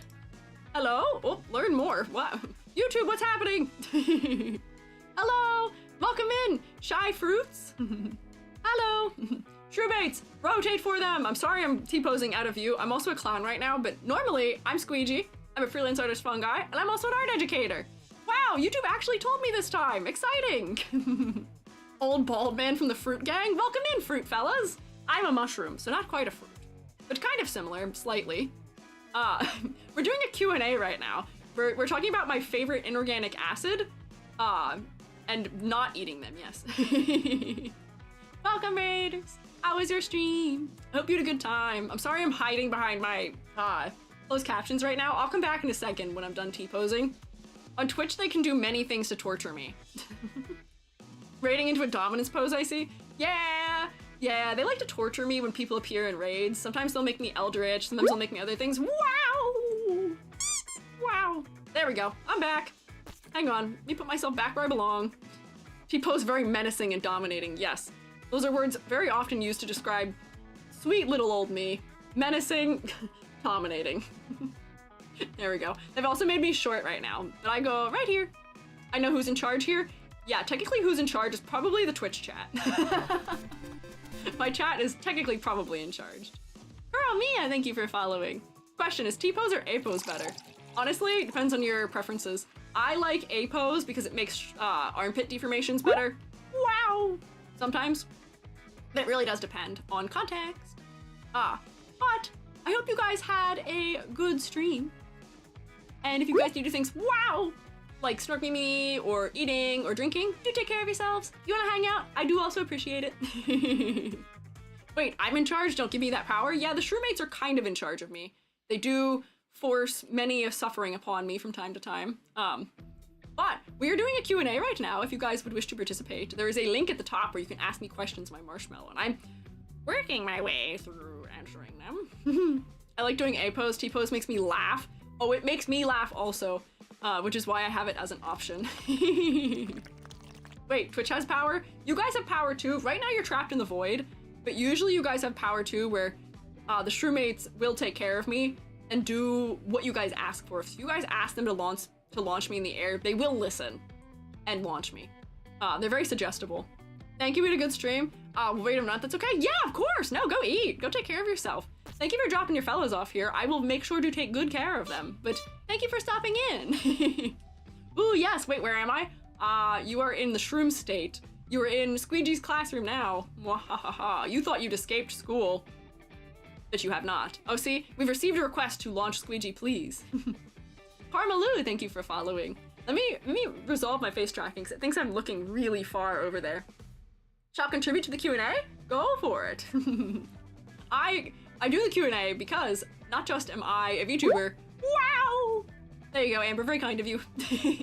I'm a VTuber, but I'm also an art educator, and I'm also a 3D modeler, and I've done illustration, and I do freelance work, and I do a whole slew of interesting things, I think, that bear answering questions potentially. Oh, Callie also requests to make me bald, but I don't know if the cooldown on that one's done yet. Might not be able to. Very Mario 64 sound when you get launched? It is. I pride myself at my Mario noises. Wow! Wow! Mamma mia! Let's go! Here we go! I'm also Italian. Which maybe is relevant to me making those noises. Let's see. Next question. What is your favorite firearm? Is it revolver, seeing you're such a big Vash fan? I am a big Vash the Stampede fan, this is true. I do like his funny upside down gun, as evidenced by the fact that I have one myself. Say hello to my little guy. Hello to my little friend. And see, look, out of the kindness, they did make me bald too. I'm bald, nothing wrong with that. No, there's nothing wrong with it. It's a slay. I like being bald, honestly. I potentially, you know, honestly, I kind of like it. It makes me want to be bald in life. It makes me want to shave my head and have, like, my hair really close to my head in real life. But my head is not shaped right for that. But it is, honestly, a slay. I like it. You're Italian, come on, dude, just admit it. Just because I make wow and am Italian and have a hat and my name is Squeiji does not make me Luigi. I look absolutely nothing like that man. I don't even have a mustache. I could never be a proper Mario bro. I don't have a mustache. For the low price of, I guess we could add that to me as a 3D modeled object that is a prop, I guess. But like, I don't know. Appealing to the bald community, I feel accepted. No, we accept and love the bald community here. I think, like, bald is such a, like, statement. And I'll tell you a thing, which is that printmakers, there's a bit that we have, which is that if you're a printmaker for long enough, you go bald. That's just the way it is. Mamma mia! Mamma mia. Printmakers just go bald. All of my professors and mentors in printmaking have all been bald. Most of the men I respect in life are bald. And the girly pops who pull off the bald look, the shaved head look, mwah, fantastic goddesses. It's so cool. I don't know how they do it, but they look so slay. It's crazy. Yeah, literally shaven off, duh. I don't grow mustaches, hey. It's called a buzz cut. Your non-hairstyle knowing fungus. See, that's true. I think technically I'm not bald right now. I do have a buzz cut. But yeah, I'm close shaven. It's close, it's close. The buzz does work for me. At least in this form it does. My other flesh that you guys cannot witness, would not work, would not. Get a mustache when you have the Luigi hat? Okay. Maybe I'll make a mustache. I'll think about it. I'll consider it. But I'm not going to feed into the allegations that I am just Luigi. I'm not. Mario. Mario. I have a dent in my head. I couldn't. I also have a dent in my head, and my head is shaped like a triangular prism. My head is like sloped on the sides, and it has like a central ridge on the top. I don't have a good head shape for being like a crew cut or bald or anything. It would not work. Box EG? Put him up. I'll fight you. What do you mean help? I got you. I'm gonna get you. EG what? What do you mean? Get in the ring with me. What do you mean? Oh, there we go. Hair back. Mohawk buzz cut. See, that'd be kind of crazy. Cover the weird part of my head also. See, that's what I'm talking about. Metal's got it. Now your days, EG. Plant motif is closer. Wow! Okay, we're missing the obvious. Toad EG. Toad EG, right? Maybe. Let's go. I'll get my boxing gloves back on. You should. You should. Yes. What is my favorite firearm? Probably Vash's funny, silly, upside-down barrel revolver. Jubby knows what the real one it's based on is. My family's from Appalachia. I've held guns before in my life. Not really into them. I'll say that much. I don't know if I have a favorite. It's just not a thing I'm especially into. I have experience with them, but shrugs. What if there was a toggle that gave you toad hair? Zany, that's spoilers. Zany, that's spoilers. I can't talk about that one, that's spoilers. Shh, revealing my secrets that you don't know are secrets. Throw hands, that's cute. Cock shotgun. Yeah, I will get you all back. You will get gotten. Oink, oink, oink, oink, oink. Yeah. Would you be willing to look at Alchemy Star's characters? I remember you liked Koleda, and she's low-key, high-key, heavily inspired by AS's little one. I don't know what any of that is. Have I looked at Alchemy Stars? I don't know. I don't remember Koleda. Any series that is a game or an anime, I'm willing to look at the character designs of, though. So I would say, sure, why not? Heard nothing, Zany? Yeah, no, you heard nothing. No, EG doesn't even speak. I've never once opened my mouth on stream and told you of a future thing. Ever. I don't spoil things. No, I couldn't. No. I'm good at this. I'm a professional streamer. But sure, yeah, I'd be willing to look at them. I'm technically willing to look at anything. Any characters. Although I did rule out, somebody asked me before about what are they, the Deep Space characters? And I did recently become more acquainted with what they are and learn that you guys were asking me to look, somebody had asked me to look at what is ostensibly and adjacently very inappropriate games characters. Wild. Even New Carnival, maybe? Identity V, also maybe? I have to look at, see what they are first. Because some of them are inappropriate. Yeah, no BL games. No. People have made a couple suggestions to me. People suggested like Nike and stuff, and I'm like, nope. Does not fit the ratings of my stream. No, will not. I don't know what New Carnival is, maybe. We'll see. All of them are solid maybes. Have a special blessing. No, not New Carnival, that's just, oh, okay. I won't. Mazana, I'm so glad you know this. Same Roku, thank you guys for defending me. No, I am PG. I will not look at R18 games. A, I'm a PG stream. B, I am too asexual for that. No way, no. BL game this, BL game that, where's the GL game review? I'm not doing any of them. It's not just that? Okay, if you say so. Okay, but what if they're really good games? If they're really good games, I feel like there could be somebody else that would look at them maybe and not me? I don't know. I don't think I'm a good authority for that kind of thing. It's not in my wheelhouse, and I don't know. Fine, Nintendo character designs. Yes, I would look at Nintendo character designs. You're ace? I am, yes. What if it's asexual gay? I don't know. I don't know. Listen, I can appreciate the aesthetics of things. Just because I'm asexual doesn't mean I can't appreciate an aesthetic. However, some of those games are a little too heavy-handed with it for me, and I'm like, why are you putting that in my perfectly good game that I want the plot from? So, yes. Dumb Dan, thank you for following. Remember a GL game? Gray Spider Lady. Woo, interesting. Look, plot is not capable of erasing 90% of what happens in the game. Yes. If it is a game that just so happens to have some of that somewhere in it, that's fine. I support it. It can be a good narrative piece sometimes. It's great. Has a lot of things to do with, you know, intimacy is important, and also, you know, showing vulnerability, and, you know, for relationships, it's great, it's fine. But if it's the sole focus of a game, I will not be engaging with that, unfortunately. Fellow ace, yes, shakes hands. One of these days, I was gonna do a Shroomate census, because I am non-binary, asexual, and also technically pan and or bi, question mark. I don't know which one to pick. Usually I just go by bisexual, but I think the definition of pansexual is more accurate, whatever. But I feel like a lot of us are too. I feel like there is a large amount of us who are those things here, which is very surprising to me. I feel like I don't make it immediately apparent, other than the non-binary thing, but somehow I've collected you all. Somehow I'm collecting you. Like little Pokemons. You guys are sensing me. I don't know, we're clocking each other and hanging out as a result, maybe. Envy rise up? Yeah, hang on. Yeah, envy's raise the roof. When you're ace IRL and touching grass world, but weirdly not an imaginary world, that's fine. You can be whatever you want to be. You did get another this stream, ace non-binary? Hell yeah, see? I'm collecting you. I'm collecting you all.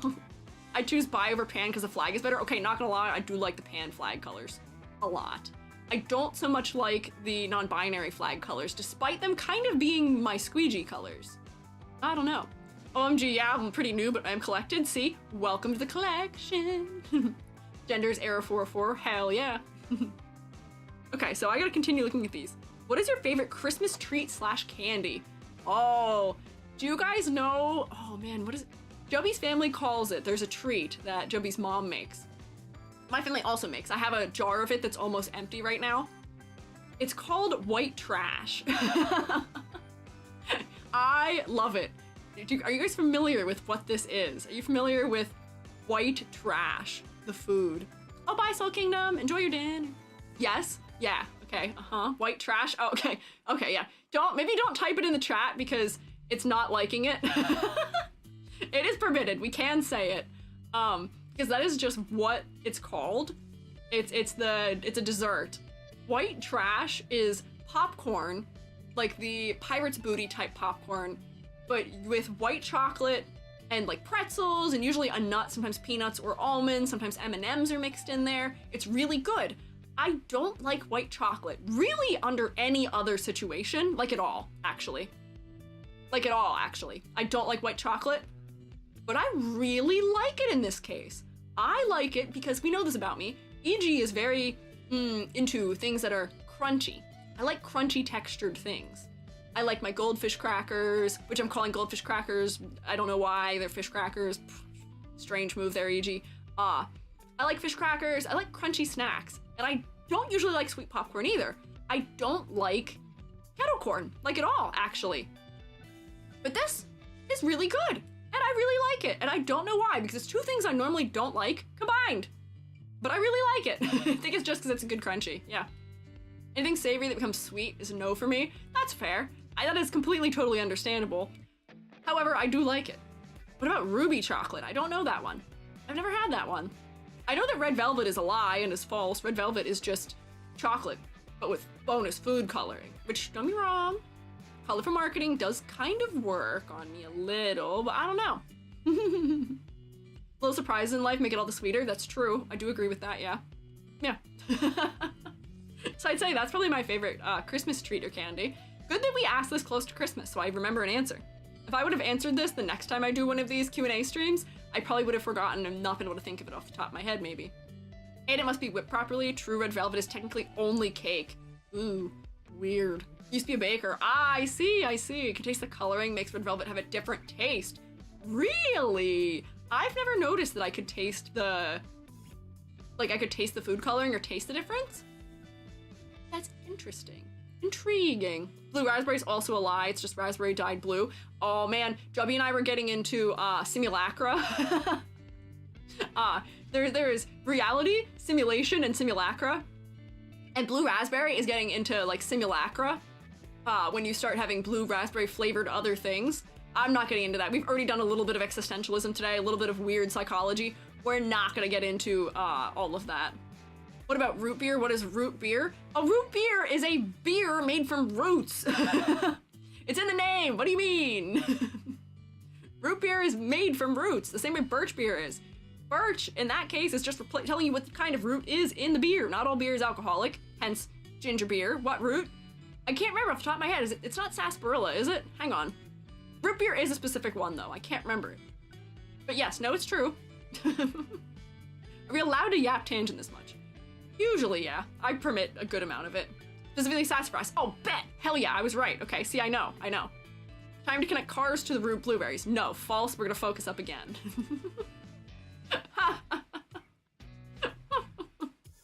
Why is existentialism coming back into haunt? I don't know why I talk about it so much. Oh, wait, was my first Q&A before the Junk and Pawn tourney? Ready for a practice round. The next question will be my choice, so make sure to, make yours.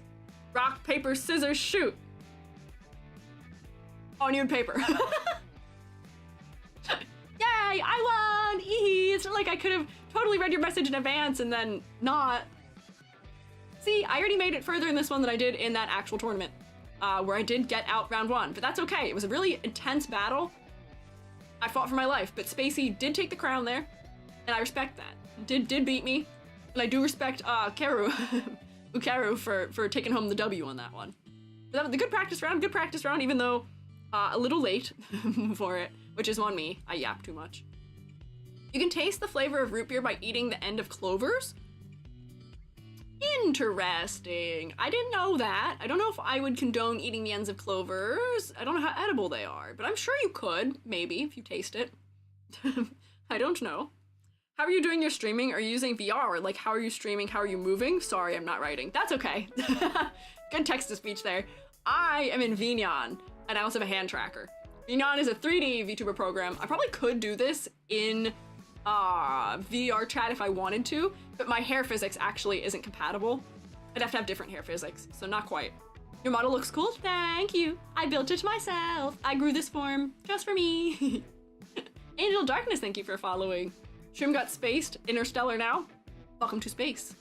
Use phone for face tracking. Oh, that's also true, yes. O'Shea's reminded me. The other part of it is I do have AR kit, and I use that for my face tracking. But my hands are leap motion. Nice to meet you, and call me Angel or Darkness. Bet. Get nicknamed. I could call you Geldark. I could give you neither. I'll call you Angel, don't worry. Time to eat the ends of clovers out of curiosity. If you don't hear from me anymore, you know if it's safe or not. Oh no, don't do it! Don't do that to yourself. Do research first. Find out if it's safe. Don't eat things you aren't certain aren't going to kill you, please. How are you? I'm doing great on this Thursday. I'm doing so great, actually, that I'm gonna take another bite out of my, my Baco Bell that I have sitting here casually. Oh.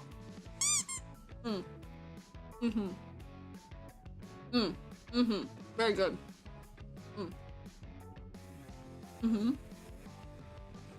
Okay. You can have a bite of my Taco Bell. I'll allow it. Here. Metal, one for you. Miracle, here. Selma, here.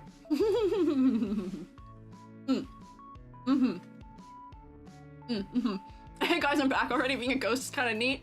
No! No! I can still hear Silly Sulky's voice. It seems like only just yesterday they were here with us in the flesh, being warned of the hazards of eating clovers. No! I haven't eaten in 2 days, Hoshi. Good God! Eat! What the heck? Eat your food, Hoshi! Please go eat something right this very moment. Please. Like right now. Please. My God. Dang. Had Taco Bell last night. Got sick from eating too many quesadillas. See, I'm immune. Taco Bell does not tear me up. Taco Bell is actually kind to me. I don't have trouble with it like others do. LOL, I'm fine? No, that's not fine, Hoshi. That is not. You should not go more than 8 hours without eating. Maximum. Please eat. Pretty please. Yeah, Ruruku's on the right track here. Well, actually, I don't know if... Hang on. I'm okay. I'm glad you guys are okay. Please take care of yourself, Hoshi. Please. Please, I beg of thee. All of you shroommates, make sure you're eating, or we will pelt you with fish crackers. Alright, wait, hang on. This is a repeat of it. Will you rate the character design of Vocaloids, all brands, sort of related with the anime aesthetic to other stuff? I would love to talk about the designs of Vocaloid characters. I would love to. I would love to. I love Miku. But I will tell you, I love Miku. You know who I don't talk about nearly enough? Who I do also so fully adore with my whole heart? Luca. Luca was my favorite Vocaloid growing up. I would love to talk about the Vocaloids at some point for character design. I feel like I should, because Miku, honestly, I could do a whole case study on how she, specifically her hair, makes her the perfect icon. We've talked about the effect where you can just put blue pigtails on anything, and it's Miku! That's crazy and fantastic that you can do that. She is so distinct, but that is all it takes. Which is fantastic design. Fantastic designing! Good silhouette! You can recognize Miku anywhere from her twin tails and her funny little hair clips. I have so many good things to say about Vocaloid designs. Not all of them I think are super interesting, and some of the more modern ones I think are more interesting, and I like the alt outfits they have better. But I'd love to talk about Vocaloid at some point. This is like an old interest of mine. Yeah. Sometimes even teal hair without the pigtails still reads as Miku. Yeah, I saw a post today about how like Fortnite has some of like the absolute like best black character designs like out there, which honestly, they're fantastic. I could talk about Fortnite's original character designs also. Their color use is always so nice. But there's one of the girls that was in that, like the examples they gave for it, where she has, I think like she's got like twin tail teal like box braids. I'm like, Miku? But she looks sick. I was like, these are fantastic character designs, but yeah, it is that way, yes. Miku is so Miku, you can just tell it's Miku. Exactly. I like, Utatane Pico, he's got my favorite colors and the color of hair bits. I don't know that one. I don't know a ton of ones that aren't like common ones, I would say. But see, there's always time to learn, so maybe I could like rate some Vocaloid designs, or also maybe do like a ranking of them or something, potentially. I know Kaido. I know him. I'm aware of him. He is good. Woo! Blue! Synth V. Yeah, I know Synth V. Is it Synth V or Synth 5? What do people call it? Some Vocaloids were turned into Synth V. Yeah. Kasane Tedo is one now, I think, right? Question mark? I think. I don't remember. Vocaloid tier list? Yeah, I could. I could maybe. I do also owe all of you a showing you my cringy old Utao covers that I made when I was 14 and 15, maybe. Yeah, Gumi! Yeah, Gumi also, yes. I think too, yes. Springzilla, thank you for following, yeah. Because the white one with a big cowlick and a USB tail. That sounds familiar, but I can't think of it. I don't know. But yeah, that seems like something I would enjoy doing. I would like to. Do you teach people, do you teach online people with art? And how old do you teach if you do? I currently don't give actual art lessons online, other than every once in a while I do a teaching stream, which I am due for. I haven't done one in a hot minute. My Fridays have been very busy and full with other things we've had to take care of, but I do teaching streams from time to time, but I've never done one-on-one teaching or like classes online. I'm not sure how I would do that. I would love to set up like a full course on something someday, like a video course. Maybe. But currently I'm not doing that just because I haven't had the time for it. And also not sure how I run that, but could be consideration at some point. Hiya, is cursing allowed? Not generally. We're PG for the most part around here. Words, there's some words that are fine. Don't use the real extreme ones though, if you could. If you'd be so kind. The Tayvat Show, thank you for following also. EG Masterclass 2025. Yeah, like if I were to make like a, what do they have on? Like Colosso has classes, I think. Like Skillshare has classes. Like I feel like I'd be willing to make a class like that. Maybe I could make like a character design class. I don't know. I say this like I'm gonna add another project onto the 700 classes that I already have. Oh, maybe. That's a solid maybe. I would do that in the future, but I currently don't. So I don't know. Have you ever seen or heard of TB Skyen? He also does art critique on YouTube, and I think you might like his vibe, similar to yours in some ways. Yes, I do know Skyen. I am familiar with Skyen, yes. Recently I was commiserating with Yam and some others about the fact that somebody made a voice model, like one of those AI voice models of Skyen's voice, which is like so heartbreaking because they addressed it, and it is so frustrating, and it reaffirmed to me a video topic I did want to cover at some point for a main channel video, which is really frustrating. But yeah, no, Skyen does some good work and also does good critique work. I am familiar, yes. What the flip, no pecking, swearing? Yes, we do have to be like Boot Hill around here and just say funny things, yes. Now that my question's answered, let's go. Yay, there you go. Why is Sonic on the same line as the villain, huh? What? What are you talking about? What are we talking about? We'll find out though. We get tags like in Roblox? What do you mean, tags like in Roblox? I don't know about Roblox, just tags? I'm not familiar with this concept. Let's see, what else? What advice might you give to those who have content they want to make but feel that market is already full of others who are already well established? Find an angle that makes you different.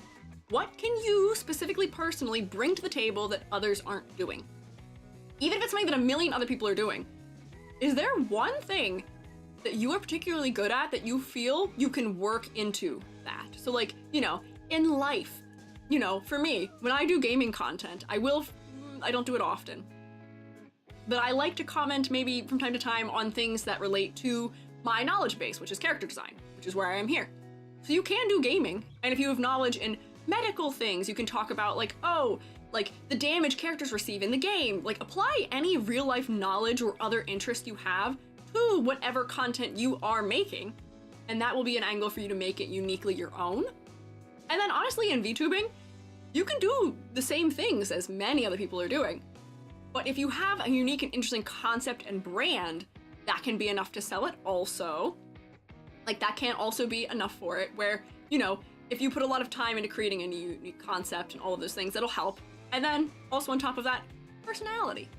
Personality, honestly, at least I would hope so, is the reason why there's so many people who can do the same thing and all of them succeed, even if it's saturated, because people are in it for the personality to some degree. You guys come listen to me talk and yap because I assume, or at least hope, you guys like to hear what I have to say and you enjoy the personality I have. I am kind of laid back and kind of silly and can be kind of loud and goofy, but those are the things that, you know, hopefully are what make people come back.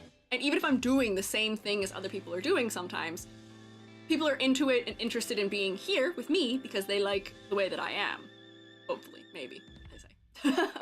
So that is my recommendation, is figure out what you have uniquely that's your own, what interests you have, how you can inject that into the thing you're doing that many others are doing. And, you know, figure out like how you want to present yourself and your personality and your content and your brand, because those are the other secret weapons you can have that can set you apart from others. Yes. How dare you, little redacted. YouTube, you guys are doing a really good job at avoiding cursing. I like your dolphins. Can't have hashtag in Detroit. This stream is so dolphin good. How dare you, you little redacted. Good attempts. I like the creativity. I appreciate it.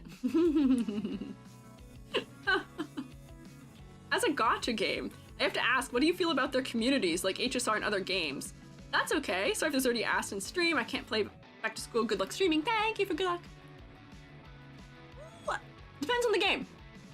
I would say that the HSR community is very welcoming and has been very kind to me, which I'm very grateful for. I have a little bit of fear when I encounter some communities, because they're not always nice. I have learned the hard way that there's certain communities where when I give them a objective critique for as best as I can, they really take it personally, despite I'm critiquing the media and not anyone individually. They really take it personally. Yeah, the Genshin emails, as Callie is referencing. I got some really unkind emails once upon a time. Every once in a while I still get them for talking about Genshin. And for some reason, the Genshin community has been way more volatile towards me and some others than I have seen with others. Like, Honkai Star Rail has been fine. I've had a great time with the HSR community, which is part of the reason why I'm still gonna keep playing the game. I'm playing it next Tuesday, by the way. So that's fine by me. I have not had any problems with Reverse 1999's fandom, you know, in my interaction with it. ZZZ was also fine for the most part. Some people didn't like a couple of my critiques about the Shark Girl and some of the other characters. They didn't like some of my thoughts on it. That's okay, you don't have to agree with me, but they were not just in the hey I disagree realm, but in the you actually are terrible and should wish Mr. Wobama fashion towards me about it. So like that was a little dubious, but for the most part, honestly, other than Genshin, I have not had a problem with gacha game communities. Thankfully. But in every community there are extremists and people who are going to be like that. I just think I had the misfortune of encountering a lot of them in one fandom, and I'm sure they exist in all of them. I was just unfortunate with that one. Yeah. Rena, thank you for following. Protective to the extreme. Yes, absolutely. Sad how bad fandoms can be. Steven Universe was pretty bad. Oh man, yes it was. Steven Universe's fandom was rabid. I used to be a Steven Universe fan, and I was on Tumblr, and people had no problems with coming into your DMs to yell at you for something, where like people would come into my DMs and be like, actually, you reblogged this art post of Pearl from Steven Universe, but the person who drew the art is somebody who ships Steven with Peridot, and therefore you shouldn't do that, and you're a bad person for reblogging that. I'd be like, oh my god, I'm sorry, I'm not gonna do a background check on everybody that I reblog art from. Oh my god. So, you know, that was a bad one, but that's not gacha. That was just a really ridiculous fandom for some reason. I don't know. Have you seen Miyabi yet? I don't know who that is, so no, I have not yet. No. So glad I forgot Tumblr existed at that time. Tumblr had some of the craziest, strangest haters on planet Earth for a long time. Nowadays, it's pretty chill. But back in the day, let me tell you, they were wild. They were intense. But thankfully, I haven't had that many interactions with rough communities. The next worst I've had was Final Fantasy VII's community can be really toxic sometimes. There's a lot of shipping wars that happen in that fandom that can make it kind of intolerable. But I just hang out in the corner of the Final Fantasy VII fandom that's like, woo, Zack Fair, let's go. My man does not get involved in the drama. And I just like watching the artist draw him. I just watch all the Crisis Core content because there's really not any drama in that. But thankfully not too bad otherwise for the most part. Fire Emblem Three Houses discourse for the next 8,000 years. Oh boy, that one got kind of crazy too, yeah. I recall that. We're not gonna get into that one either. Tumblr fun as long as you're not in the pits. Correct. Curate your online experience and stay out of the pits. It's possible, I promise. Anything's possible, Popsicle. Let's see. Hi, Squeiji. Hey, what do you mean Squeiji? Wait, we answered this one already from Octi, because it didn't come through on time previously. Can I ask, how do I blend colors properly in digital? Like, what colors or brushes are you willing to recommend? By the way, I love your art. Thank you. I don't do smooth shading, so I am probably not the best person for that. When I'm teaching in digital painting, we're usually teaching layering. So using semi-opaque brushes and doing texture buildup, because texture is one of those things that can make digital art just, it adds so much depth to something.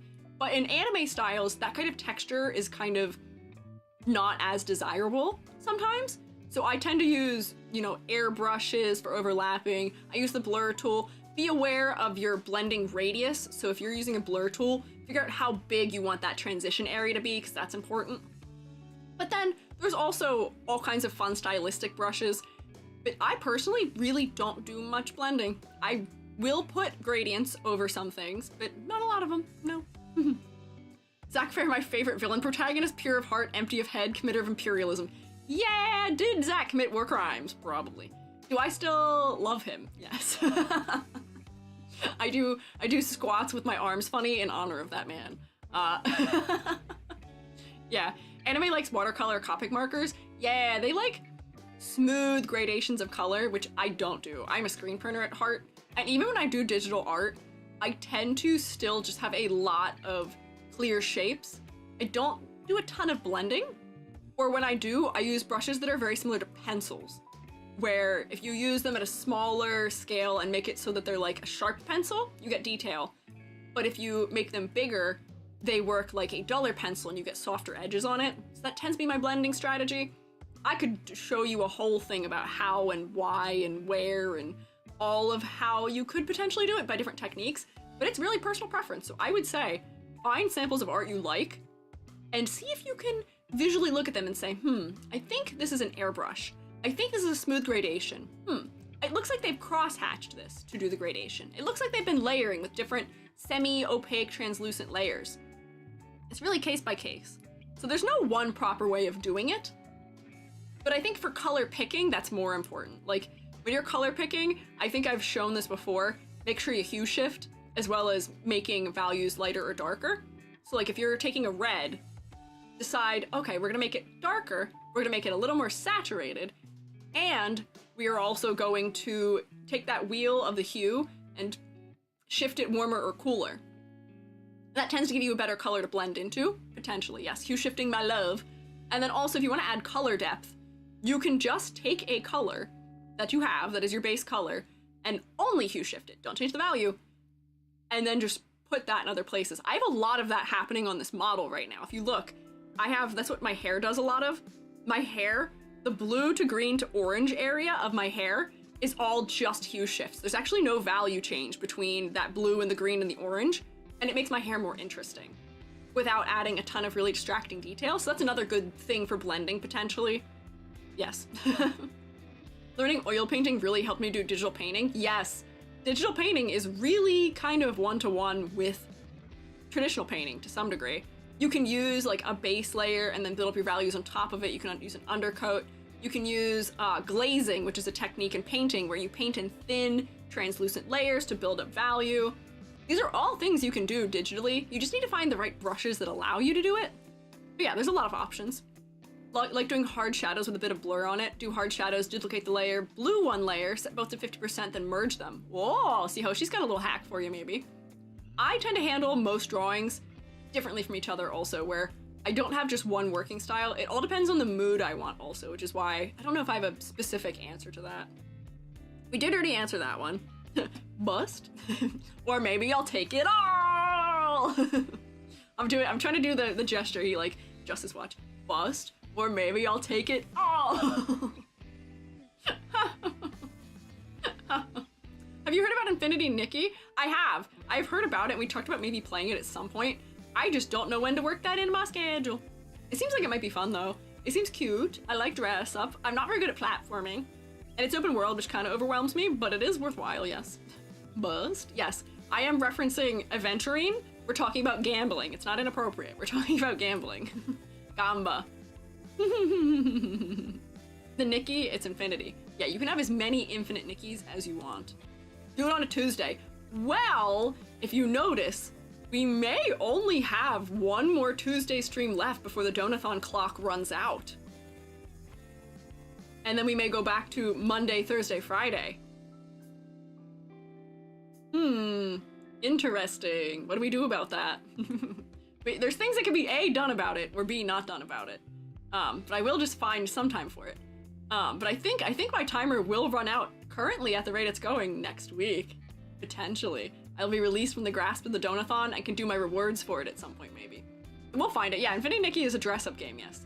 So maybe we'll work it in some way, somewhere, somehow. HSR is not dead. It's not going to get killed, just because we're not doing Tuesday streams anymore.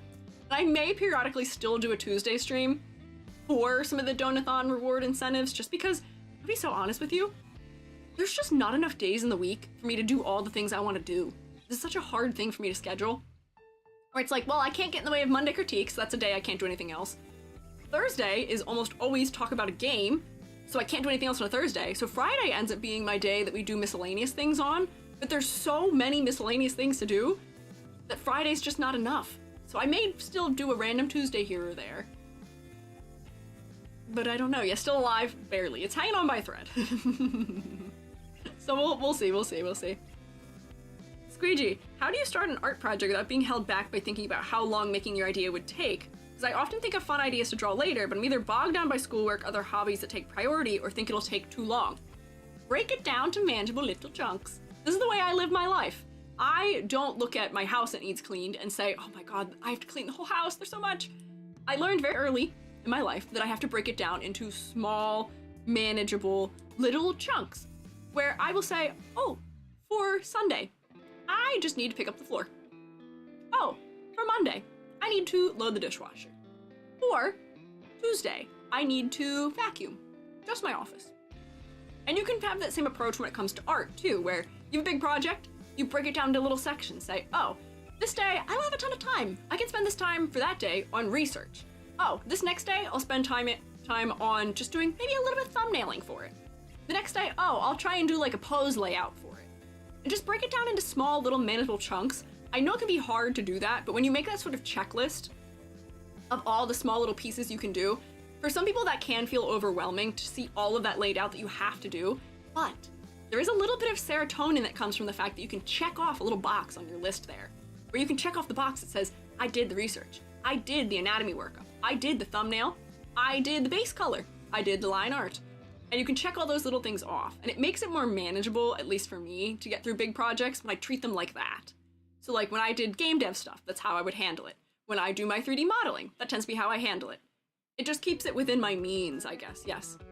Why does there need to be a time requirement for your art? It's your art. Also, yes, if you are making art out of your own enjoyment, why rush it? I know that our online culture really does dictate, like, oh, you should share the things you work on, put that in the world, and you're gonna make it seem like you're working all the time, but you can be a slow artist. I'm a slow artist, I'll tell you that. There's no use in rushing art. Why rush perfection? Like, it's not gonna do you any good. And, you know, if you want to start art projects, you have to create art for yourself. You can't create art for the consumption of others. Because a lot of the time, that forces the you out of it, and also the joy out of it sometimes. You have to make art for yourself, and for the joy of doing it. I make a lot of art that you all never see. And you will never. Because it's art that's just for me. It's funny little studies for practice. It's pieces that, you know, were just me wanting to try something, to practice something. And pieces that are just made out of the sheer joy of doing it. Art is supposed to be fun. And you have to allow it to be that way. Yeah, so that is my answer here. You have to break it down, find little ways to give yourself the dopamine, and don't put yourself on a schedule. You don't have to. Nothing wrong with being a slow artist. Honestly, I think that's the way of doing it, is being slow. I'm impressed by people who are fast at art, but I feel like for me, it takes the soul out of it when I'm too quick with it. I don't step away from it and make other considerations, like spending more time on something can be for the better and can allow you to have more space for other things, which is fine. Hi, Kaniko. Yeah, art meant to be fun. It's supposed to be. What time is it? Well, it is 6:20. We are 20 minutes past when I usually end stream, but Jumpy is on Discord right now, so I am not bothered by going over a little bit. We'll go for a little longer, maybe. Because unfortunately, we still haven't reached a lot of questions from today.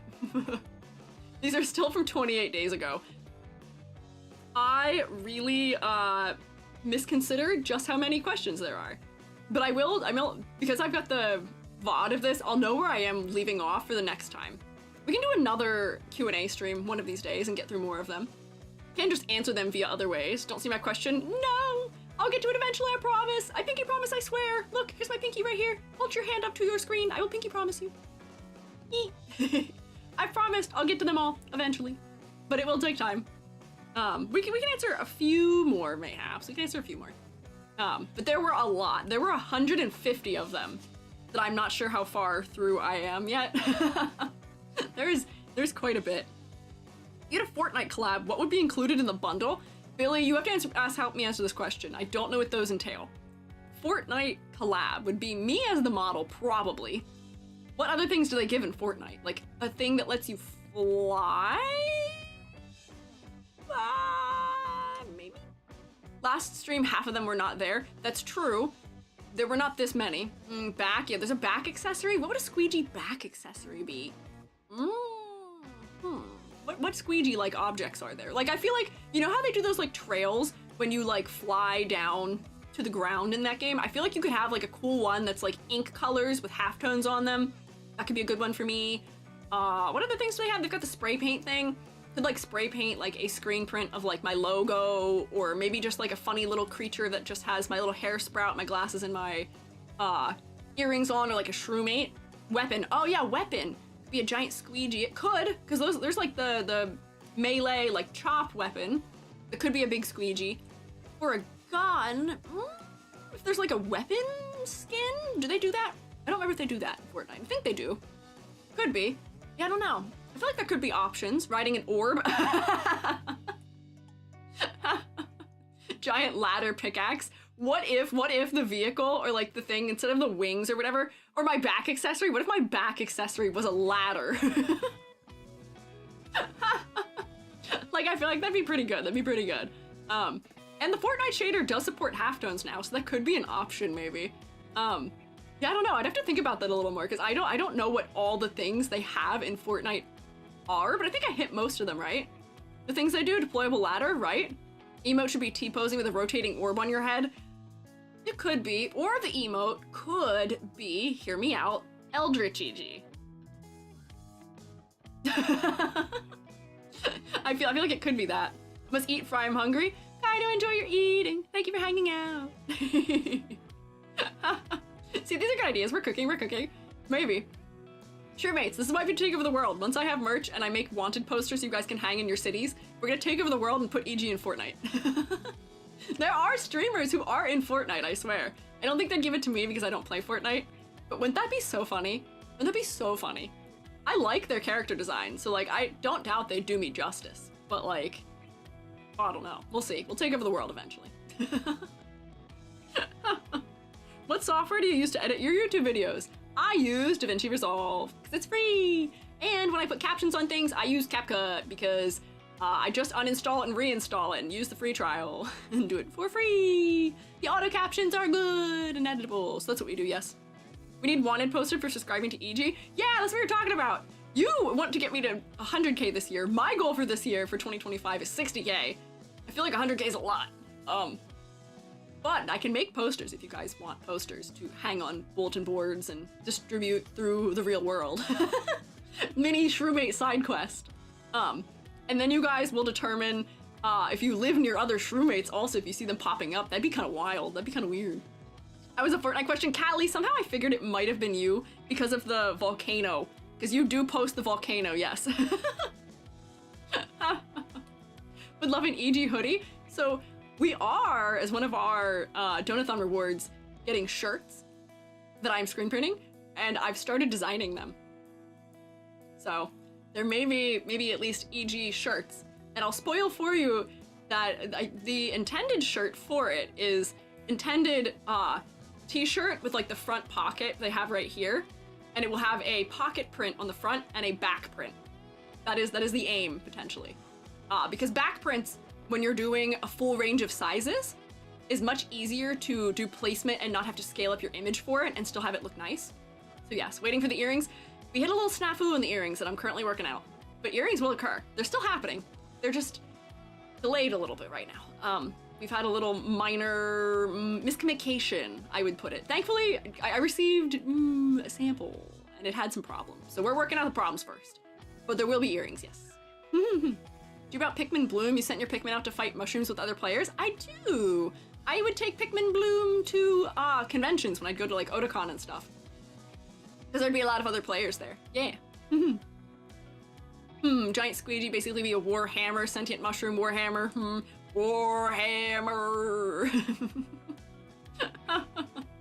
Wait, you went to Otakon? Yeah, not this year. But I've gone twice before. I work at Otakon? Really? Interesting. We may have crossed paths at some point. Intriguing. I didn't go this year because it was while I was moving, unfortunately, so the cards didn't play out for me, but I'm probably gonna go back next year. Hopefully if I can, if we can make the cards align for it. And I may go in a Squeegee cosplay, because I think that'd be funny. But like in a quiet Squeegee cosplay where it's like, I just wear overalls and my orange glasses. I feel like that'd be funny. If you know, you know. You'll find me. I'll probably wear my earrings if they're done. God, I hope they're done by then.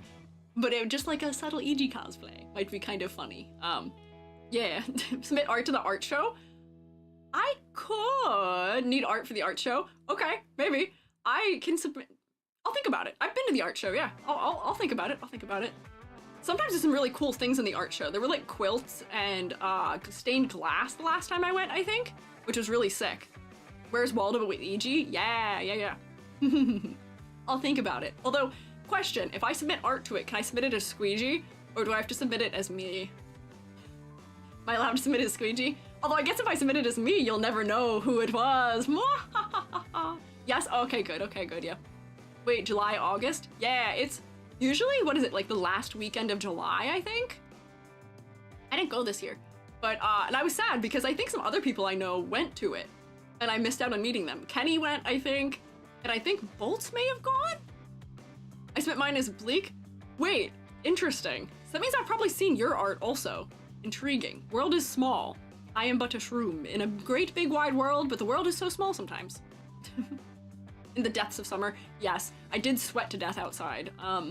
2 years, was it? No, not 2 years ago. 3 years ago, there was a big line problem. We got trapped outside for a long time. Isn't a cosplay con? Kind of, there's a lot of cosplay at it. I would say most people who went to it were in cosplay. Like a majority of people who go are in cosplay. I did not, actually that's false. I did do cosplay. I went as Oikawa from Haikyuu when we went a couple years ago. Oh, and I went as Meryl when I went 2 years ago. 3 years ago, I went as Oikawa Toru, and then, yeah, they did fix the line problem. They did. We didn't have any line problems 2 years ago. 3 years ago, it was rough. And 2 years ago, I went as Meryl. Hi, Cherry! I went as Meryl from Trigun. Because I own a jacket that is just like hers, so it was easy, but yes. So here we go. Continuing. Have you ever thought about painting minis like Warhammer 40k, fantasy or such? If so, care to share any models you have or favorites? So I have not painted any. Joby, literally while they were in here, while I was streaming, was painting a funny little grosser Hund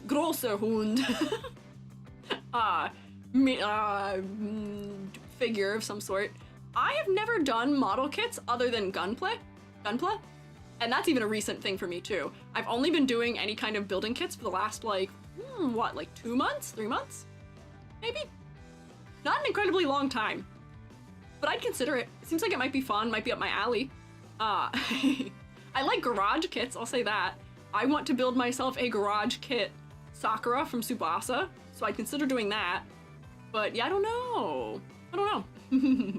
I don't have any that I know of, so if you guys have recommendations for a good first, like, mini painting kit or something of that sort, you are welcome to let me know. I know there's a lot of you who are interested in those sorts of things, so you're welcome to tell me. Is it alright for a gender fluid guy to have a female VTuber? Yeah! Do whatever you want! There's no rules. Be whoever you want to be. If I want to be a gender fluid frog VTuber, I will do that. That is fine. We can do whatever we want.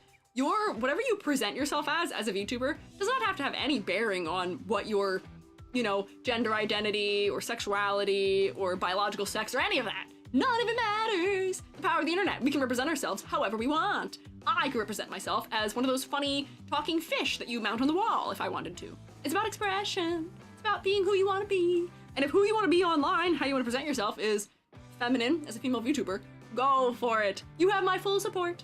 Be who you want to be. Do what you want to do. And if people have a problem with that, that's their problem. It's not your problem. Tell them to go somewhere else. You're not here to please them. You're here to please yourself and be happy. Yes, you could be a rock that's a god and a fairy princess if you wanted. Exactly. You can be a sock puppet. Do what you want. Be silly. Have fun. Al Yao Chiha, thank you for following. If I butchered your name, I'm so sorry. I have the teacher debuff. You're welcome to tell me how to fix that. I knew a VTuber who had a female catgirl model, was an entirely straight male, which is part of the joke. Yeah, sometimes it's like a thing where it's just like enjoying it for the bit of it to some degree, which is also totally fine. As long as people are being respectful in the way they're depicting themselves and not like disrespecting others via it, fantastic, it works. Yeah, porcelain maid. Joel is in fact a feminine doll, partially for the bit, I would say. But also just because Joel likes fashion and enjoys those things, yeah. So yeah, present yourself in any way. Yeah, present yourself as an OC instead of a Sona. You can do whatever you want. Go for it. You have my permission. Actually, you don't even need my permission. You have my requirement. Do it. Don't let your dreams be dreams. Just do it. Hang on. What is the best way to keep to a project? I have a bad time sticking to a project, like making a couple visual novels, and despite loving an idea, fully end up stopping early or feeling like I can't make it like I see it in my mind. That's a hard thing. That has to do with motivation. And also, there's an amount of powering through that has to go.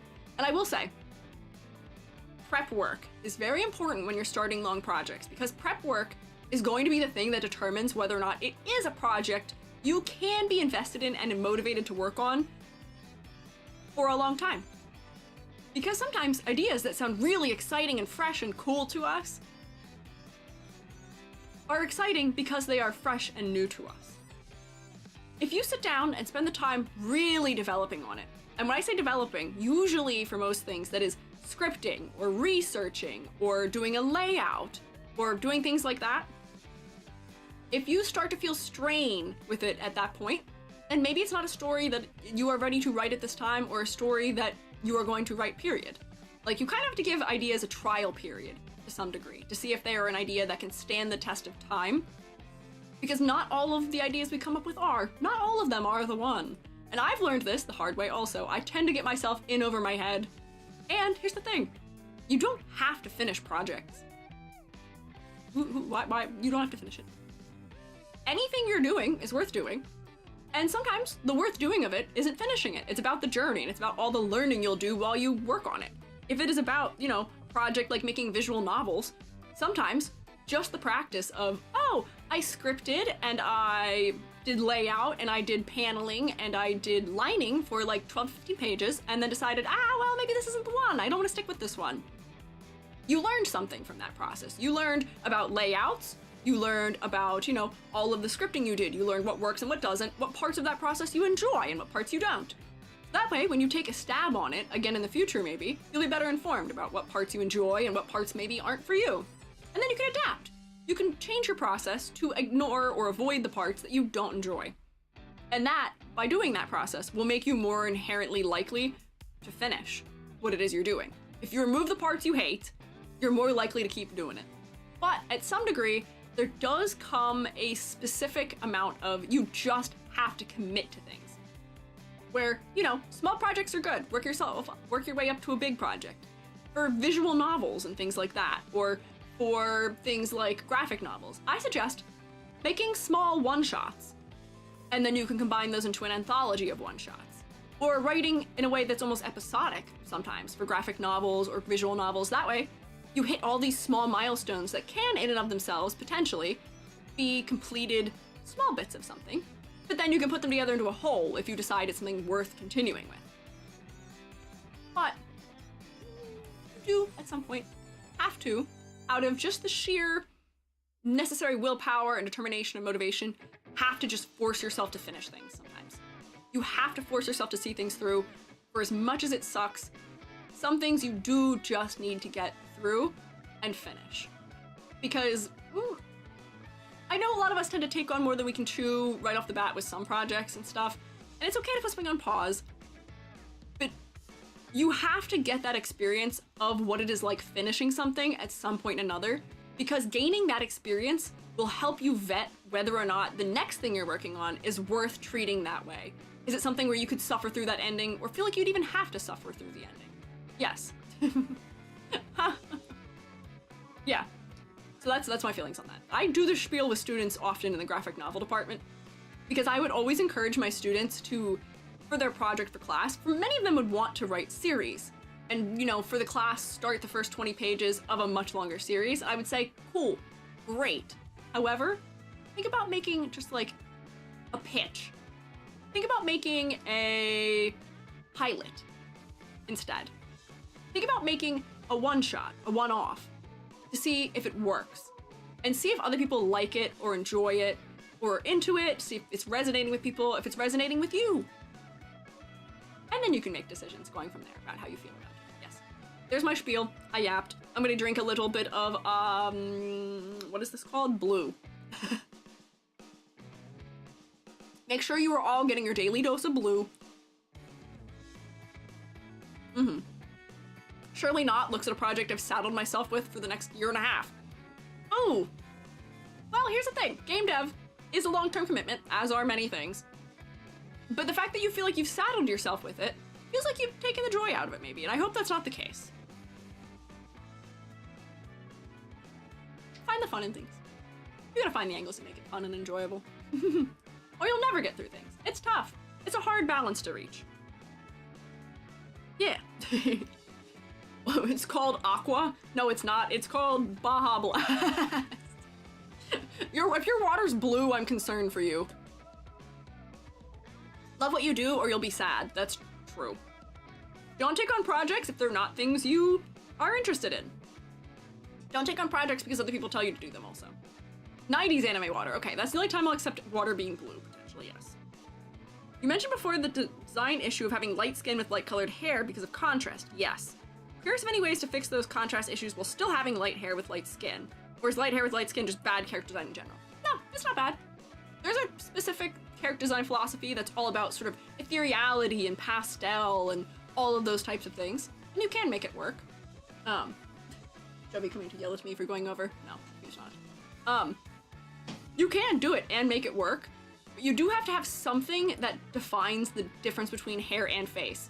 Where for me, I'm an example. I have white hair and I have light skin. But I have this nice dark trim and frame inside of my hair that makes it clear. You can alternatively have strong drop shadows under the hair or make the hair darker on the ends or even much, much lighter on the ends. You just have to find those solutions to making enough contrast in a character design for it to work. Or you just have to be okay with the fact that the hair and the face are kind of blending together. If you have strong enough focal points elsewhere and otherwise, it's fine. I think Pura works. Is that how you say her name? How do you say her name? Pura? From Breath of the Wild? Because she has glasses that kind of do the defining for her face. So they don't merge together too poorly. But, what are they? The Sheikah? Their skin tones aren't super, super pale, which is what makes them having white hair work.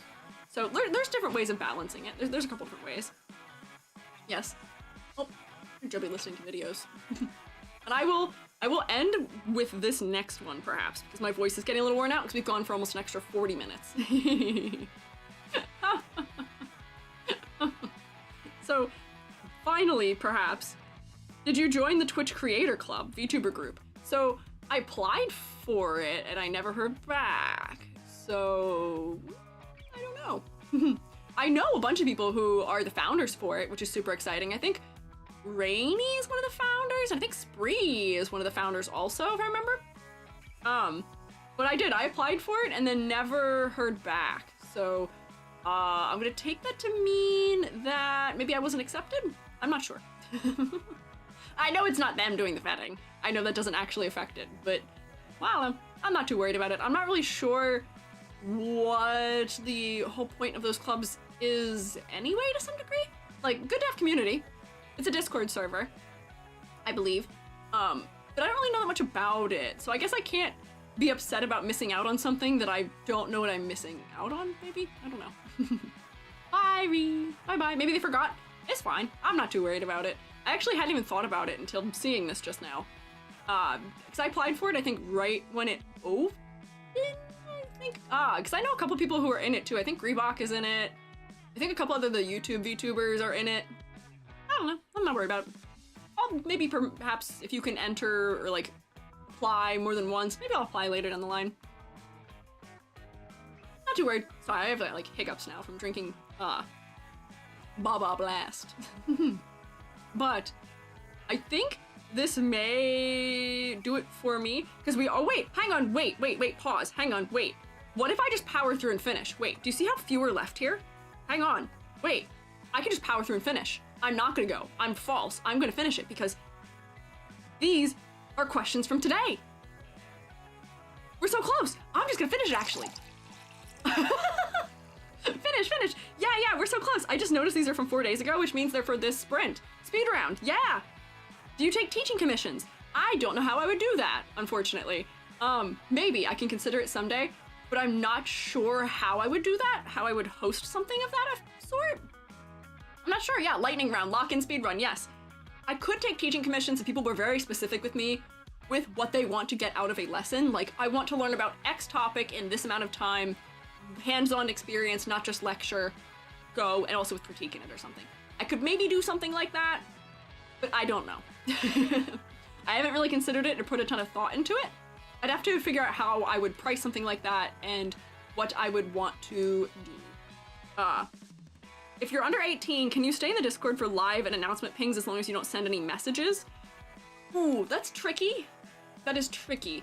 I do all of my live things. If you turn on notifications for me on Twitch or on YouTube or on Twitter or on Blue Sky, you will get the same notifications of my schedule and of when I'm live, because I always post when I'm live. So it should give you those pings via other means.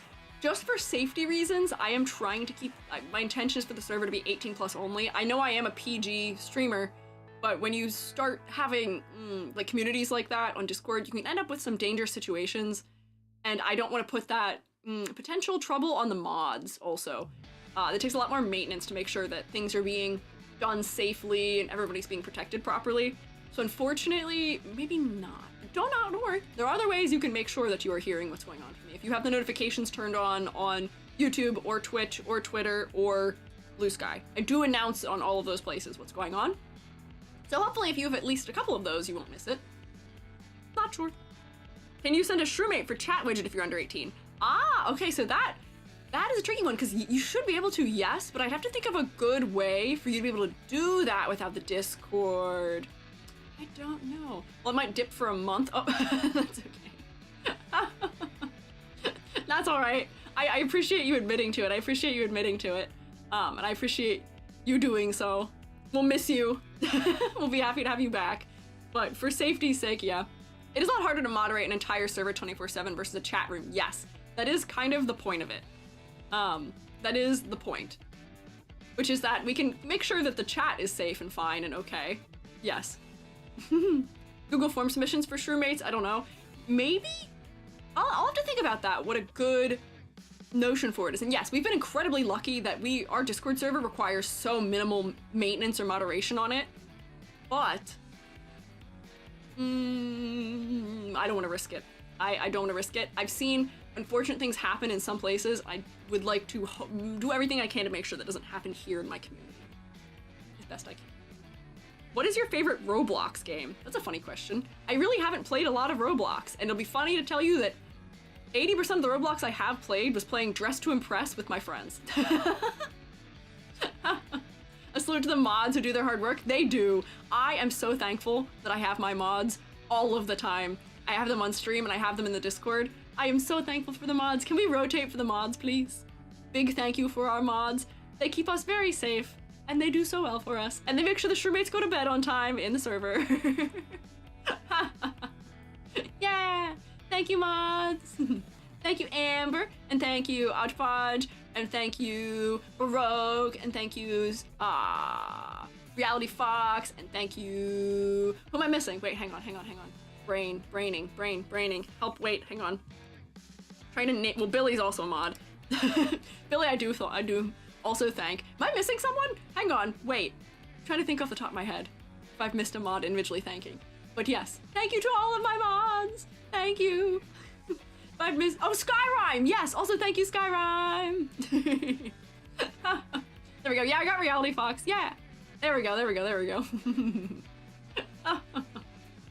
Our mods do a lot of good work for us, which is very helpful. I really want to start VTubing, but I'm a bit hesitant to commit a lot of cash up front for Live 2D. Is it reasonable to start streaming as a PNG tuber, then move to a custom Live 2D once I've grown more, or do I need to start with a custom model? No, start with a PNG tuber. If you need a free, like, thing for making a PNG tuber for free, I've got a whole list of pie crews you can use. Get your toes wet, see if you like it, see if you can build a community. See if it's the right thing for you before you put a bunch of money in it. There's a ton of free ways of doing things. Yeah, literally starting as PNGs, yes.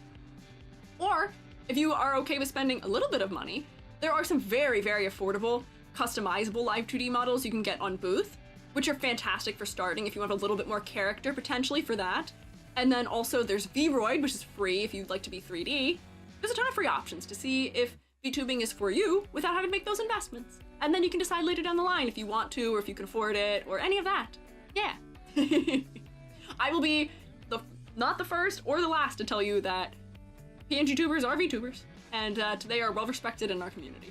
And anyone who says otherwise is usually being contrarian. I've yet to actually see people saying bad things about people being Vroid and or PNG tubers or anything like that, but I hear it talked about often. Don't worry, everyone's VTuber. If you identify as a VTuber, you're a VTuber. Yeah. Yes, true, and PNG is not as intense on the computer either, which is nice. And yeah, Vroid is so fun to mess around with. It's so fun. They've got all these new assets in it now that it comes with, where it's almost just like High Crew, but for a 3D model. So like, I'm a big fan of it. It's very nice. It is beginner friendly, and it's so customizable. It can be as intense or not intense as you want. Yeah, using a Vroid model so I can stream while designing, rigging my custom model. Hell yeah! See, there you go. Yeah, there's a lot of options out there that are free or like free plus. Like you can invest into them, but you don't have to. Try them. They're good.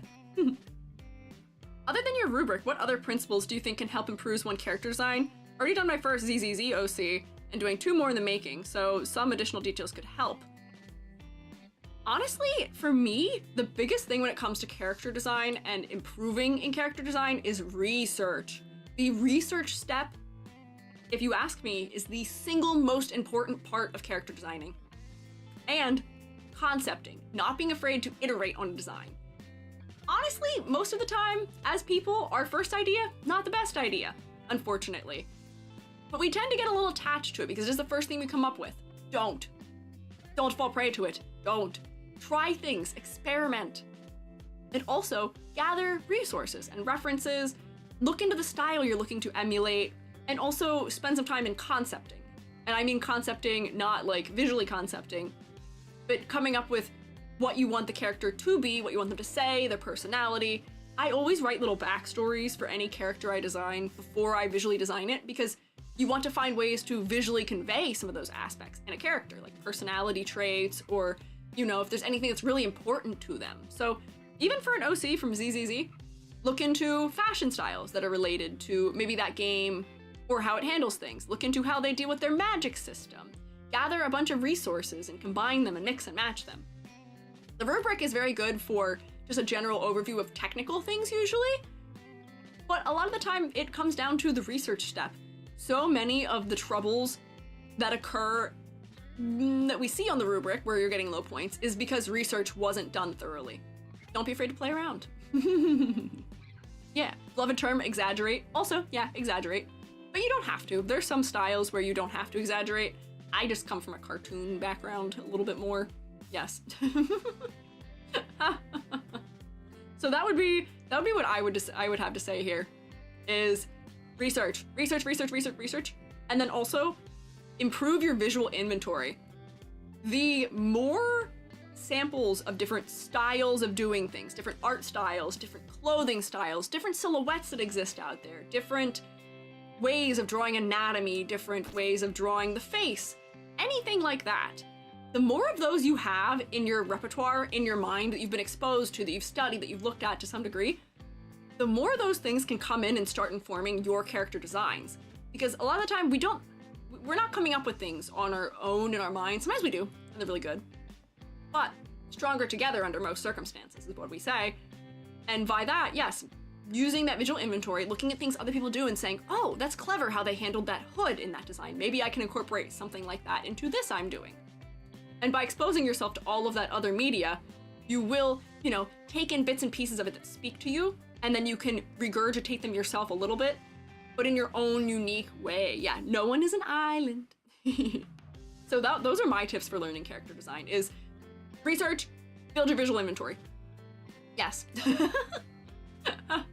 Ziana Parian, thank you for following.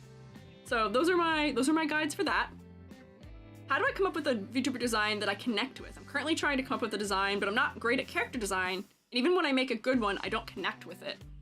Oh, so what I would say to do for that is to sit down and write a list of the things that you care about.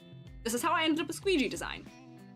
Because wouldn't it have been so funny if me, somebody who loves mushrooms and loves screen printing, wasn't both of those things in some way? Wouldn't it be strange? But I almost wasn't. Billy was like, why are you not a mushroom? And I was like, you're so smart. Why am I not a mushroom? When I was concepting. And I think that is very true. Sit down and write down the things that you care about, the things that you are very interested in, and then use those things to inform your design. For me, that was, oh, I am very into mushrooms. I like screen printing and halftone aesthetics. I'm a teacher. I wear overalls and sweaters because they are kind of androgynous for me. And therefore, those are all things that are important for me to include in a design. I also sat down and thought about what things I like in other character designs. I love when characters have big, colorful glasses. I love good old Vash the Stampede glasses.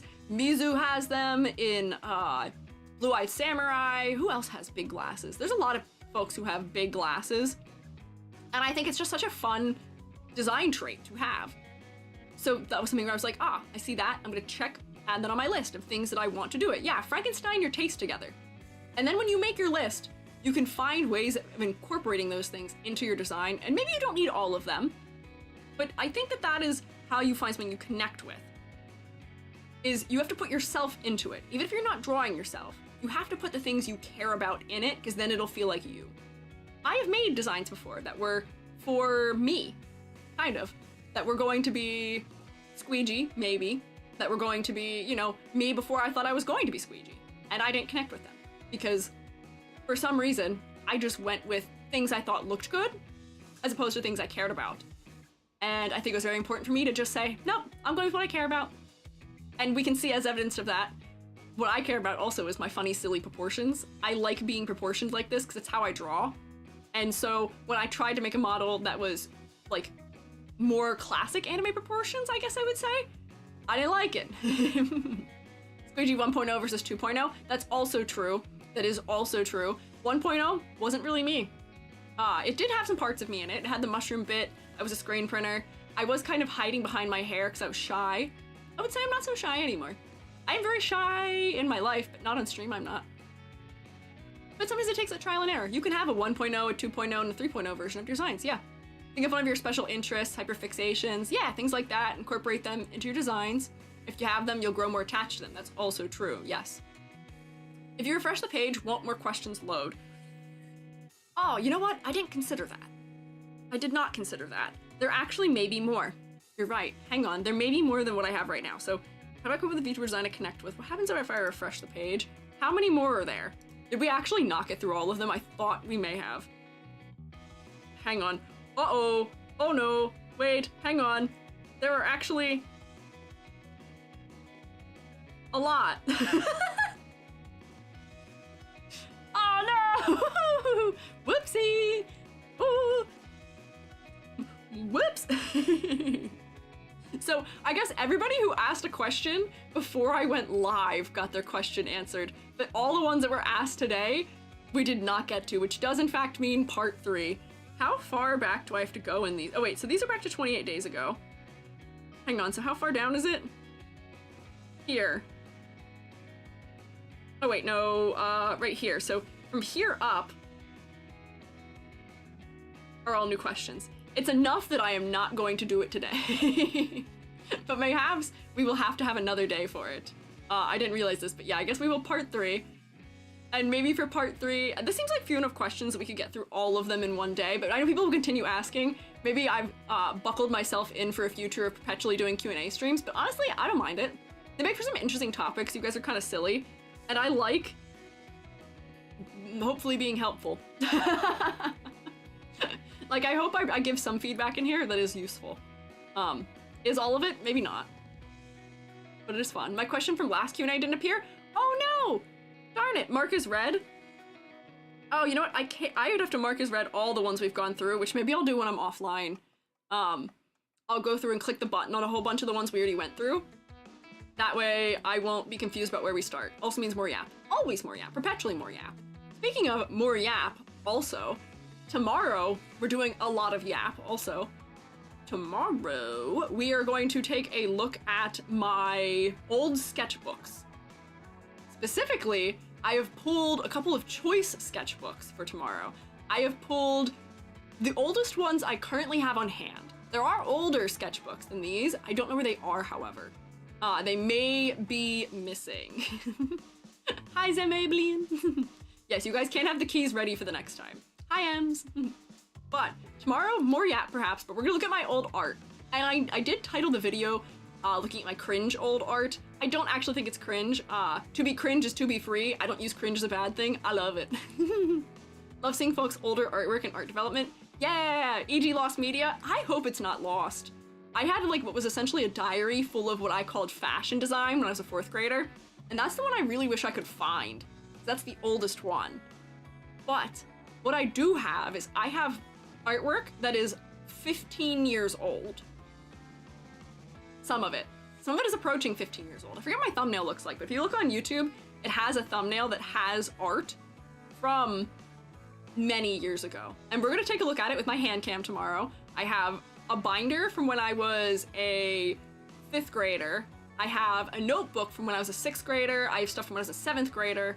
And then I think the other ones I pulled one from when I was an 8th grader and one from when I was like a 10th grader. But I have a whole giant tub on the floor of my room that has so many more notebooks in it. So we can look through more of them another time, but there's a lot.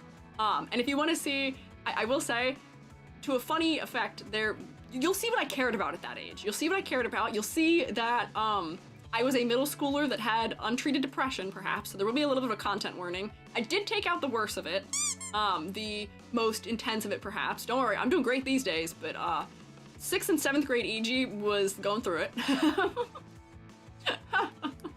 So we will have a little bit of a warning for that, but mostly it's just like edgy. There's not really anything gory or like too terrible. There's just a lot of edgy stuff. Look at my weird proportioning, my weird drawing, my weird OCs that I had, and actually some art that other people drew for me in those books too, which is fun for me to reminisce on. But we'll look at that tomorrow. And I've got my hand cam set up all ready for it, which is what I set up today. Yay! Let's go, cringy Soul Eater art. Yeah, that's what my thumbnail has on it, I think. I think it has Maka on it. I came to the terrifying conclusion that I watched Soul Eater when I was, like 10 or 11, I think. Which is totally not appropriate for a 10 or 11-year-old to watch. And there will not be Trigun in it, probably, because I didn't watch Trigun until I was like 14 or 15. So there will be a distinct lack of Trigun in these books. You'll only see the animes I watched when I was younger, the ones that I saw on Funimation. Yeah, Soul Eater mentioned. Soul Eater's one of my top animes of all time. I love Soul Eater. Or I guess top mangas. I like the manga much better, yeah. No such thing as too young. Hey, that first episode with Blair, I think, way too young. Yes, no. But tomorrow, same place, same time, right here in the Shroom State with me. And as our final thing here, I do want to have, for the new year, I want to try something. I think it's very cute when VTubers have that thing for VOD watchers where they like have a specific like comment they leave or whatever. I think that is so cute. I love seeing on other people's videos where it's like they do the thing. I know a lot of agency VTubers do the otsu stuff, and I'm not sure what the whole culture around that is, but we need to develop a goodbye or like a way to check in or like say hi, or like whatever that is on the YouTube VODs, because like I feel bad because like some of the people are like, I'm sorry, I'm a VOD watcher, we haven't got to interact at all, and I'm like, if you say hi in the comment or say something, I see it. I love them. I like all of the comments for the most part. Shroomulator? Oh hey, that's kind of good. That's kind of good, Alive to Thrive. Wait. Shroomulator. Or like it's like the Let's Go equivalent essentially. But I just like want a like, yeah, good job, Otsukare, yeah, good job. Like I want something that's kind of like that we can use in the VODs. That way, like, you know, I can see you, and then you, like, you know, we can do the interactive that. I just think it's so cute seeing it in others, but Shroomulator, honestly, I kind of love that. Alive to Thrive, I may use that. So, if for VOD watchers, yeah, I'll be shroomed, thumbs up and glasses, hell yeah, fun go.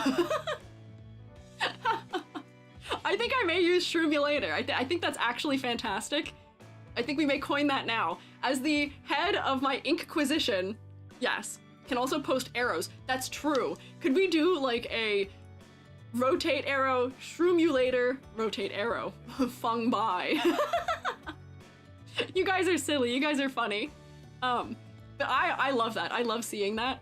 So if we want to try that, VOD watchers, you're welcome to. I'll mention it at the start of the next stream so people who maybe don't make it to the end of the VOD can hear it. But I think that's a good idea, and I'd like that for the new year. That is something that I think is cute and would love to incorporate.